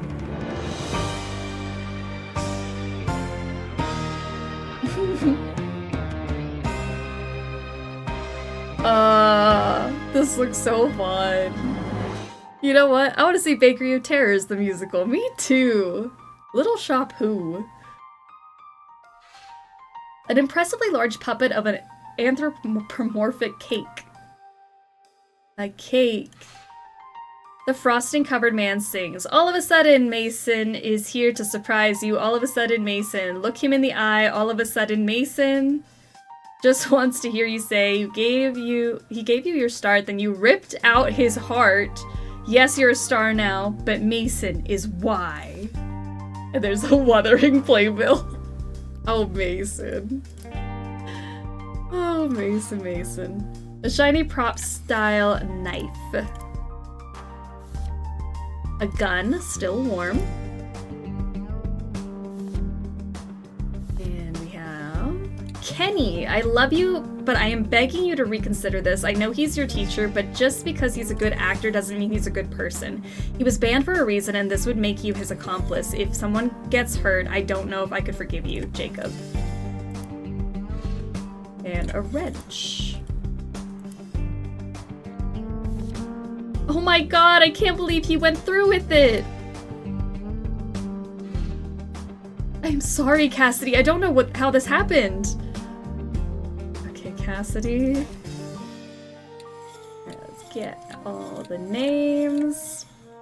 The Birch Tree Theater, Antonia Sweet Board President, proudly presents Bakery of Terrors. Music by Alan Minkin. Book and lyrics by Mallard Ashman. Some bios stick out. Roy Morgan. Cecil is thrilled to be returning to the BTT for a third time. Previous roles include Captain Turner in North Atlantic and Waiter in Hey, She Digs Me. Roy is a contractor that specializes in caulking. His resemblance to any other local actor is purely coincidental. Haha. Love to Janine, Harvey, and Roy Jr. Kenny Giles, reporter, marketing rep ensemble, is making his BTT debut. You may have caught him in Gibson Players productions such as Julius Seabird, Hats, and Simmer Down. He is a junior at River City High, where he is an active member of the VIPs and a student of the Wilder Acting Studio.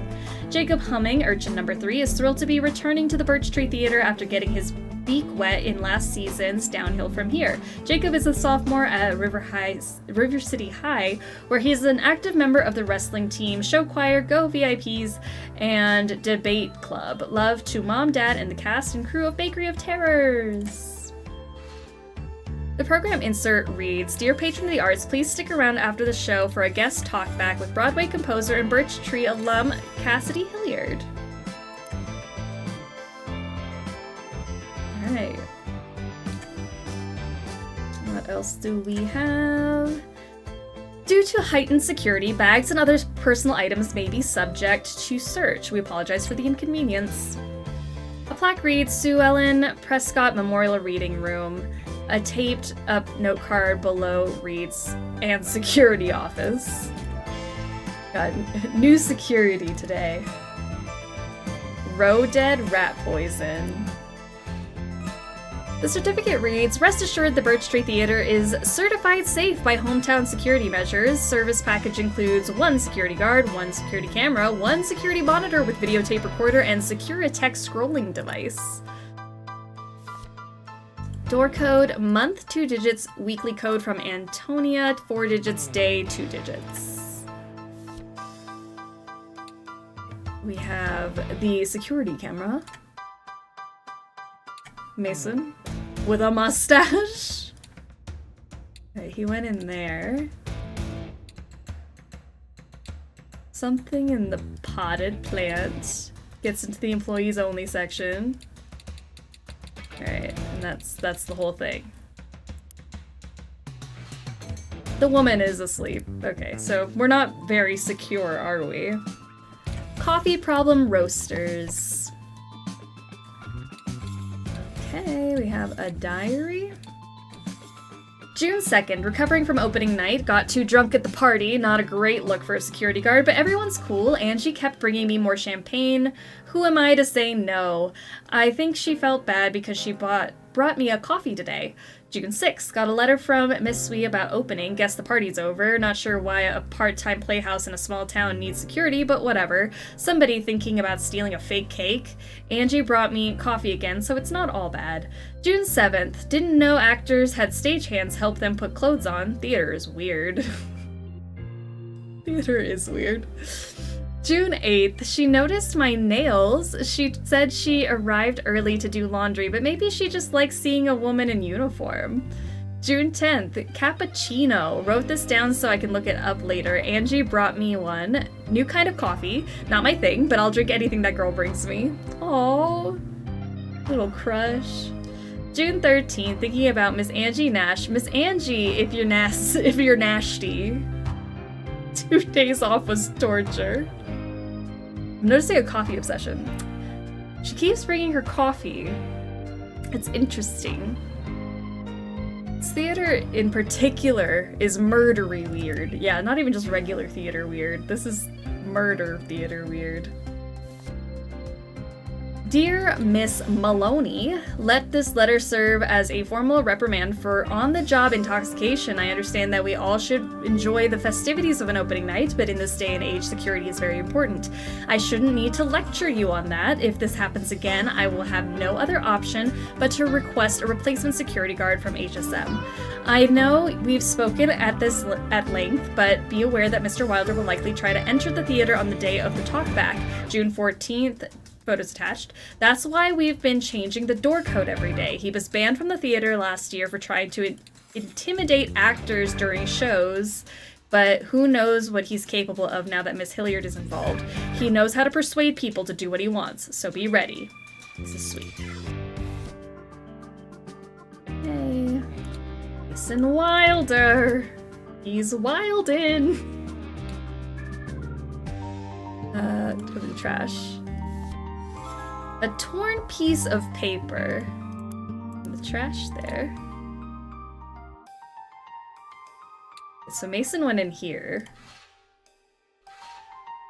The duffel bag contains a large trench coat and padding, as well as sunglasses and a fake mustache. There's a tag on the bag with the name Derek McGloin.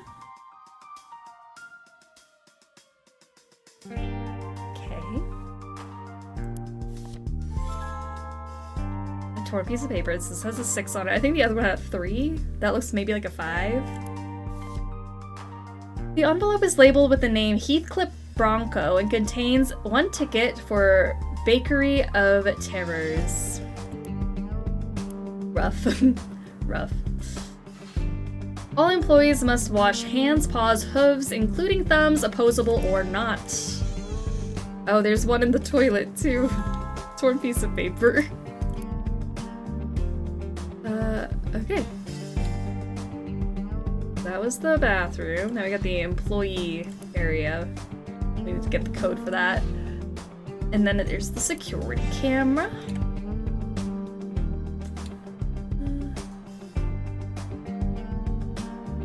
Okay, let's figure out that code. I'm wondering if it's this note that I found.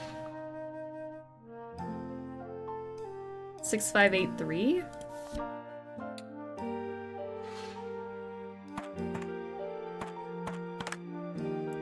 What was the month? 2 digits, and then a weekly code from Antonia, 4 digits. Day, 2 digits.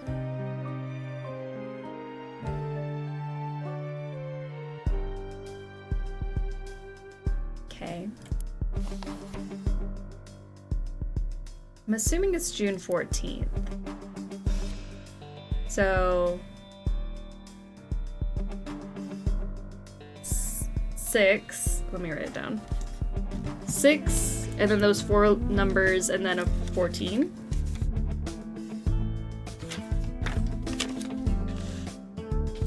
Six, 1, 2, 3, 4, and then 14. Oh, 6, I mean. 6, 5, 8. That could be a 5 or a 3. 6, 5, 8. Let's see if that's right. Can't look at anything in that trash can. Let's see. Clear that. 0, 6, 6, 5, 8, 3, 1, 4. Haha! We're in.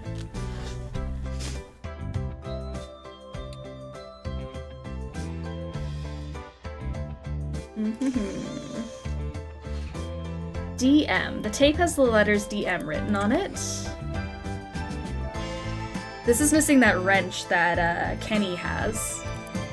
Okay. We hacking. We're doing so good. Oh no, no, no. Alright, here's our script. Kelly, get away from me, you horrible monster cake. She shoots a gun at the cake. Kelly cake. Ha! You think you could stop me? Soon every kitchen in America will have a Kelly cake. Now get in my mouth and join your friend Cecil. Never! The sound of rumbling is heard. The Kelly cake starts shaking. What's going on? No! In a burst of frosting, Cecil bursts from inside the cake, brandishing the knife from before Kelly cake is defeated. Cecil, the cake, it attacked me, and Kelly, I heard you from inside the cake. Your voice, it saved me. No, Cecil, you saved me. They kiss, and then they sing this weird version of Suddenly Seymour. All of a sudden, Cecil. Okay. The hell? Keller? Oh my gosh, Keller's still around here. Samantha Keller? Was her name Samantha? Have you seen the backup Cecil costume? Act 2. It's missing from the understudy rack. I do not repeat this, but I'm wondering if Angie misplaced it. I don't want to point any fingers just yet, but try to keep an eye on her today. Maybe she's just distracted by this thing she has going on with Candace, but something seems off. Pam. Oh, we got some sleeping pills that are all popped out. How cheap are the tickets to this? I mean, based on their commercial, pretty cheap. Coffee Problem Roasters. Cappuccino. Interesting. Stagehand Apparel. DM. So DM, that's your locker there with the missing wrench. Grab these. D. Memorize this note and destroy it. The day of reckoning is approaching, and I'm counting on you and the other two to make this work. Plant a disguise for me in the lobby bathroom, the unisex one that locks. Something that will help me blend in backstage. Also include the door code. Just the middle part is fine, I know the trick. A will then assist me. A will then assist me. Who's A? Antonia? Will then assist me in my final transformation, and K will have cleared the way for my grand entrance. Offer him assistance if needed. So Kenny and Angie? I can't believe it. If Antonia's in on this, I don't know what to do. Offer him assistance if he needs it. When I return to power, you will be greatly rewarded. I cannot wait to confront the rot that's plagued this beautiful theater. Let's make Birch Tree great again. Oh no, Mason. Mason, no! Oh. Okay, we got some clothes here. Discarded t-shirt and jeans, both dark. The stagehand apparel. Fake beard, fake set of antlers. A can of cake frosting. Coil of rope. Nash. Post-show, place all costume items, including mic belts and undergarments, in the basket for wardrobe to wash. Lead actor items will be collected by Angie, ensemble items by Samantha. Please do not eat in costume or wear any part of your costume outside. MBTGA. Birch Tree Theater. Make it great again. Right, RM. That takes us back that way. What's down? This is the streets. Get me out of this damn dumpster! I need to be on stage for my song! Oh my god. That's not Mason. Who is that? Right? Because that's Mason.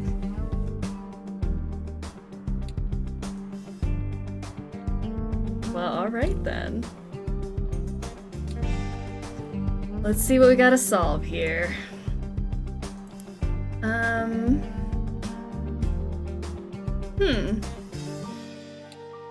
This is Mason. And then that's Kenny, right? Kenny is this guy on stage with him. That's somebody here in a beard. This is Candace. Samantha Keller. I'm just gonna leave the dude in the dumpster? I guess so. What are we supposed to do with him? And maybe this is Jacob. Because Jacob was trying to stop Kenny. Jacob. Kenny, I love you, but I'm begging you to reconsider this. I know he's your teacher, but he's a good actor, doesn't mean he's a good person. He was banned for a reason.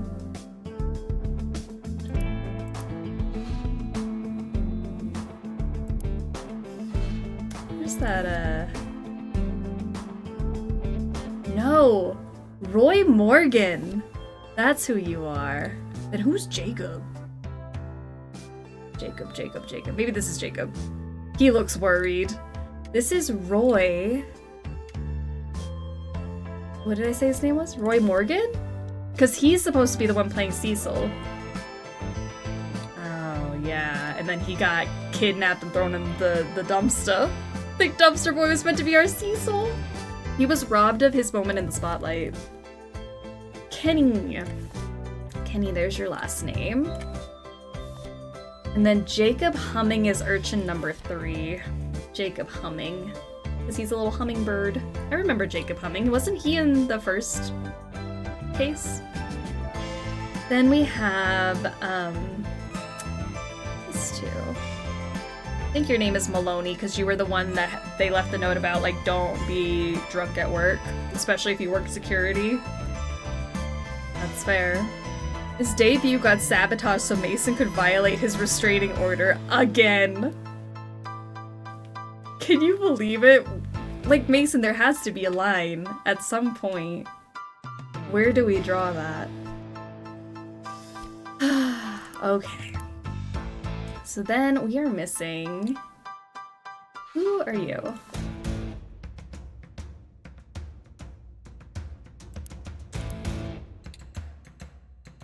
Let me find it up. Nash. I think Nash is the other stagehand. Angie Nash, maybe? Angie Nash, and then who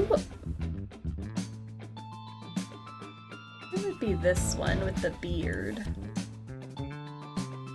Who, because somebody was up here. Look, they left the beard and the disguise and stuff.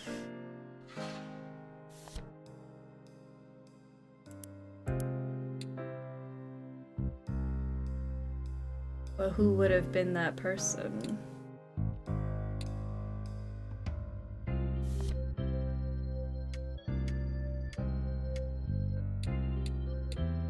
Because I feel like it's just Mason again. Like, Mason goes in, and then he changes, and then he goes that way. Like, is it just not- is it Mason? I feel like it's always Mason. But that doesn't even look close to Mason. Like, that can't be Mason.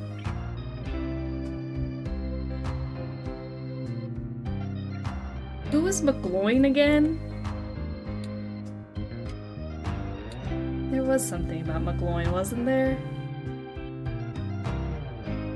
What was your name? Derek? Derek McGloin. Where did I see that?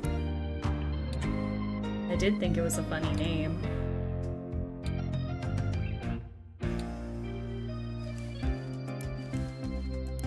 Oh, it was in the trash in the bathroom. I remember now.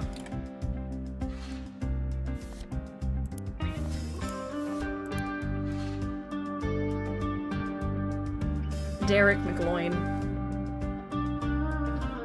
There we go. That's where I'd seen it. Okay, so we have all of our people, right?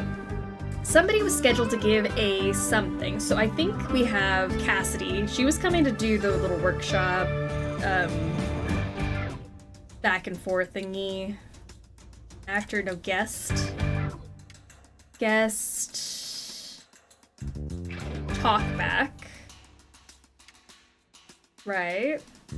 Cassidy Hilliard was scheduled to give a guest talk back at the Birch Tree Theater, so somebody decided to something her.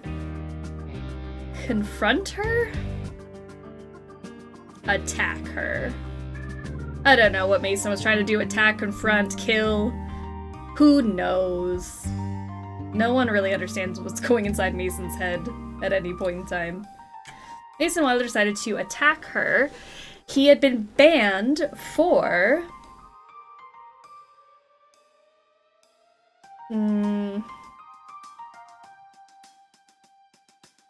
stealing?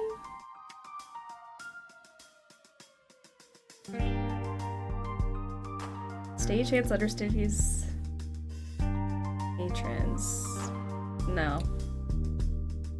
I've been banned for...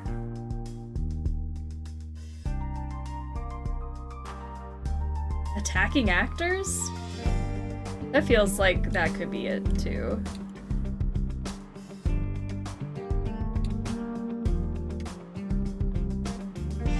In the past. So he needed accomplices in a series of... series of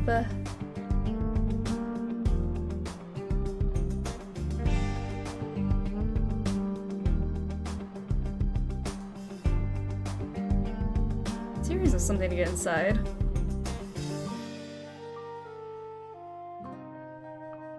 Costumes. Somebody entered the building. Costumes, yeah. Somebody entered the building disguised as a, maybe? Mason entered the building disguised as an actor? No, a patron, a guest. A patron. But mid-performance,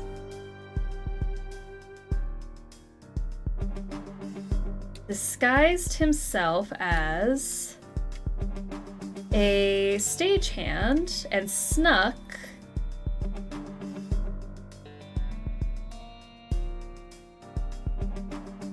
backstage with the help of...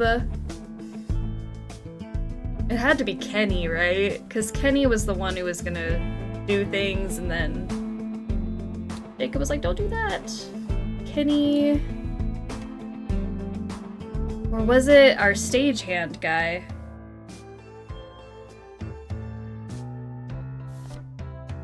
Derek McLovin. Oh, hey! You're that's literally you. Derek! Okay. Yeah, with the help of Derek. Definitely Derek. I like when the answer clicks for me so long after we've solved it.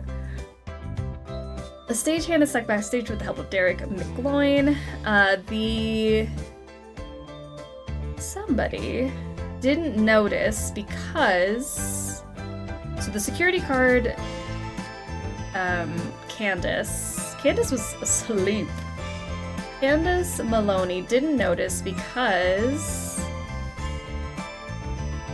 Angie... why did Angie do this? Angie Nash gave her a sleeping pill, or a coffee with a sleeping pill. She also helped buy something. Candace, more like, can you be good at your job? Mm-hmm. She also helped buy...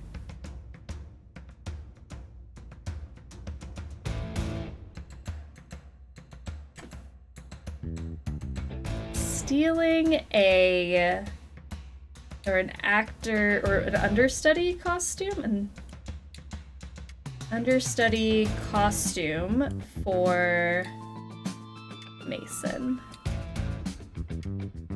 Lastly,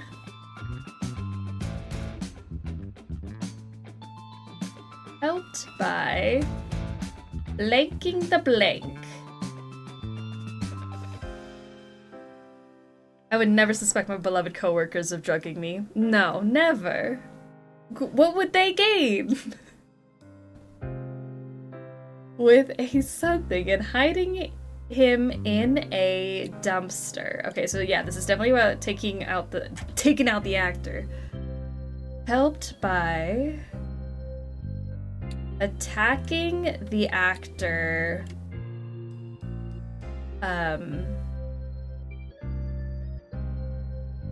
What was his name? Roy? Roy? Roy? What's your name, Roy?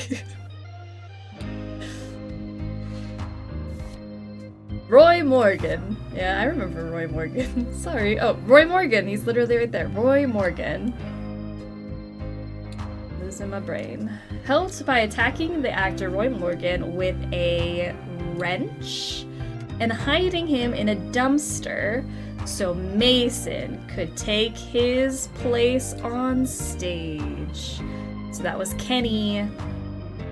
Kenny. Alright, one is wrong. This is either attack, maybe? No, confront. That is right. Cassidy Hilliard was scheduled to give a guest talk back at the Birch Tree Theater, so Mason Wilder decided to confront her. He was banned for attacking actors in the past, so he needed accomplices and a series of costumes to get inside. Mason entered the building. Are you patrons? Who are you attacking? Actors. Confronting actors. Intimidating actors. Chapter 8 solved. Upon hearing that Cassidy was returning to the Birch Tree Theater for a guest talkback, Mason conspired to publicly confront her about their breakup. Unnecessary.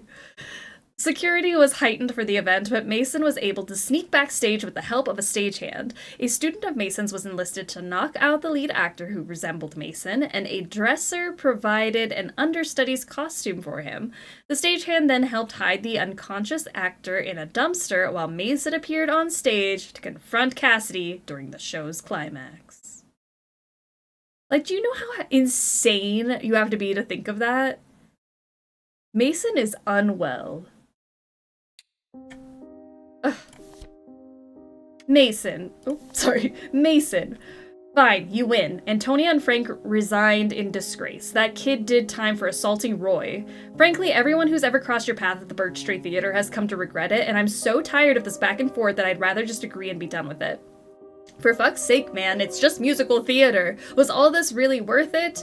I had Mario draw up the enclosed letter of agreement. Just sign and fax it to his office, and I better not see your face until day 1 of rehearsal. Roger. Letter of agreement between Mason Wilder and the Birch Tree Theater regarding Wuthering. Mr. Wilder agrees to perform in the lead role of Wuthering, Heathcliff, for which he will be reasonably expected to attend all rehearsals and performances scheduled attached. Mr. Wilder agrees to stay 100 feet away from the theater when not in rehearsal or performance for the musical in accordance with his current restraining order. Mr. Wilder agrees to refrain from any attempt to contact Wuthering composer Miss Cassidy Hilliard during the run of the musical in accordance with his current restraining order. The Birch Tree Theater agrees to allow Mr. Wilder access to the theater and its facilities during the run of the musical as it normally would for any actor. Upon the conclusion of the run of the musical, Mr. Wilder agrees to never contact the Birch Tree Theater or any person affiliated with the theater, including but not limited to actors, musicians, stagehands, dressers, board members, ever again. Approved and accepted. Roger Dumont is the new president. Mason Wilder signs. That's so wild, I almost forgot about the fact that he strangled a guy. Mason is crazy. Chapter 9. Okay, so now we're back to Wuthering in 1995. And this is how he got the lead role. By being a menace.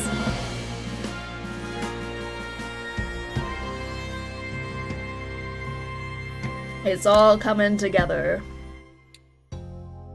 Alright, here's the orchestra.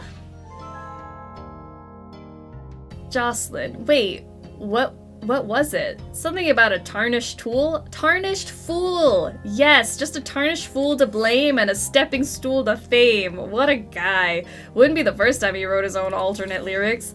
I like tarnished tool better. Another drink? They're having fun. No food or drink allowed in the pit. Oh well. Okay, well at least they removed his body, you know? Good for them.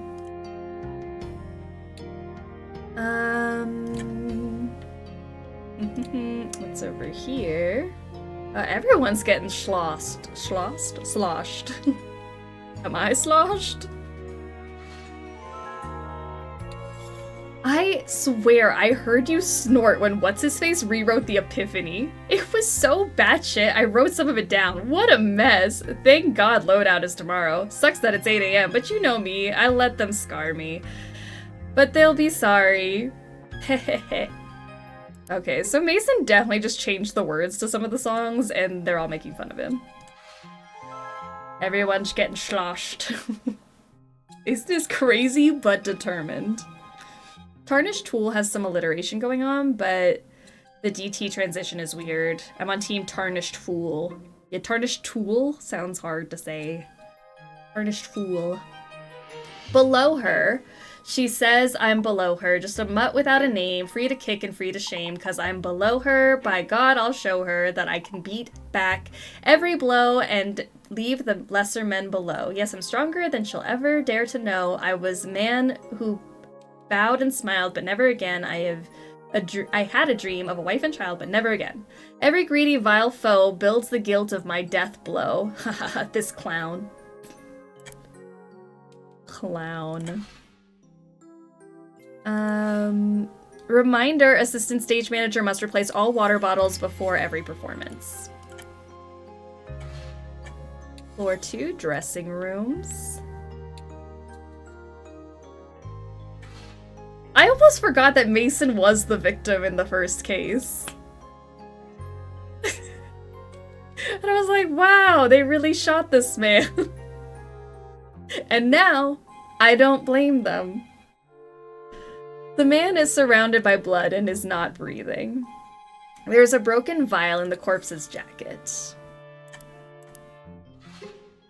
A binder containing the score to the musical Wuthering. Music and lyrics by... But is the case still as cut and dry as it appeared? We'll have to see. To whom it may concern, my life has not been without its shortcomings, but on the whole I have been blessed. My greatest blessing by far has been the pleasure of serving the community via the Birch Tree Theater as a leader and a performer. It gives me no pleasure to leave behind the contents of this envelope, but I feel it to be my duty and my one shot for redemption. Inside you will find evidence of this organization's corruption and the crimes committed by its board members. My attempts to right this ship resulted in my ouster from the board years ago, and my admittedly naive threats to bring these crimes to light have only imperiled my own life. I have seen this organization soar, but I surely will not see those heights reached again in my lifetime. Perhaps, though, the revelation of the evidence I have found will be the first step toward a bright future for the BTT. Theatrically yours, forever, M.W. Mason.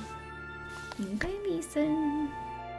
So here is the contents of the envelope, which we didn't get to see before. Let me grab all my letters, my words before I forget. Charles Gibson, deceased, murdered Christopher Gardner in April 1975 by staging an accident in the theater lobby. Gibson saw himself as the driving force in the theater's opening and was jealous of Gardner's leadership role, so he decided to take revenge. Evidence. Note from Gibson to maintenance staff to loosen lighting fixtures in lobby. Huh? Dan Pratterly, deceased, murdered Hans Fleming, but I thought it was an accident. By dropping a set piece onto him in the orchestra pit, Fleming was cuckolding Pratterly, and despite Pratterly enjoying the arrangement, Fleming threatened to blackmail Pratterly with the information. Evidence detailed account of the cuckolding sent to Mr. Pratterly by Mr. Fleming. Laura Levin murdered Charles Gibson, March 1980, by pushing him off the theater roof. Gibson was having an affair with Levin, a former student nearly 40 years his junior. They would have drug-fueled sexual encounters on the roof during performances, and she killed him when he refused to leave his wife for her. I feel like I don't remember that from that case. Evidence, note from Gibson to Levin requesting a final rooftop tryst. Rona, deceased, and Frank Herndon murdered Sue Ellen Prescott, May 1982, with a deadly allergic reaction.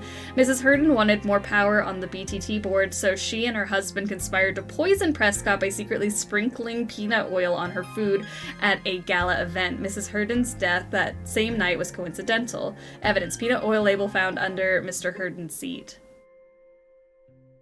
Did you plant this evidence, Mason? Because if so, that's insane.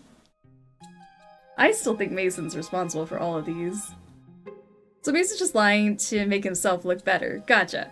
Like, he had to have planted the evidence on everyone, kept a record of it, had this list ready to go. The man is crazy. Antonia Swee murdered Scott Rhodes by strangling him. Swee tried to bribe Rhodes to get her daughter into Sunny Prep Academy, but he refused and she overtook him. She then pressured stagehand Todd Criss into hiding the body and taking Rhodes' place on stage, resulting in the accident that killed him. Evidence, Sunny Prep brochure with handwritten note from Swee to Rhodes.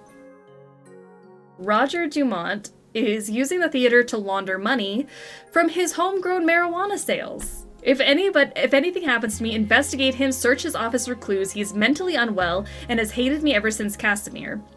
He's addicted to marijuana. He once claimed it brings out in him a hidden alter ego, demon king named Oxix, who is capable of crazy and violent things. Evidence, photo of Dumont smoking marijuana at Cassimir cast party.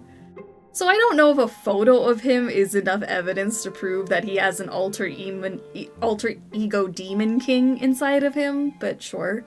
Cassidy Hilliard embezzled BTT funds for personal gain, hiring outside contractors for the BTT premiere of Trojans, and framed me for it. Evidence, personal correspondence. Is he lying or what?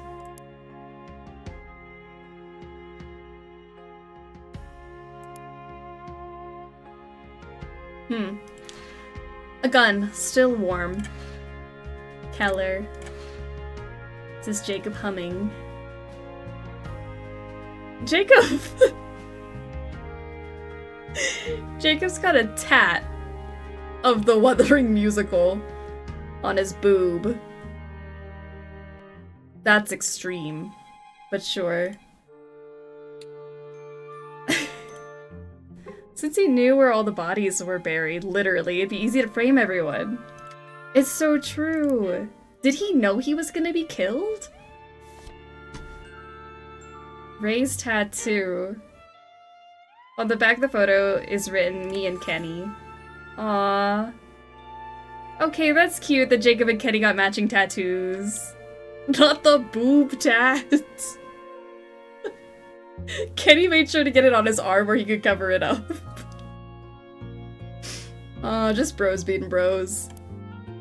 It would be a wilder twist if this game had an unreliable narrator all along. It's true. Like, who do you believe? My dear Roger, fetid worm, here's a game to make you squirm. Start where one man's light head trauma set off 20 years of drama. Why did someone leave this note for Roger? What do they want him to find and why? Unrelated, maybe? Epiphany lyrics? Every something something foe bears the something something blow, but I'll drag them all through hell before I go. What is he planning to do? Confront him after the show in his dressing room. Okay. Oh my god, I heard! What did you do? Samantha Keller. We read this before. This is just the songs for the show. Last water break before the finale. Samantha Keller, that's you. Heathcliff, Catherine Hindley, Edgar Isabella, Jacob Humming.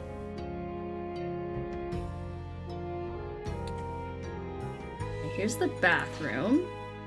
Original Broadway cast recording of Wuthering. The following lyrics are circled in pen next to the handwritten words, Our Song. My friend, my companion, my home. Linton. The world is full of danger, scoundrels out for blood. They'll steal any chance, they'll twist every word to drag your name through the mud.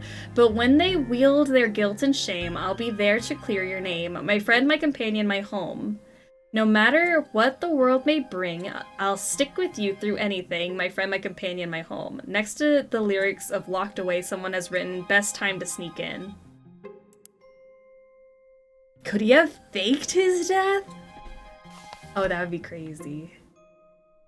Wait in bathroom until you hear him close the dressing room door. Mr. Wilder, remember me? You said I was your best student, and now it's my turn to teach you a lesson about loyalty. Pull out gun. They scripted their confrontation. What does loyalty mean to you? You demanded it of your students, but never would repay it. You said I could only audition for Bakery of Terrors if I helped you sneak into the building. You said you'd get me into Juilliard if I got Roy out of the way. I did everything you asked for because I trusted you and because I was loyal. But where were you when they tried me as an adult for assault? Where were you when I called from prison asking for help? Where were you when the love of my life turned his back saying this was just too much for him? Where were you 2 years later when my mom kicked me out for having a problem? Oh my god, when nobody would hire me, when I couldn't get an audition for the Gibson Players, let alone Juilliard. I threw away my life because of you, Mr. Wilder, so again I ask, what does loyalty mean to you? Here, let him speak, and remember to listen and do what he taught you. It's just yes and, yes and, yes and from here on out. Oh my god. I mean, to be fair, Jacob told you not to partake in anything that Mason said. The window has been forced open and the shower curtain draped through. Okay, so the curtain's here. There's Kenny. I swear I didn't shoot him, Jacob. He just dropped dead. Oh my god. Jacob and Kenny. I hope they can be happy together. Got a hairpin. What did they do? It's back this way. Great. Become a BTT supporter today. Patrons of the arts get first access to front row tickets and special events. Call the box office or speak to an usher for details. Sue Ellen Prescott Memorial Reading Room. There are various books about theater tech with quippy names such as Sound Advice, Rigging the System, and Somehow I Stage Manage. The corkboard is filled with flyers and business cards for various services, including a voice teacher that promises to turn your scream into a skrelt. The monitor has been repurposed for screening VHS recordings of previous Birch Tree Theater productions. Nothing stands out. A coffee table book called Everything Was Magical, How Storkham Wrote Foibles. Reading is fun.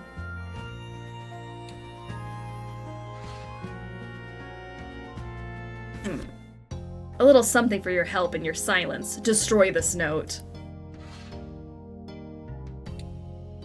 Why is Mason just behind everything? That seems like a Mason thing to do.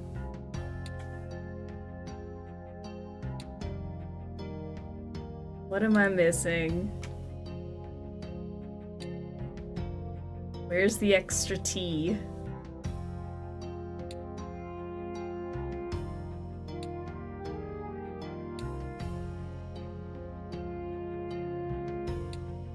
Imagine risking accessory to murder over a crisp 100.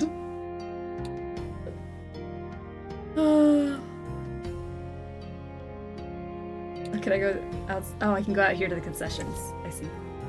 The Christopher Gardner Memorial Snack Bar. Christopher Gardner was a founding member of the Birch Tree Theater as well as the first president of its board of directors.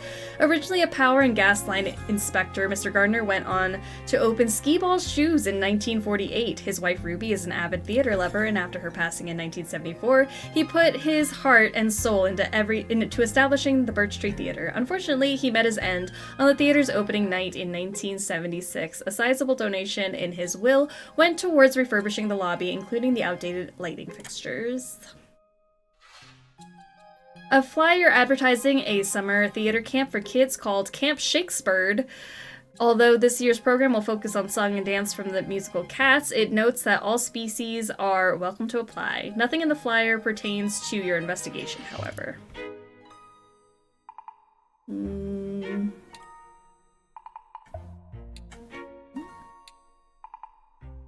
Oh. The theater is so much bigger than I originally thought. An empty envelope. Happy closing, Mr. Dumont. As always, thank you for your leadership as president of the Birch Tree Theater and as director. I know you've heard me say this 1,000 times, but Wuthering truly is my favorite musical of all time. So these past few months have been a highlight of my time here. It's not much, but here's the small keepsake, which has my favorite lyric from the show. Maybe next season we could do another Cassidy Hilliard show. Hope you'll join us on stage for Curtain Call. All the best, Jacob Humming. October 29th, 1995. No matter what the world may bring, I'll stick with you through anything, my friend, my companion, my home. Wuthering BTT, 1995. The Oz Room. Know all about the Oz Room. Oh, this thing. I remember you. Hey, Jackie, it's Roger. I know it's not like me to miss a closing night, but for this one, I just gotta sit it out and stay home. You know, I'd rather just put this whole sorry chapter behind us. Plus, I don't want to give that loser the satisfaction of seeing my face in the audience. You know what? I'll try you at work. Bye-bye now. Hey, Roger or Jackie, it's Laura. Listen, I was going through old files for the 20th anniversary t-shirts, and something seemed odd. A lot of random things are missing. Musician waivers, old bylaw ratifications, opening night gifts. It's going to make finding old signatures for the shirts a lot more complicated. Not to keep harping on this, but maybe the office open door policy isn't such a great idea, okay? Oh, and happy opening.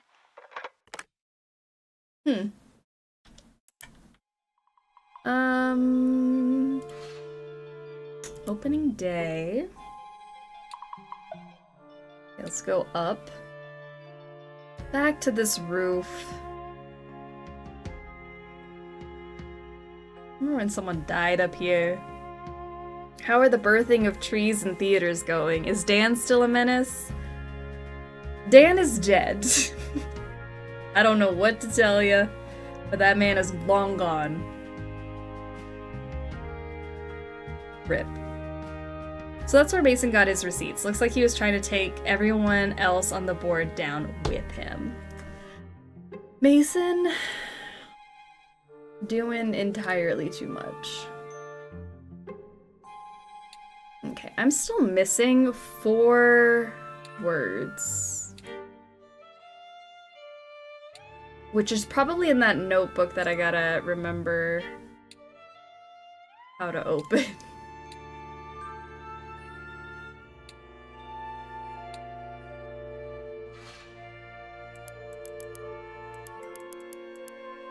I wrote it down before, did I not? What if it's the same thing as before? I wonder if I have it.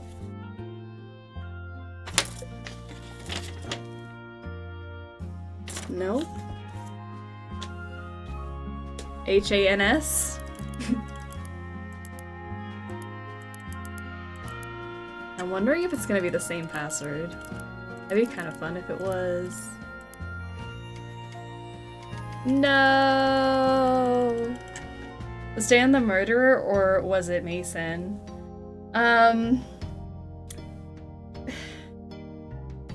Actually, that one wasn't on Mason. Dan was trying to murder Mason. And then it backfired and he murdered himself.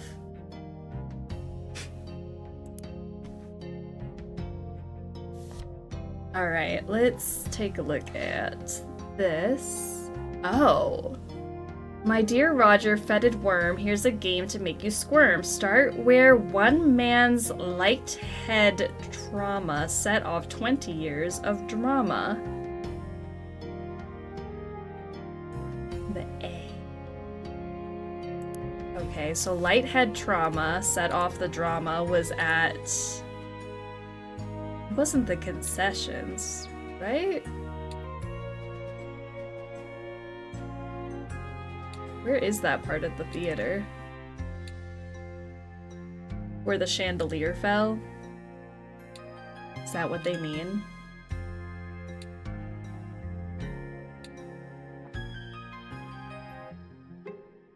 Maybe it was here.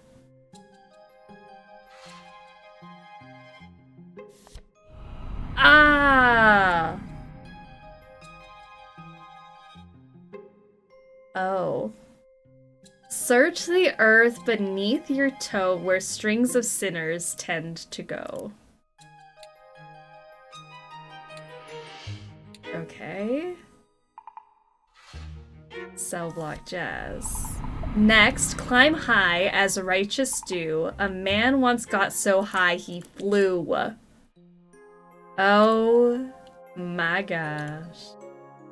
How cute. Cute and clever. Except I can never remember how to get anywhere. Up these stairs. Because there is this poster right here. So the thing is, it doesn't have the little glowing spot for you to know to click on it. You just gotta know you're looking for posters.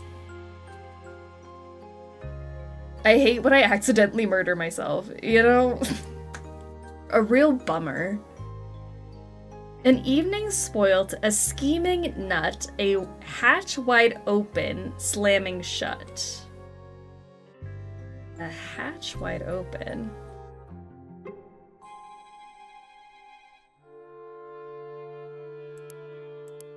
Is that the trunk?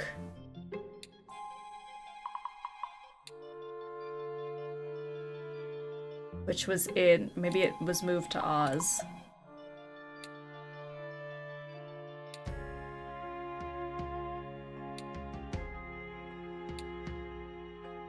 Where is that?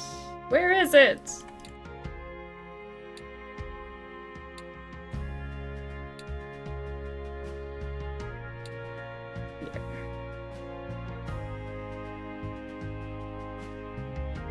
Like slam shut makes me think.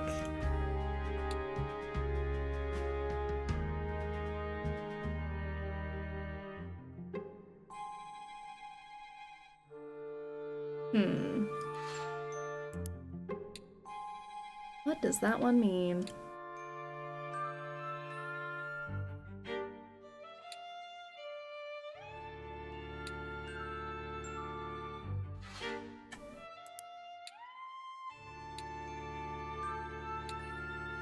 Just looking for posters at this point.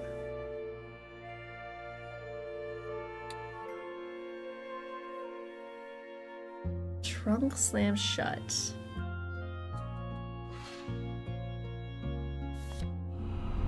Elude the yellow brick purveyor. There's a liar neath that layer.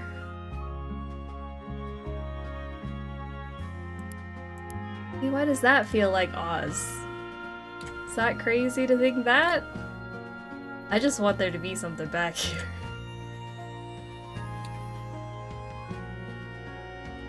Why could I never remember where this place is?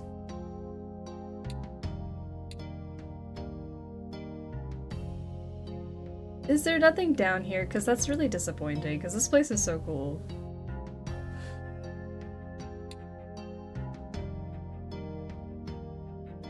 Did it say yellow brick purveyor?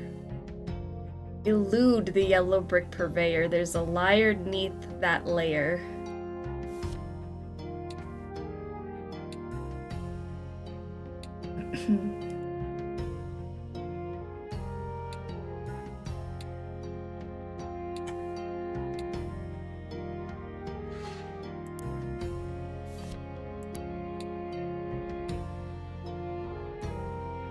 There's a Cassimir poster in here if we need it. It's in the office.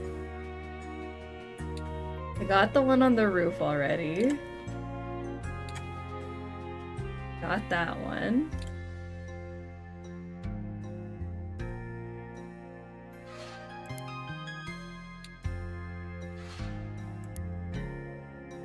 Trojans is in here.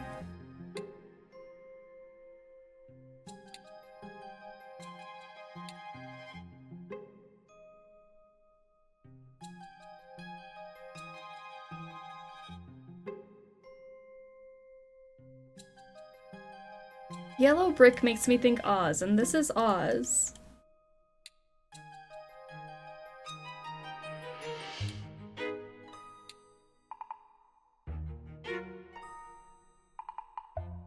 Nothing crazy here.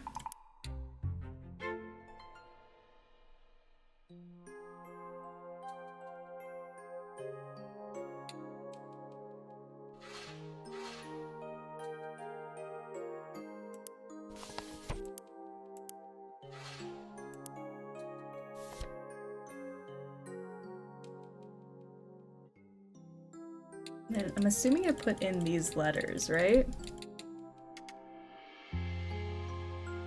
A-O. Unless it's M-A. But there's gonna be 1, 2, 3, 4, 5, 6, 7, 8, 9, 10.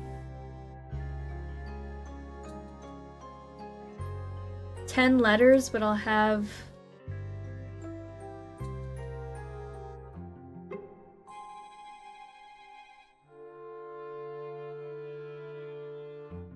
Maybe it is M-A-S-O.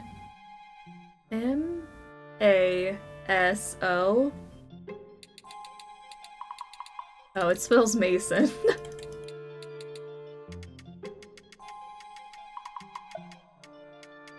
A-S-O-N-W.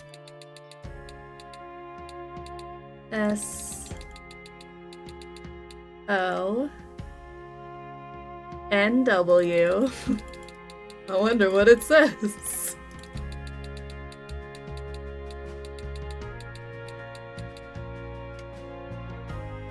By Jove, she's got it. Well, we're getting there. W-A-T-E-R. Mason water.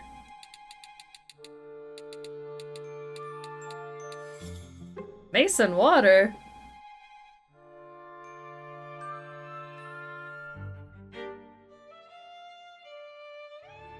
Who's Mason water?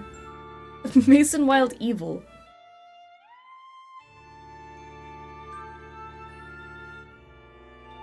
Okay. Mason Water.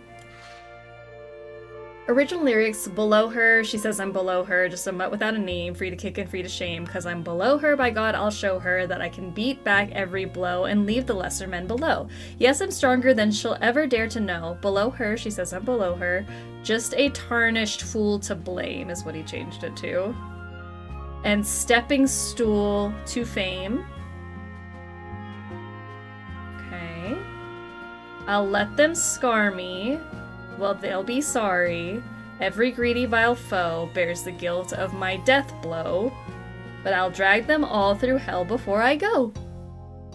And he's framing all of them, right? Mason, water your plants. I'll drag them all through hell before I go. I mean, that just seems like his plan to ruin everyone's lives. Mason water. I'm still missing 4 words.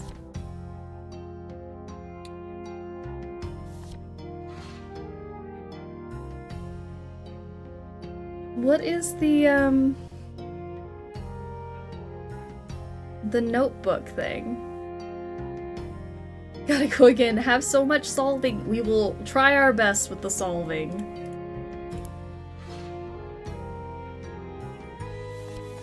Yeah, I think that's the only thing that I haven't figured out, is the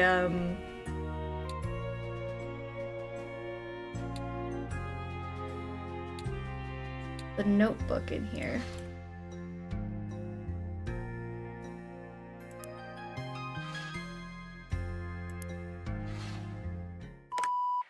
Jackie, it's Roger. I know it's not like me to miss a closing night, but for this one, I just gotta sit it out and stay home. You know, I'd rather just put this whole sorry chapter behind us. Plus, I don't want to give that loser the satisfaction of seeing my face in the audience. You know what? I'll try you at work. Bye-bye now. Hey, Roger or Jackie, it's Laura. Listen, I was going through old files for the 20th anniversary t-shirts, and something seemed odd. A lot of random things are missing. Musician waivers, old bylaw ratifications, opening night gifts. It's going to make finding old signatures for the shirts a lot more complicated. Not to keep harping on this, but maybe the office open door policy isn't such a great idea, okay? Oh, and happy opening.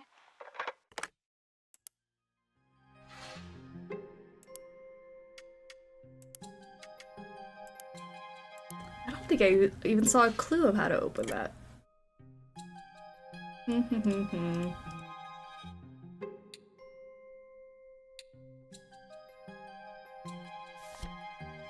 Okay, maybe we start figuring this out and then maybe it'll all come together. Somebody planned to something somebody by putting in his something and somethinging it something something.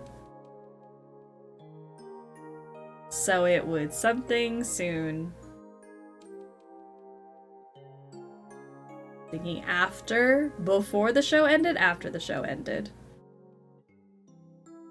Something like that. Before the show ended. He also intended to something for his, so he planted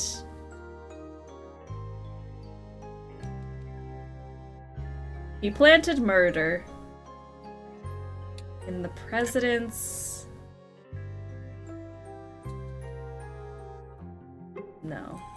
office and left a series of this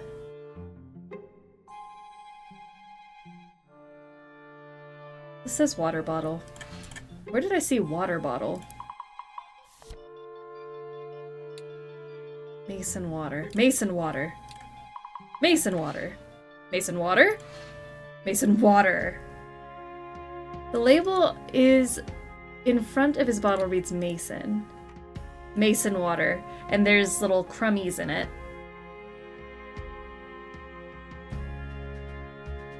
Which is like the belladonna from previously. Mason water. Interesting.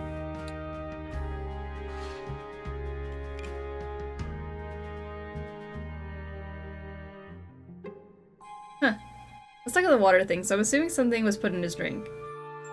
Why does he have the vial, though? Did he poison himself? Mason, what have you done? Because that's definitely the same stuff that's in the bottom of his water. Unless he tried to poison someone and someone knew it and said Mason water and then, like, swapped.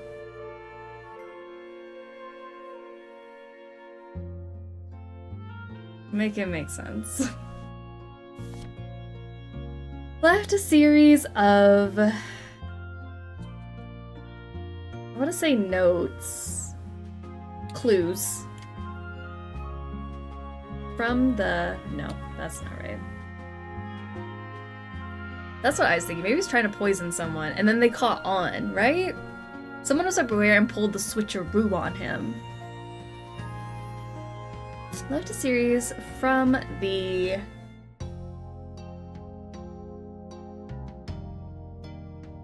that led to...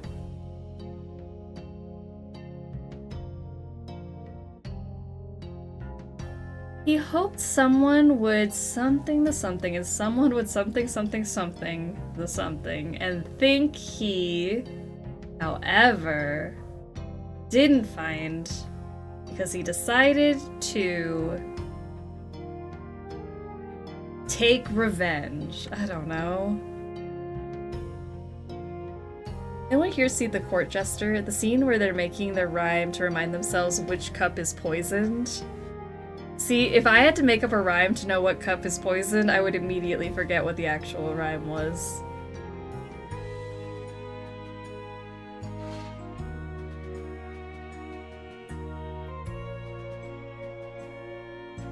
What does this have to do with anything?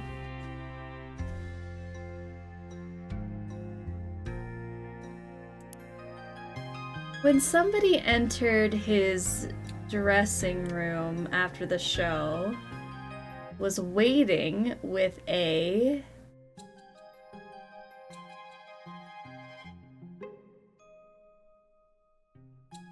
Then immediately forgetting as well. Funniest scene in the movie, honestly. Well, now I need to go see the scene, because yeah, I would immediately forget. During the exchange...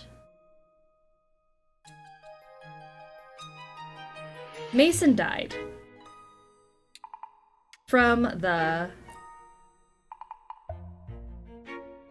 poison, right? Okay, so I need to find the word for poison. There has to be a word I haven't collected that tells me that.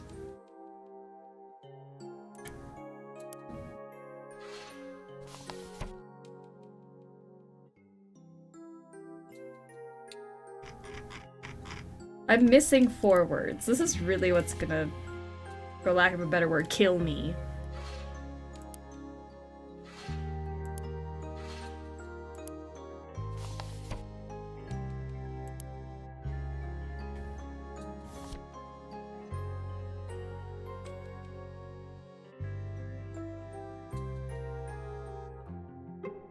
Soon after,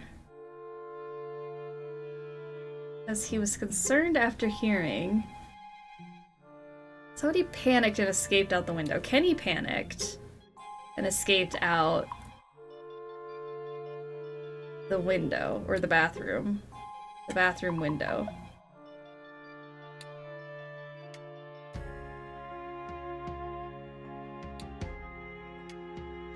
Because Kenny was the one who was going to confront him. I remember when somebody entered his dressing room after the show, was waiting with a gun. Kenny was waiting. Kenny was gonna kill him with the gun, and then Mason had already been poisoned and died, and Kenny was like, oh no, I can't compromise what Jacob and I have. So he jumped out the window, I think. I don't know. When Mason entered his dressing room after the show, Kenny was waiting with a gun to confront him about not answering his calls or like responding to him, about not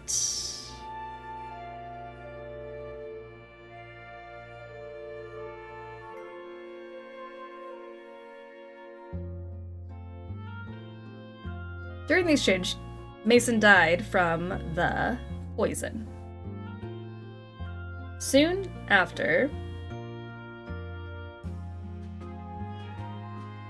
Jacob entered because he was concerned after hearing Kenny's scream. Kenny panicked and escaped out the bathroom window. Jacob, thinking Kenny had somehow killed Mason, decided to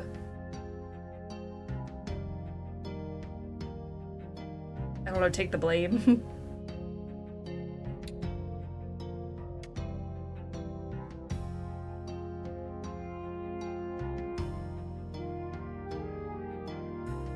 Take the blame, so he would take, or something so he would take the blame instead. Decided to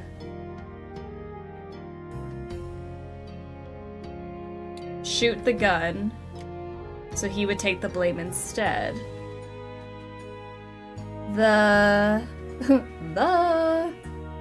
Somebody was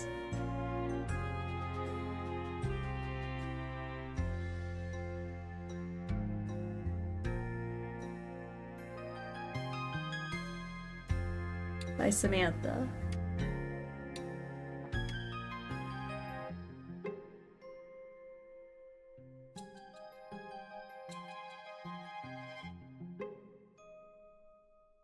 Goody, how are you doing? Welcome to the mind mess on this fine Monday.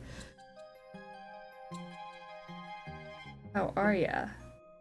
Welcome, welcome. Alternate lyrics has to be something important.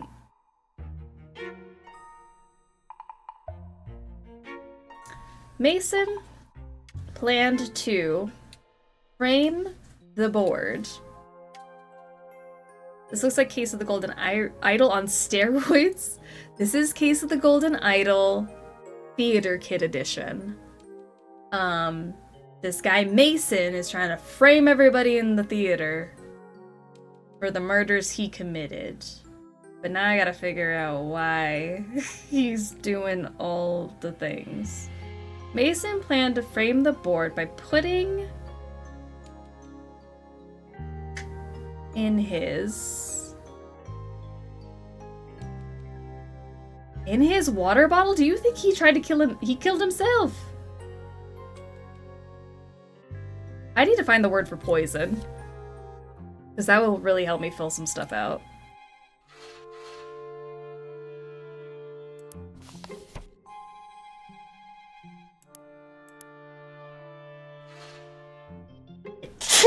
Excuse me.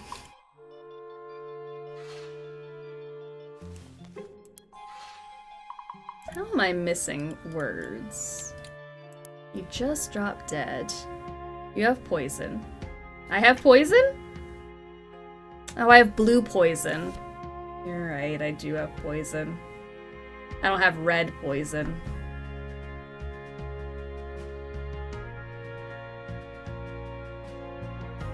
By poisoning it. I meant I needed like belladonna or the specific name of it. I haven't opened that notebook and I don't know how to open that notebook.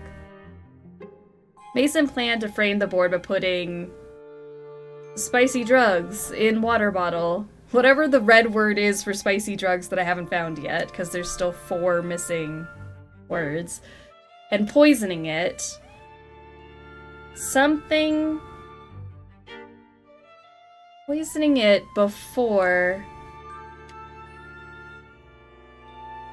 curtain call, maybe? So it would...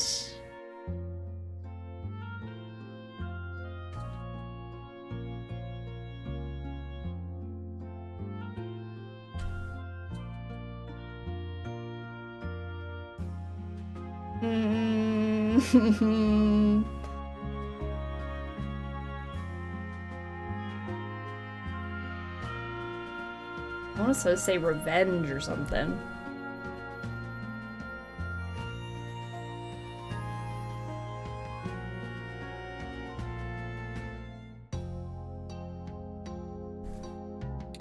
Or curtain call. Because it does say somewhere that that's the last water break, right? Last water break before finale. Oh,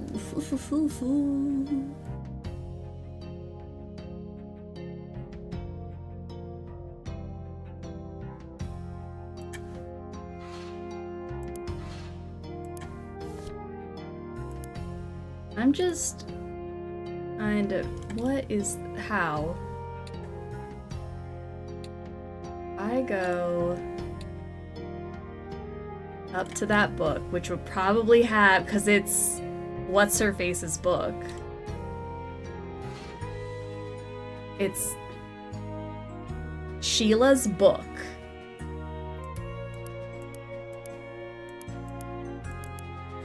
Wondering if it's like Todd or something.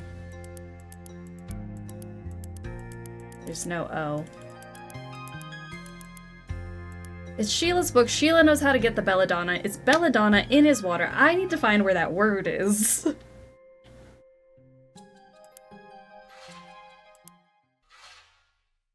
Empty envelope.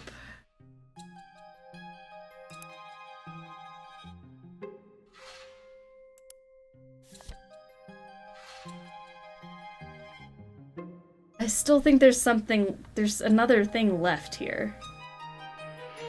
It's a little flourish in the music that reminds me so much of Final Fantasy VII. Makes me smile every time I hear it. It's a fun little... That like, doo-doo-doo. I hear it. Elude the yellow brick purveyor. There's liar neath that layer. What does it mean?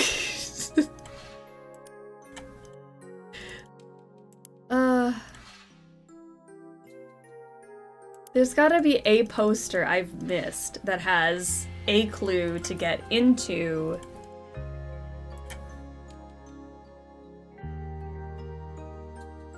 the thing, you know? The only 4-letter code I've seen is Oxic. Oh, we could try Oxic. Oxic? Oxic. Huh. Where did I see Oxic? It was in the... like... his whole rant about what people are doing. There's Belladonna. Oh my god. Take effect. That's what I needed. I needed Belladonna. That was a genuine shot in the dark, and I appreciate you shooting. 'Cause...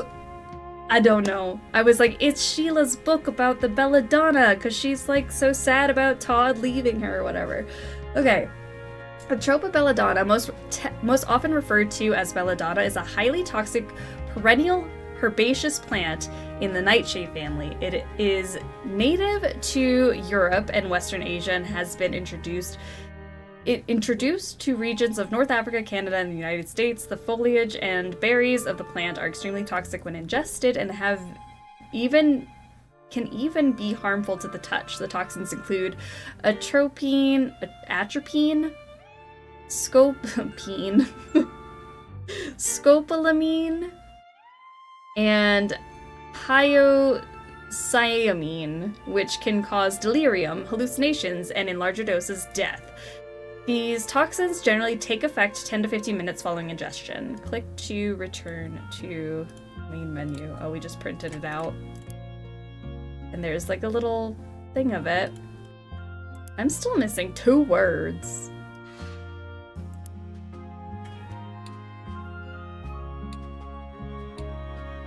So this is getting me thinking, if that was the code to the thing, this is the only thing that, where it's been said. Addicted to marijuana.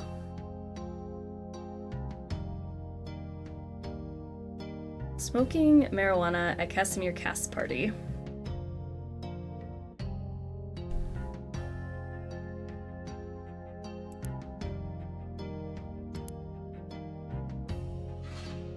Alright, well, I have something here doesn't seem right to me.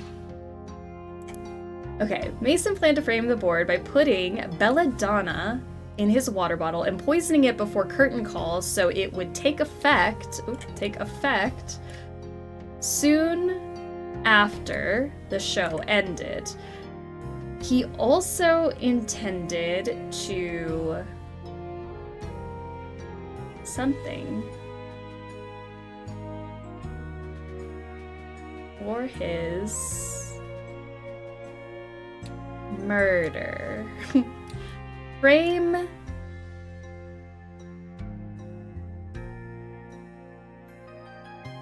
Was he trying to frame Kenny though? Did he know Kenny was gonna come and do the do?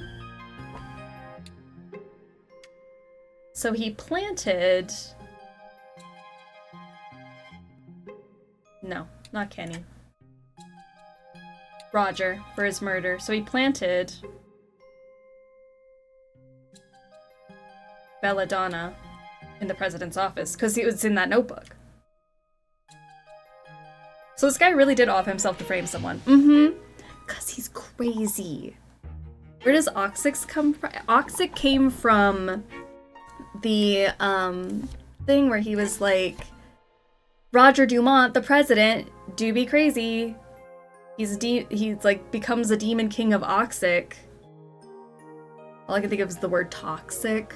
Oh, maybe toxic. Maybe that's where it comes from. Toxic Oxic. Had left a series of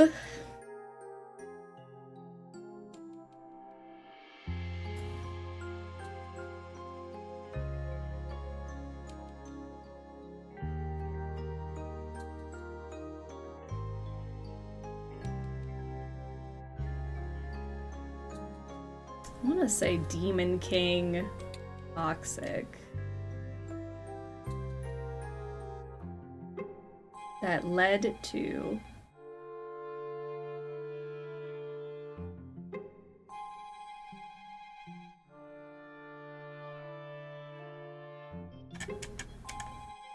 something I'm still missing. I'm still missing the vital things that would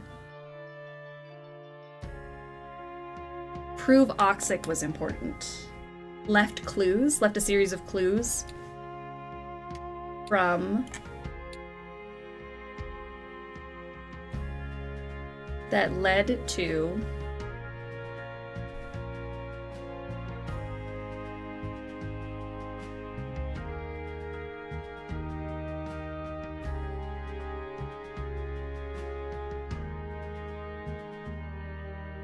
what?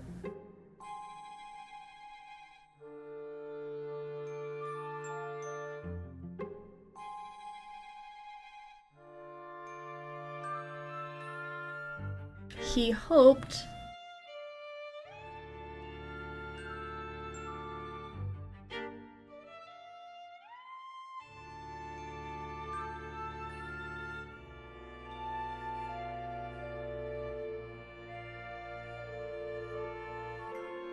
it's somewhat making sense, but maybe he didn't.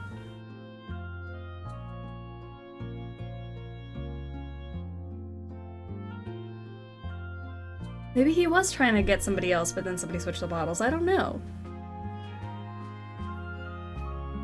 Do we have all the words? We do not. I'm missing 2 words, and I don't know where they are. I have 48 out of 50 words.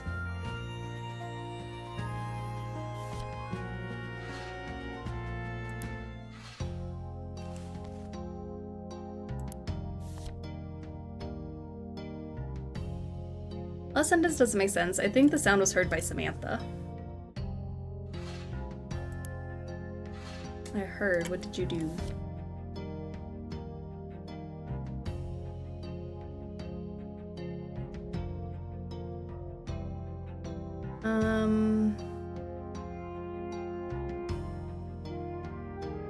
Jacob entered because he was concerned after hearing the he is what's throwing me off, because it wouldn't be Samantha.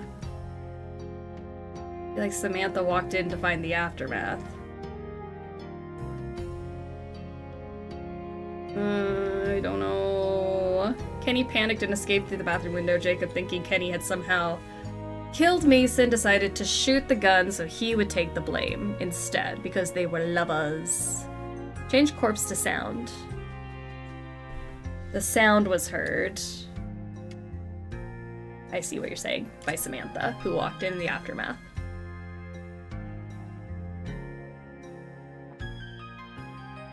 I think all of that is right. When Mason entered the dressing room after the show, Kenny was waiting with a gun to confront him about not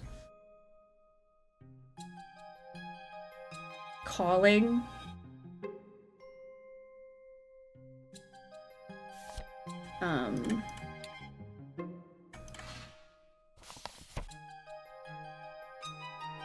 Loyalty.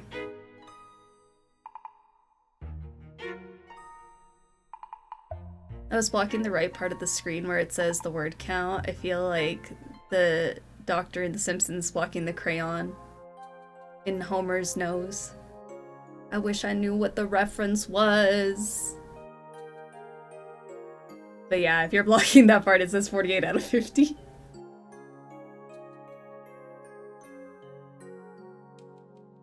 Till you hear him close the dressing room door. remember me? You said I was your best student, and now it's my turn to teach you a lesson in loyalty.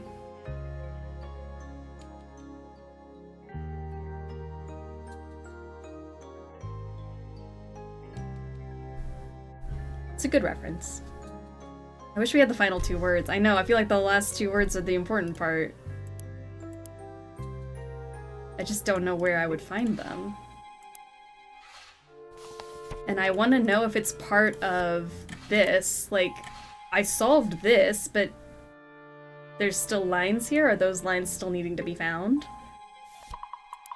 Are there more posters that I haven't spotted?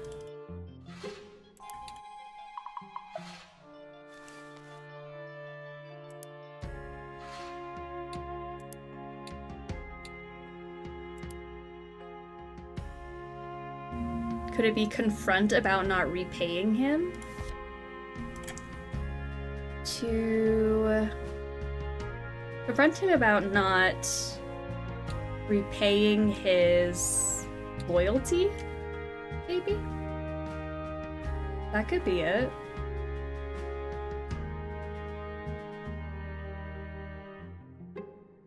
During the exchange, Mason died from the belladonna. Soon after Jacob entered, because he was concerned after hearing Kenny's scream, Kenny panicked and escaped out the bathroom window. Jacob, thinking Kenny had somehow killed Mason, decided to shoot the gun so he would take the blame instead. The sound was heard by Samantha, who walked in the aftermath. Okay. That makes sense to me. That part of the story clicks. But my 2 words that I feel... Altered lyrics is also a word here, so I'm thinking also like series of maybe not clues, maybe it's altered lyrics? I don't know. From the... She says I'm below her. That's all the same. Just a Mutt without a name got changed to just a tarnished fool to blame, free to kick, free to shame, and stepping stool to fame. Stepping stool? Tarnished Fool's stepping stool. Have I seen a stepping stool somewhere? Is that a stretch? That's just a stool, not a stepping stool.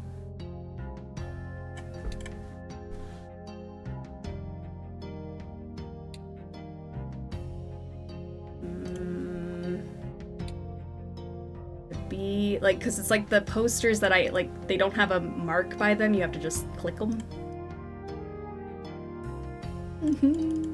I like just random click everything. Stepping stool.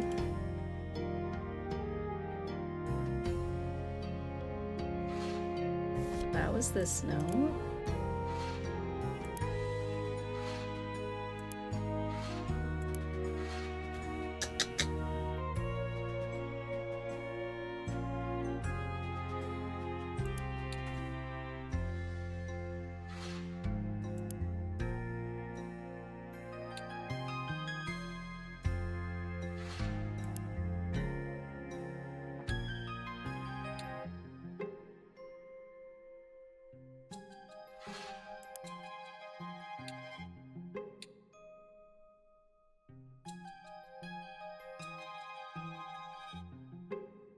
Where are these other words?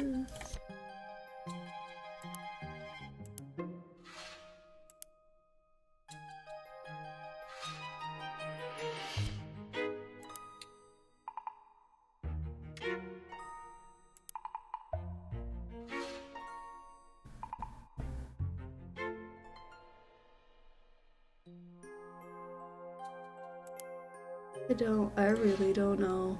Empty envelope.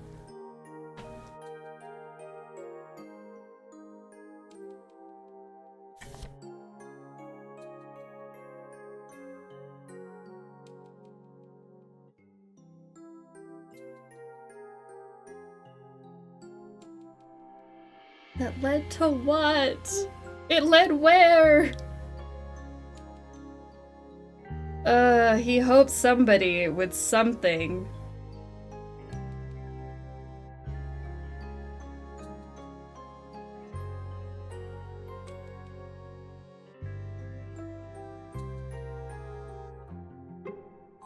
and think he...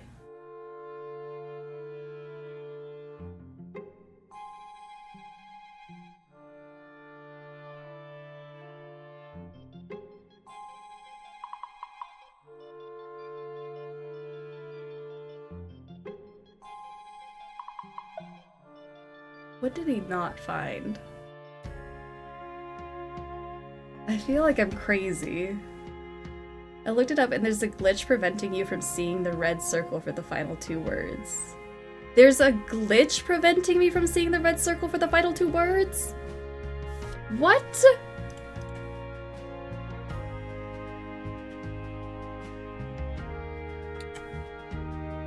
As in I should restart the game or something?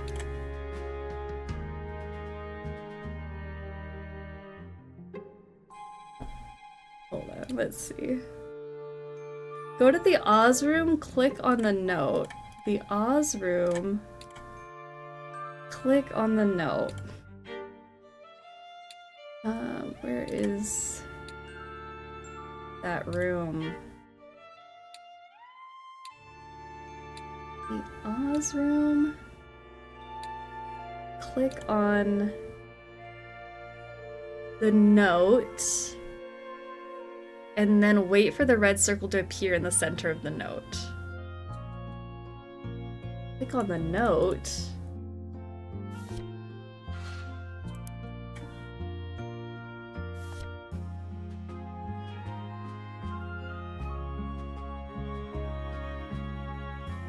Click on the note. Go to the Oz room, click on the note, and then wait for the red circle to appear in the center of the note. If it doesn't appear, just click all over the note and the final 2 words will appear.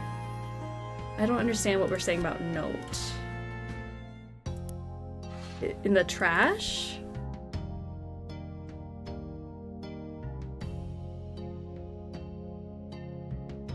I don't see a note in here.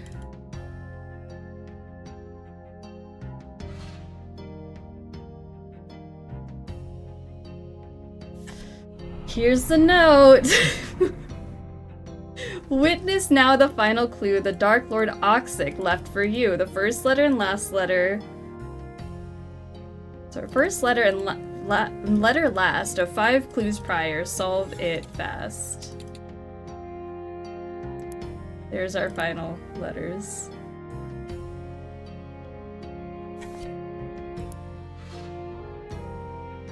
I knew I was missing something. Elude the yellow brick purveyor, there's a lie underneath the layer. Witness now the final clue the Dark Lord Oxic left for you. Left a series of clues from the Dark Lord Oxic, the Demon King Oxic, that led to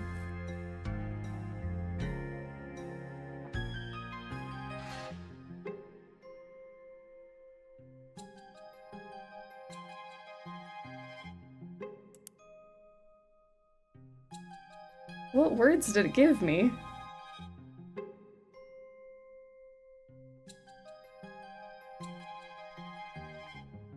Witness?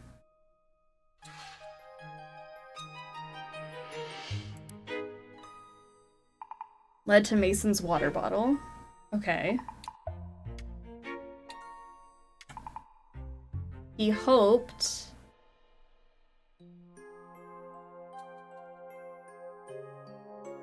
would witness the...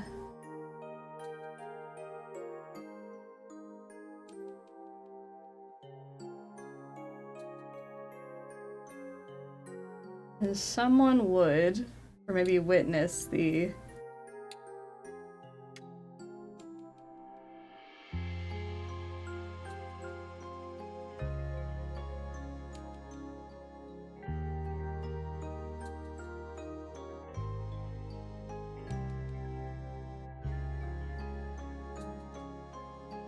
I still don't know. Led to Mason's water bottle. He hoped...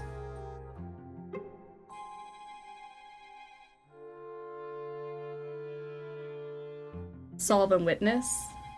He hoped would solve the clues, solve the clues, and someone would witness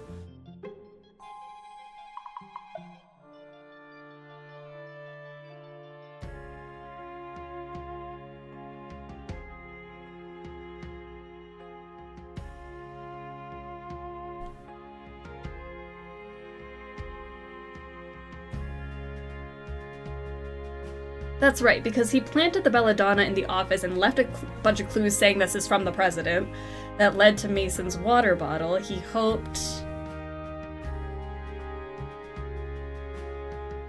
somebody would solve the clues and someone would witness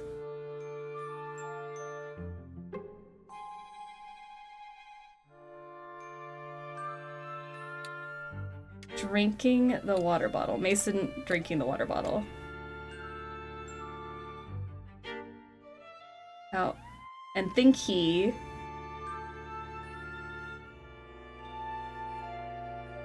not drinking the water bottle.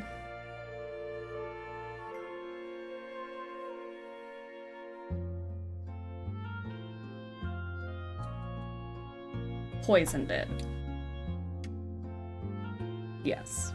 However, didn't find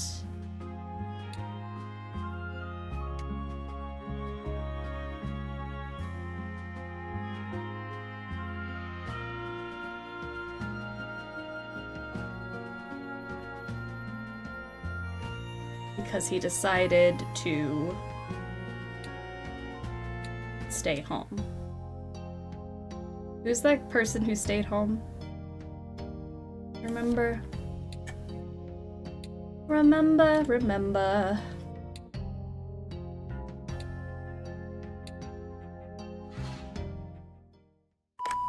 Hey, Jackie, it's Roger.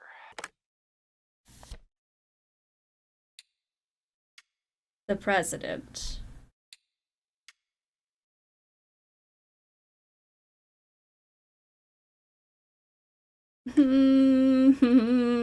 I don't know. Mason planned to frame the board by putting belladonna in his water bottle. So he didn't plan to frame the board, he planned to frame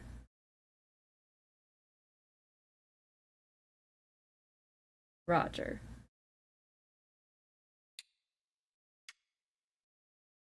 Mason planned to kill himself, not from the board.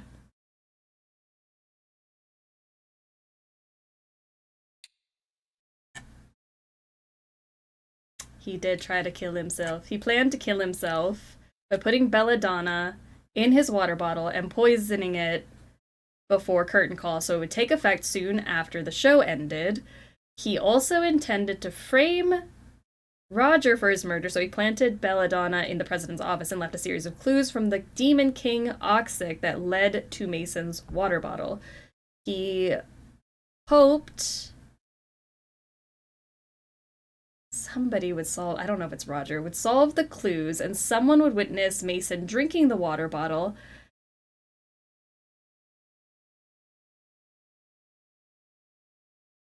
I don't know, but Roger solved the clues sounds wrong to me. He hoped something would happen and someone would witness Mason drinking the water bottle and think he poisoned it.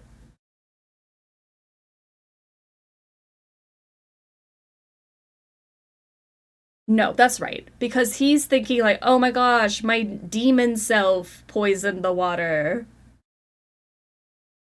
And someone would witness Mason drinking the water bottle. I don't know. Someone would witness Mason? Change frame to kill. Right, oh. How did I not throw that in there right? See? Kill! There. Thank you. Sometimes the words don't stick. Mason planned to kill himself by putting belladonna in his water bottle and poisoning it before poisoning it and drinking it. Can I say drinking? Drinking it before curtain call, so it would take effect soon after the show ended. He also intended to frame Roger for his murder, so he planted belladonna in the president's office and left a series of clues from the Demon King Oxic that led to Mason's water bottle. He hoped Roger would solve the clues and someone would witness Mason drinking the water bottle and think he poisoned it. However, that doesn't make sense. However, Roger didn't find the clues because he decided to stay home. Witness Roger inspecting the water bottles. Witness Roger inspecting the water bottles because it was part of the clue.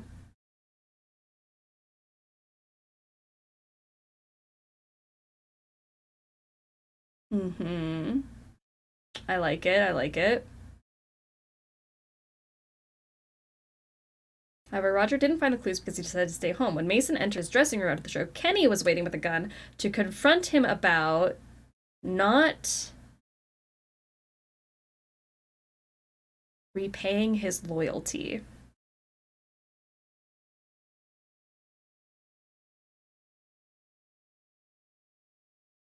During the exchange, Mason died from the belladonna. Soon after, Jacob entered because he was concerned after hearing Kenny scream. Kenny panicked and escaped out the bathroom window. Jacob, thinking Kenny had somehow killed Mason, decided to shoot the gun so he would take the blame instead. The sound was heard by Samantha, who walked in to find the aftermath.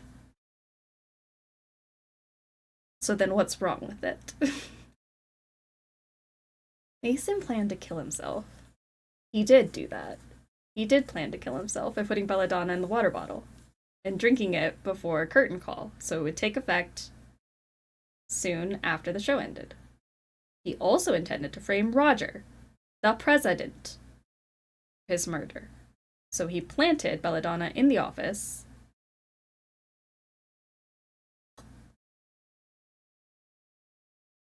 and left a series of clues.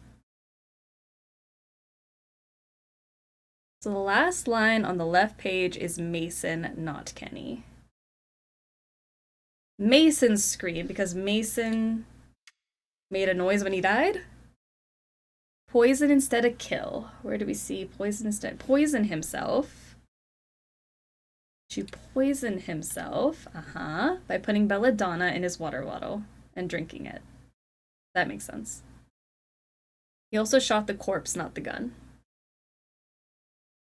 Shoot the corpse, so he would take the blame instead.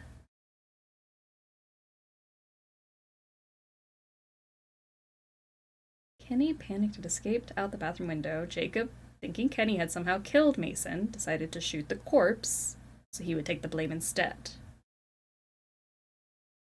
The sound was heard. The sound was heard, the gun was heard. I'm assuming the sound. By Samantha, who walked in to find the aftermath. How are there still two or more wrong? Roger would solve the clues.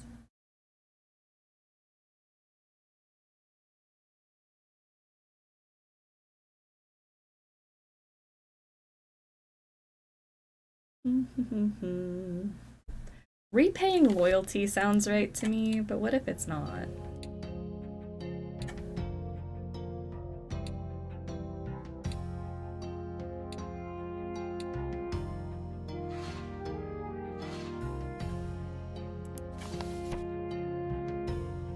Teach you a lesson about loyalty.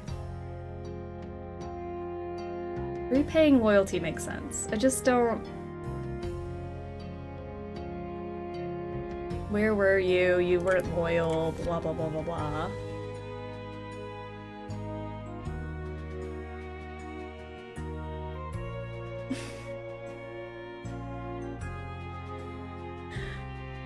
I wish it told me which ones were, like, not right. Because I feel crazy because it makes sense to me. He hoped Roger would solve the clues. Did he hope Roger would solve the clues?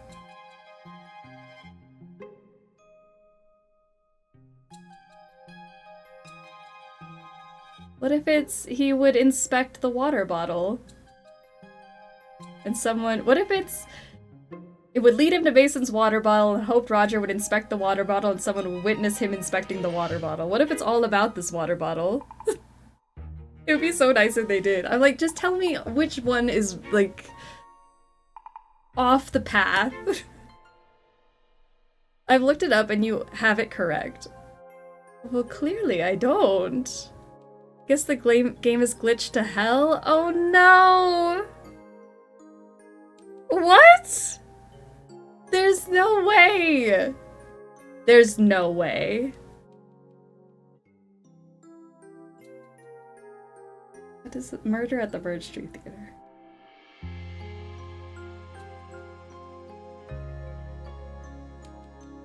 How? That's so unfair!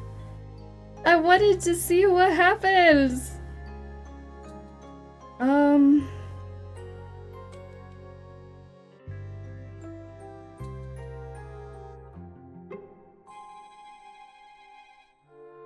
Patch notes.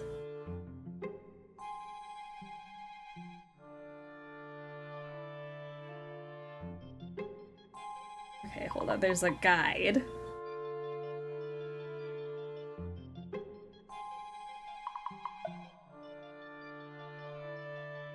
Okay, Mason planned to kill himself. Okay, we're getting somewhere. It was kill, not poison. We do not have it correct. I scroll to the end of a YouTuber playing it and your list matches hers. Okay, well, the guide I just looked up, it does not match. We are not correct. It is kill himself.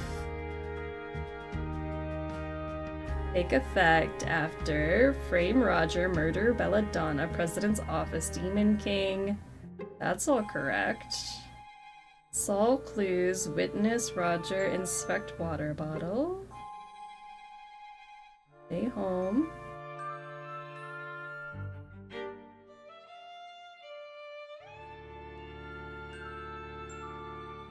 Alternate lyrics. There we go. We did not have it right. Oh my gosh. Oh, can I go back and read it? What was alternate lyrics? Heard the alternate lyrics, but not the scream. Okay. Jacob heard Mason's alternate lyrics and came in. I don't think I got the alternate lyrics thing. I'm glad we all understood what happened. It was just trying to get the right words to explain it. Chapter 9, Resolved.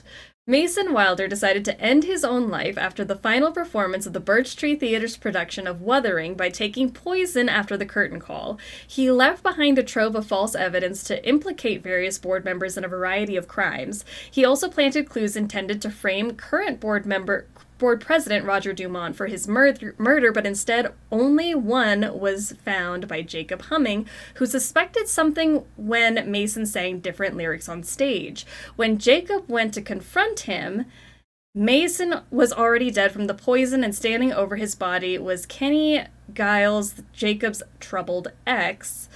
Kenny, confused and panicked, escaped by jumping out the window. Jacob, thinking of his and Kenny's favorite song from Wuthering, decided to shoot Mason's dead body so that he would take the blame for the murder instead of Kenny. Okay, so that's where the alternate lyrics came in. Tipped Jacob off, like, that's weird. Sounds like you're about to go blackmail everybody, frame him for all these awful things, and then he went to go confront him, but this was already going down. And you had it right with the killed. It was killed, not poisoned. But I feel like they're interchangeable, which has happened a couple times in this game, where it's like, you could say either one of those and it means the same thing. It's just knowing exactly which word it wants. And mine has that one little hiccup glitch thing in the Oz room. That was fine. That one didn't even glitch out. We were just wrong.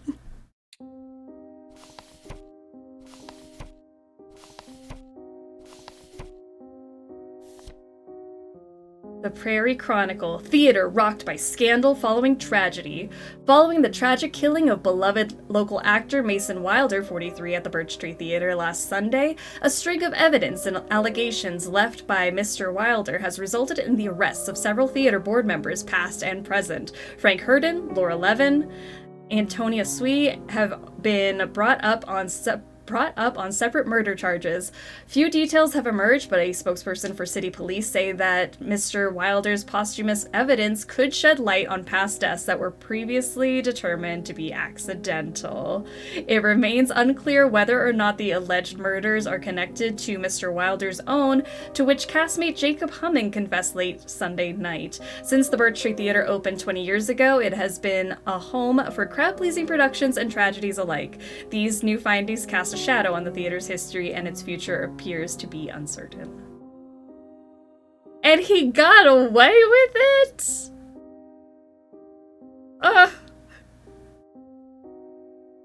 That's awful.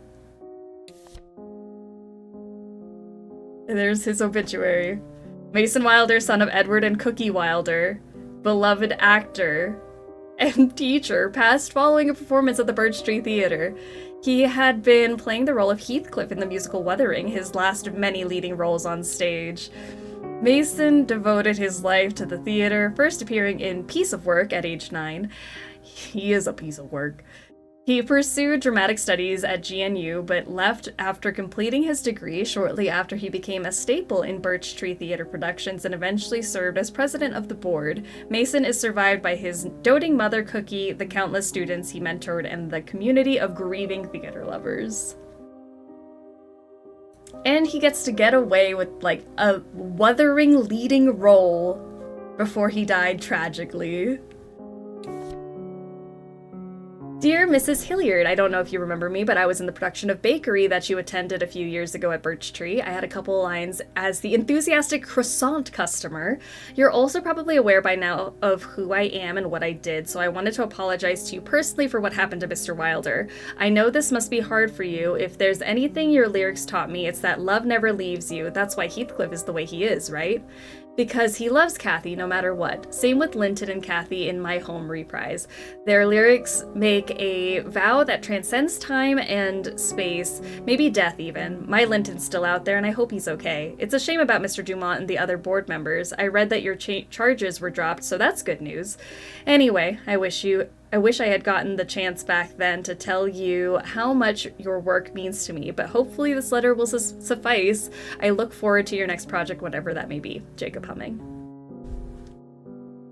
And Jacob's lover is still out there, hiding from the law. Oh no. Okay, this one is called Theatrically Yours. I think it'll go in Act 2. Take 1.